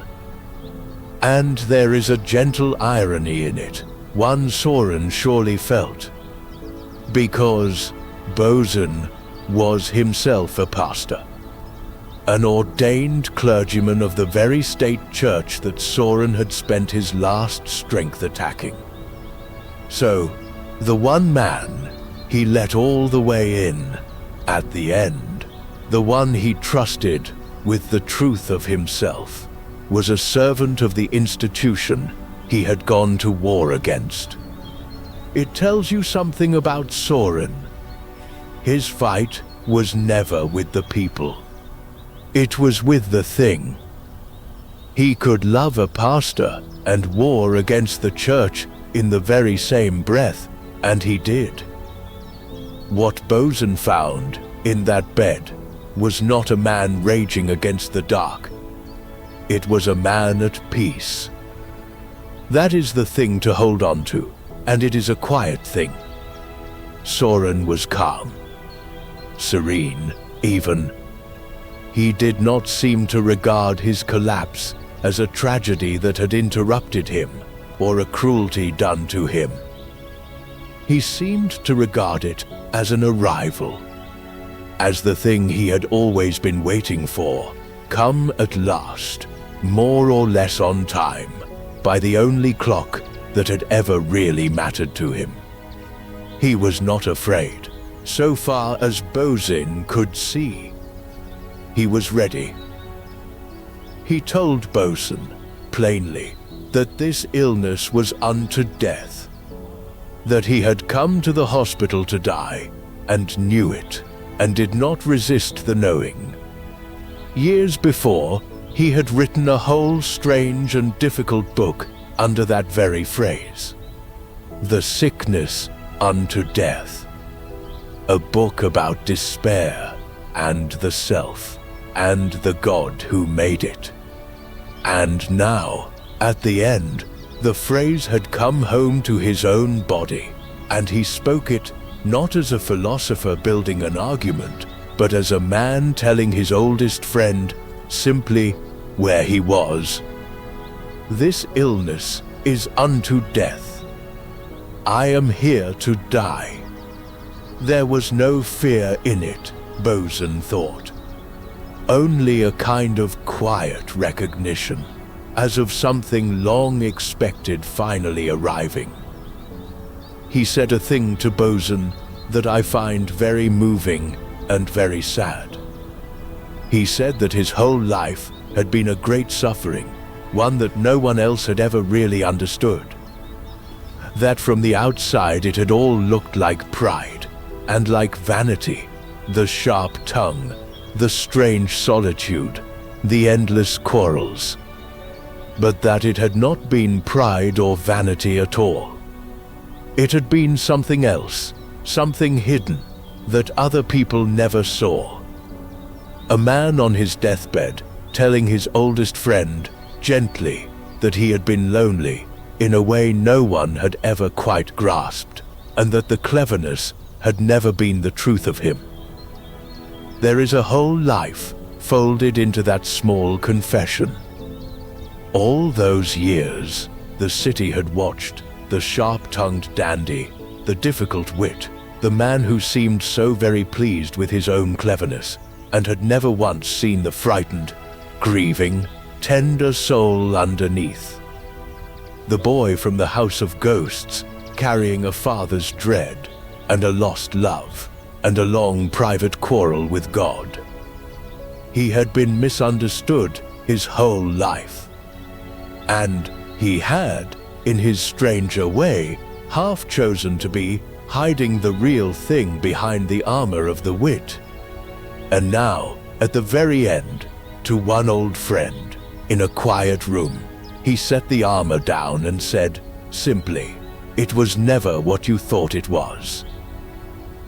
Then there was the matter of communion. Bosun, being his friend and being a pastor, asked Soren whether he wished to receive the sacrament, to take Holy Communion, one last time, as almost any dying Christian of that country would. And Soren said yes. He did wish to receive it, but not, he said, from a pastor, from a layman, from an ordinary fellow believer, a plain human being, and not from an ordained officer of the state church. Bosun told him, gently, that this would be very hard to arrange. There was no ready way, in that church, for a layman to give communion. It was not done.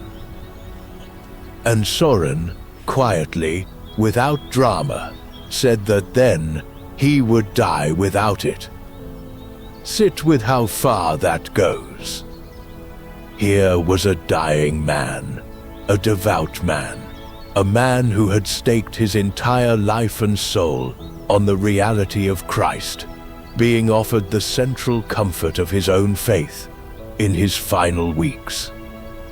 And he turned it down, not because he had lost his faith, but because it would have come to him through the hands of the institution he had spent his last breath condemning. To take it from a pastor, he felt, would be to take it from a royal official, a civil servant of the crown, a man of the very system he had called a betrayal of real Christianity. And he would not do it. Not even dying. Not even for the comfort of it.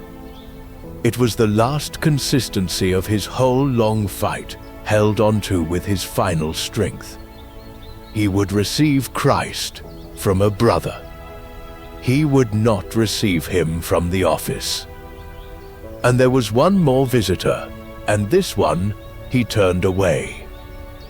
His brother Peter came to the hospital. Peter, the only other survivor of their father's arithmetic. The last person alive who shared that childhood, that house, that curse. The other of the two boys who had, against all the family's dread, lived past the age of Christ. Peter came, a pastor himself, later a bishop, a man of the church his younger brother had gone to war against. He came to his dying brother's bedside, and Soren would not see him. Peter went home the next day, without a reconciliation.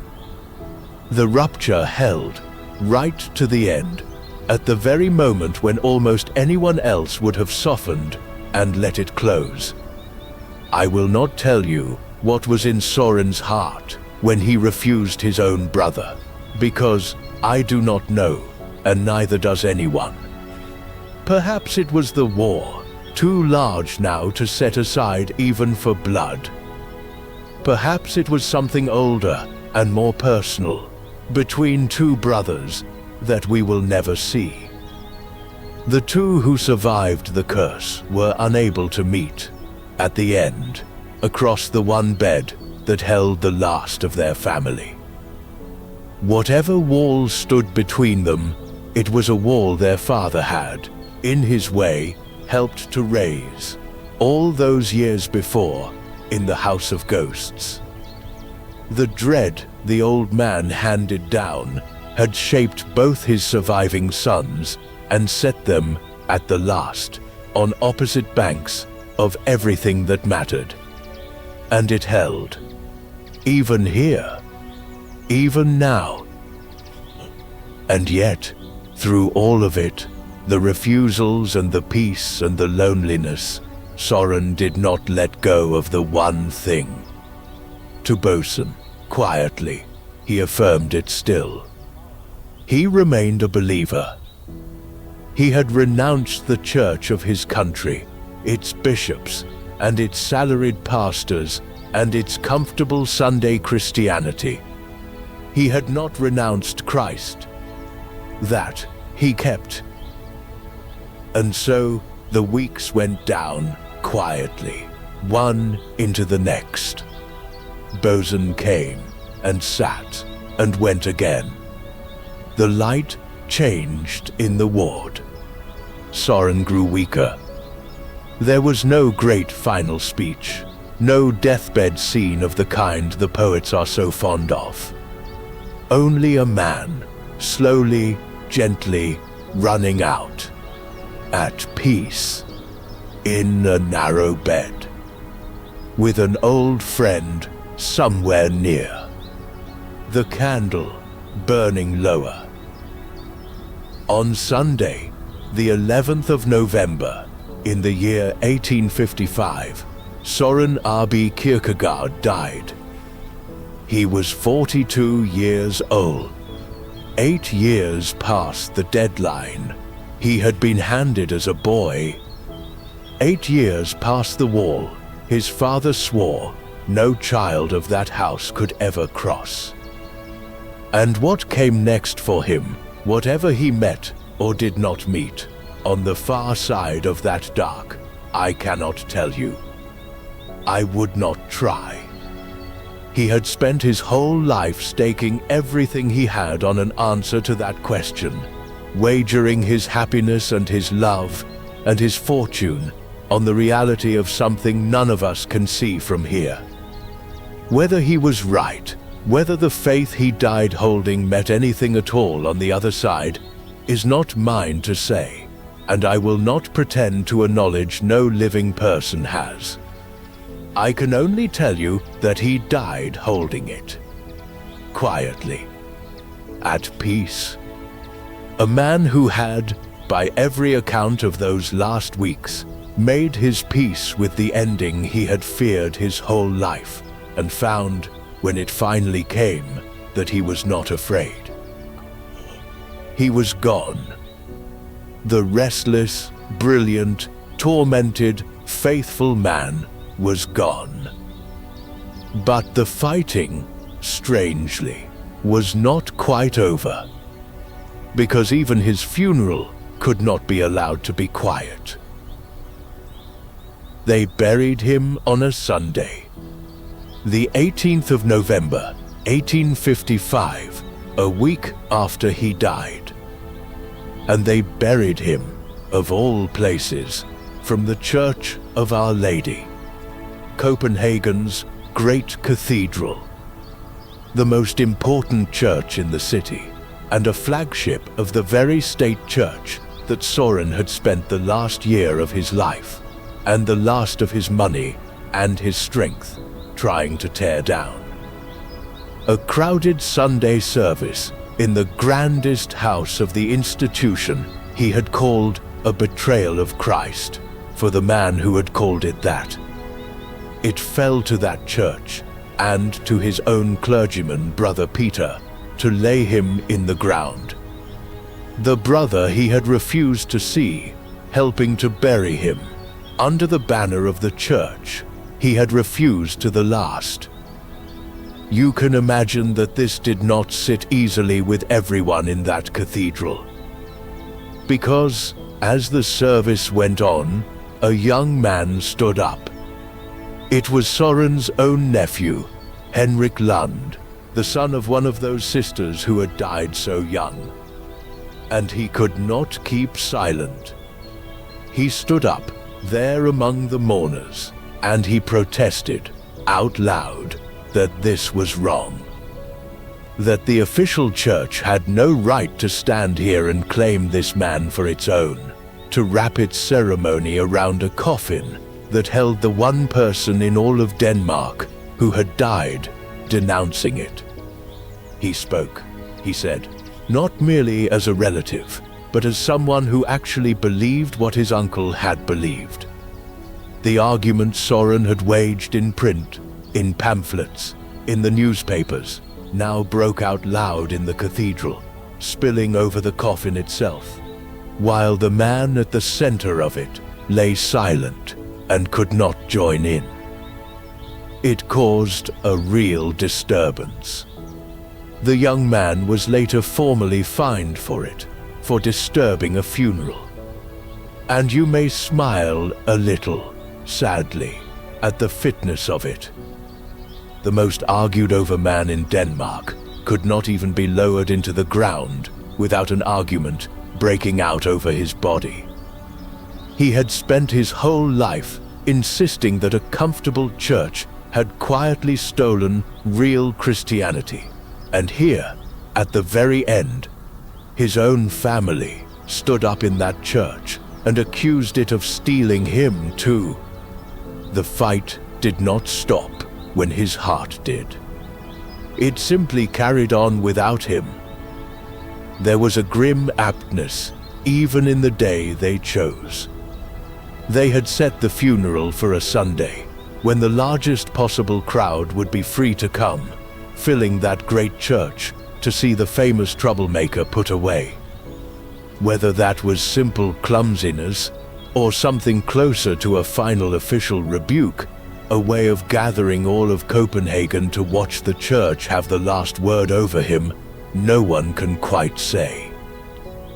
But the crowd he had distrusted his whole life came out in force to bury him in the very building he had denounced. And it took one boy from his own family standing up alone against the whole room to speak for the single individual lying silent in the box. They laid him at last in a cistern cemetery in the Copenhagen earth, near the family he had lost. And now, with the shouting over and the grave filled in, we come to the reading of what he left behind. The reading of what he left behind. Because Soren had made a will, and it had been found, sealed, locked away in his desk. And when they opened it, they found that this man, who had given up the one love of his life half a lifetime before, with a staged cruelty designed to make her hate him, had left everything he had in the world to her. To Regine. Not to his brother. Not to a church, or a cause, or the poor, though he had given plenty to the poor while he lived. To Regine Olsen, the girl he had set free. He wrote in that will that it was his wish that his former fiancée should inherit, without condition, whatever little he might leave behind. Whatever little I may leave behind. Those were nearly his own words, and he explained why, plainly. That for him, an engagement had been just as binding as a marriage. That, in his own heart, she had been, all along, as good as his wife, and his estate should pass to her exactly as if she had been.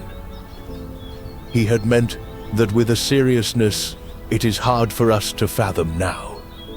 To Soren, the promise he had made to her, and then so cruelly and deliberately broken, had never actually been dissolved in his own soul. He had broken it in the world, for what he told himself were her sake and his callings. He had never once broken it within. And so, In the one document where a man cannot pose, or perform, or stage himself as anything, the document he speaks through only after his death, he set down the plain truth of it. She had been his wife all along. Half a lifetime. He had let her go when they were young. She had grieved and recovered and married another man, a good man, Fritz Schlegel, and built a whole happy life with him, a life that had, on its surface, nothing to do with Soren at all. By the time he died, she was far away, on the other side of the world, living abroad with her husband.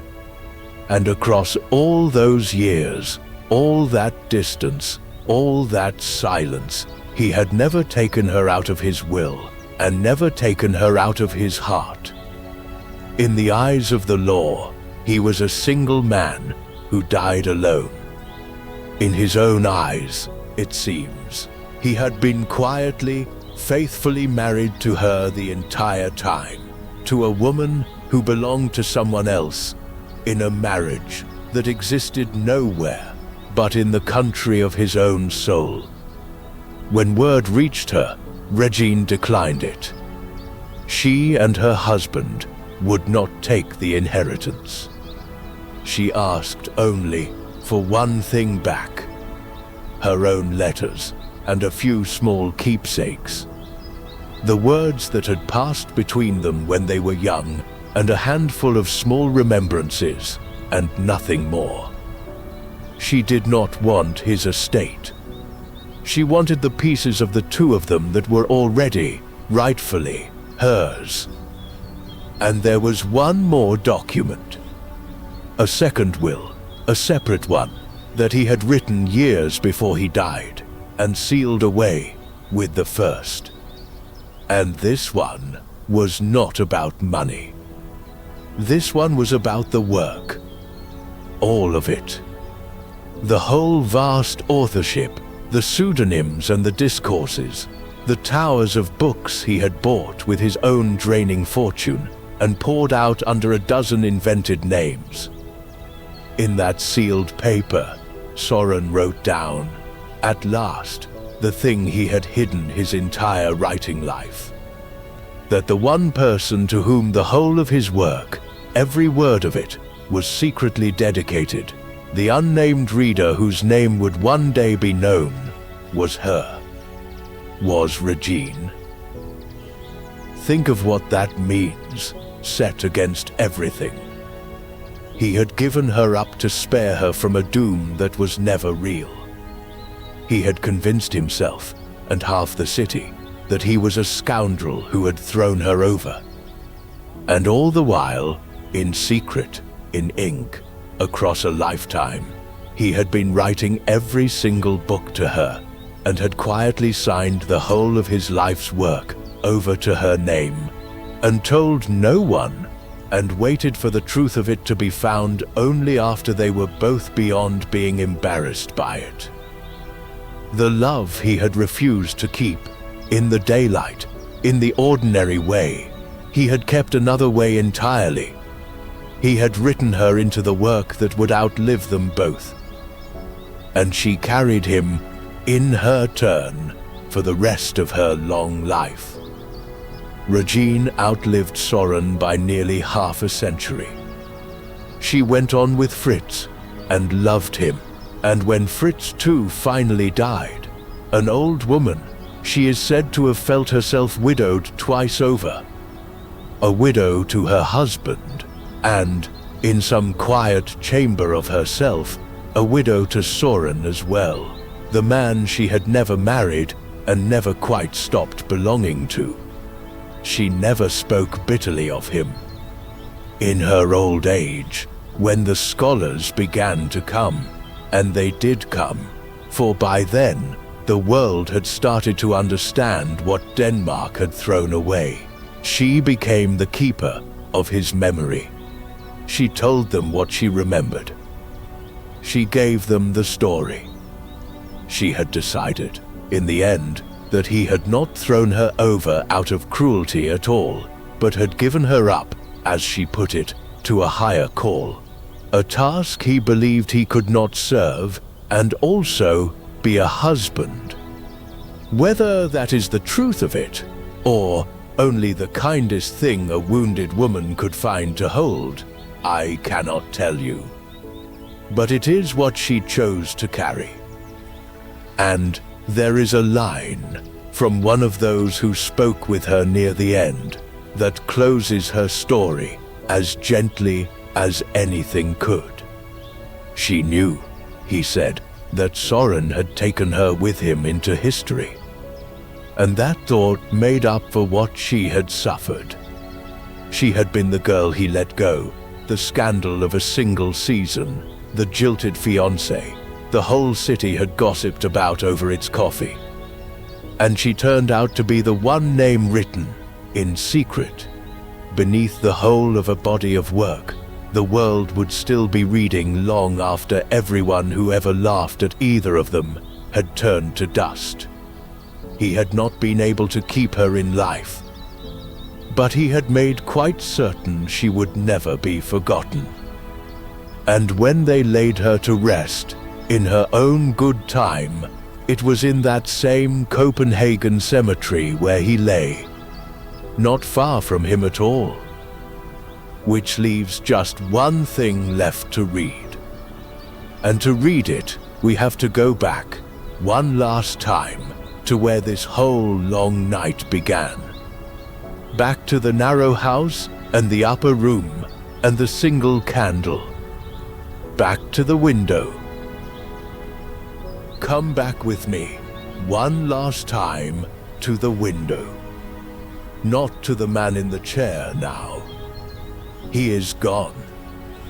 We have laid him in the Copenhagen earth and read out the secret of his heart. Come back, instead, just to the window itself. The glass. The dark street below. The single candle burning in the upper room. Because there is a thing that happens to a window at night that does not happen by day. In the daytime, you look through it, out at the world. But at night, with a candle lit behind you and the dark pressing up against the glass, the window becomes something else. It becomes a mirror. You look at it, and you see your own face, softly floating there. And at the very same time, you see straight through your own reflection, out into the dark street, and the rooftops, and the night beyond. Both at once. Yourself and the world past yourself, laid over each other in a single pane of glass. That is where he sat, all those years ago, on the birthday he was never meant to see. And that is the last place I want us to stand together, you and I, at the end of this long night. At the window that is also a mirror, looking at ourselves and past ourselves into the dark, both at the same time. And if you look long enough into a glass like that, on a night like this one, you begin to see more than your own face. You see, layered faintly, behind it, everything the night has held. A starving boy on a Jutland heath, cursing a sky that would not answer him. An old man in a counting house, certain his fortune was only a grave, being slowly dug. A bright girl at a piano, teasing the gloom out of the most solemn man in Copenhagen. A whole city, laughing at a pair of uneven trousers. A shelf of books signed by men who never lived. All of it gathered now into one dark pane of glass behind one guttering candle in one quiet upper room. A whole life held in a window. Because now, at last, we can say the thing this whole life was quietly trying to teach him. and it is not the thing you would expect. He was afraid that night at the window, and we have spent all these hours understanding why. But here is what he did not yet know, sitting there at 34, staring into the glass. He had been afraid of the wrong thing. His entire life. He had feared death. From boyhood, from the house of ghosts, from his father's terrible arithmetic, he had braced against one single enemy: the early grave, the deadline, the age of Christ, the end coming to collect him before his time. That had been the terror at the center of everything. And it turned out, in the end, that death was never the terror at all. The terror was the reprieve. Sit with that, gently, because it is the whole of it. The frightening thing was never the dying. The frightening thing was the future arriving anyway. The unearned, unplanned, unbudgeted years that were handed to him when the deadline passed. Because a deadline, for all its cruelty, does one great mercy for you. It answers the question.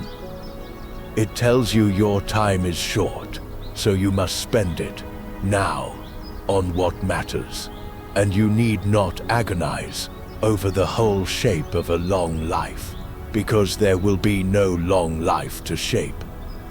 The deadline decides for you. It presses you into the one true thing. Take the deadline away, and the mercy goes with it. Suddenly, the time is not short. Suddenly, there is more of it than you know what to do with. And every one of those open, unmarked days looks up at you and asks the question the deadline used to answer. What are you going to do with me? And there is no doom left to answer for you. There is only you, free, at the window, with a candle and a whole dark future, and no wall anywhere upon it. That was the terror. Not the ending. The endlessness. For his whole life, the deadline had been his companion. His terrible, faithful companion. It had walked beside him since the nursery, telling him who he was, a doomed man, and what to do about it, spend fast, and how to bear it, briefly. And when it left him, on that birthday, he did not only lose a fear, he lost the shape of himself. He had been a man defined, all the way down, by his own ending. And now, the ending was gone, and he had to find out, at 34, who on earth he was without it. That is a harder thing than dying. Almost anyone, in the end, can brace for an ending. It takes a stranger and lonelier courage to be handed a beginning you never asked for. But here, now, from where we stand, at the far end of the whole life, looking back through the glass, we can see the thing he could not see that night. Because those borrowed years, the ones that terrified him, the unearned decade past his own deadline, were not the leftovers of his life. They were his life. Nearly everything we remember him for, everything that made him matter, happened in the years he was never supposed to have. The Great War on the Comfortable Church. The mapping of anxiety and despair. The deepening of the man past cleverness into something like wisdom. All of it on borrowed time. If the deadline had been right, if he had died at 33 as his father swore he would, we would not be sitting here tonight. There would be no one to sit here for. The whole reason there is a story to tell is that the terror came true, that he was handed the years he dreaded and spent them. So the terror and the gift were the same thing. The reprieve was the most frightening thing that ever happened to him, and it was also the making of him, and those were not two different events. They were one. The unearned future that hands you back your own freedom and asks what you will do with it is terrifying, precisely because it is a gift. It is heavy, precisely because it is yours. There is a line he wrote once in a journal, years before any of this. He wrote that life can only be understood backwards, but that it must be lived forwards. And there, in 9 words, is everything. Standing where we stand, at the end, looking back through the glass, we can understand it. We can see that the doom he dreaded was the engine of everything good in him, that the deadline was not his enemy, but the only thing that ever made him spend the time at all. It is perfectly clear, understood backwards. But he did not get to stand where we stand. He had to live it forwards, blind, one ordinary frightening day after another, not knowing that the terror was the gift, not knowing how any of it would turn out, bracing against a death that would not come, and dreading a future that would make him. That is the cruelty and the beauty of being alive.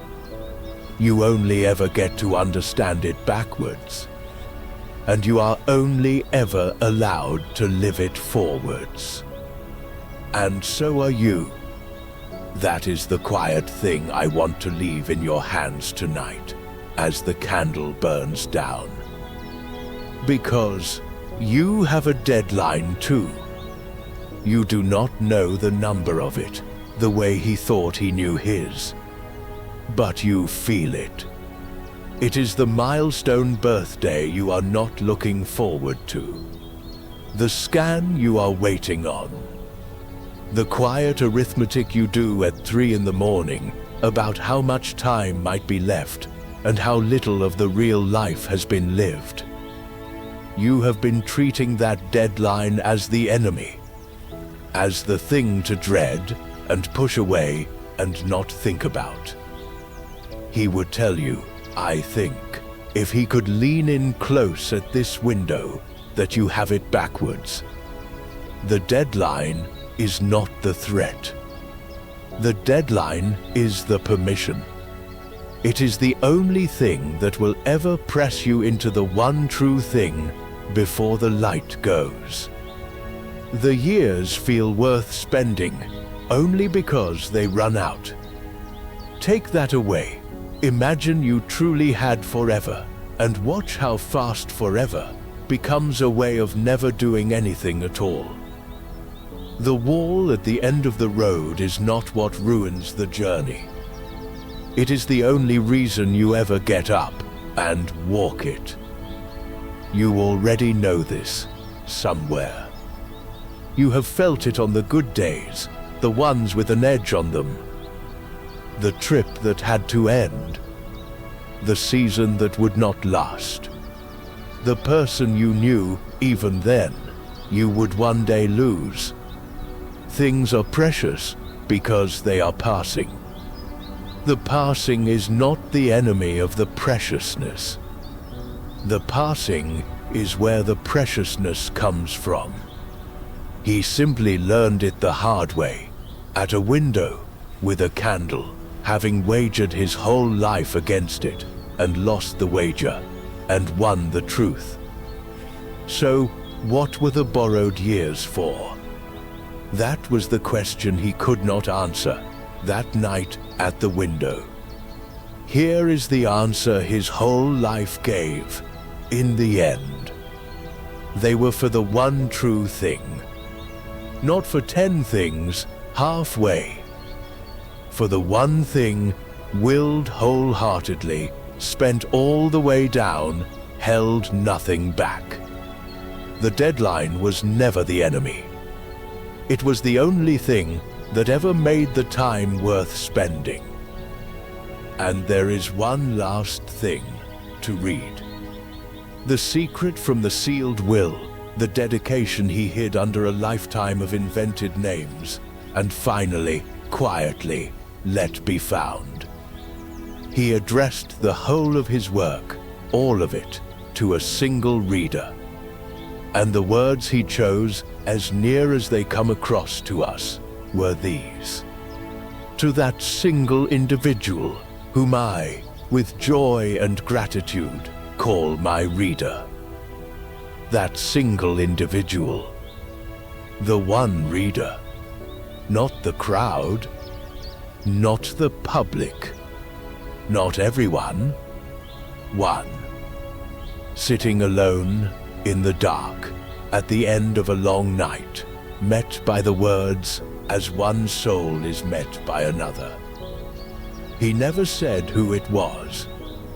He said it could be anyone. He said it was waiting to be filled by whoever, alone, took the book to heart. I am not going to fill it in for you. He never did, and neither will I.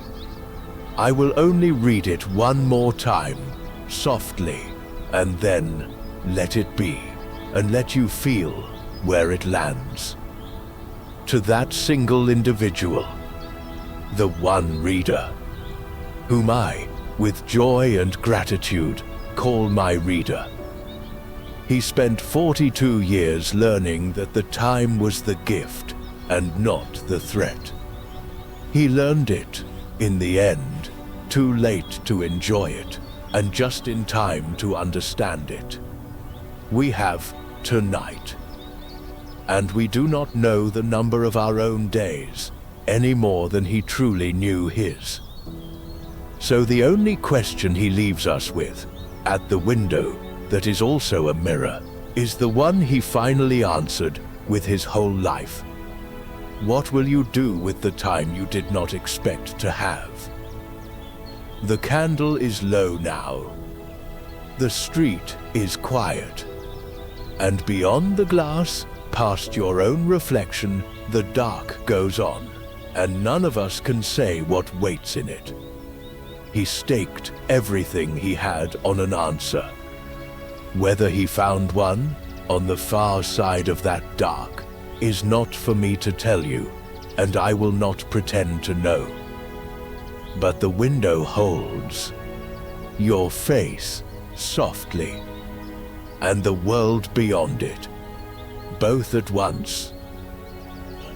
We came in tonight braced against a deadline, our own, the one we try not to look at, and we leave, I hope, understanding it a little differently than we did when we sat down together in the dark. It was never the enemy. That is the whole of what this one strange, brilliant, frightened man learned and paid for and left behind for us to find. The deadline was never the thing to fear. It was the only thing that ever made the time worth spending. The wall at the end is what gives the road its meaning. So carry this out of the dark with you, nightlings, and let it stay simple. Will one thing and not 10 things halfway. Spend the borrowed time, and all of it is borrowed, on what is actually true for you.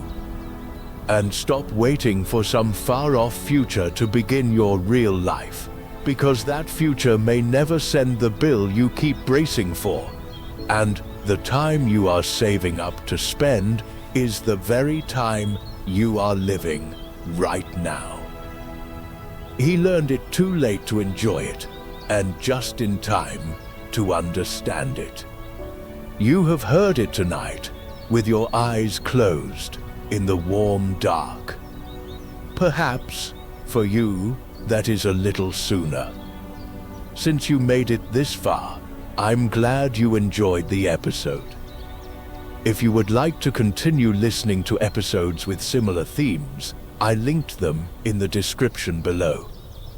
You will also find a playlist of our most popular videos. Sleep now, nightlings. And wake up, as always, a little stronger and a little wiser. The story is done, but yours continues.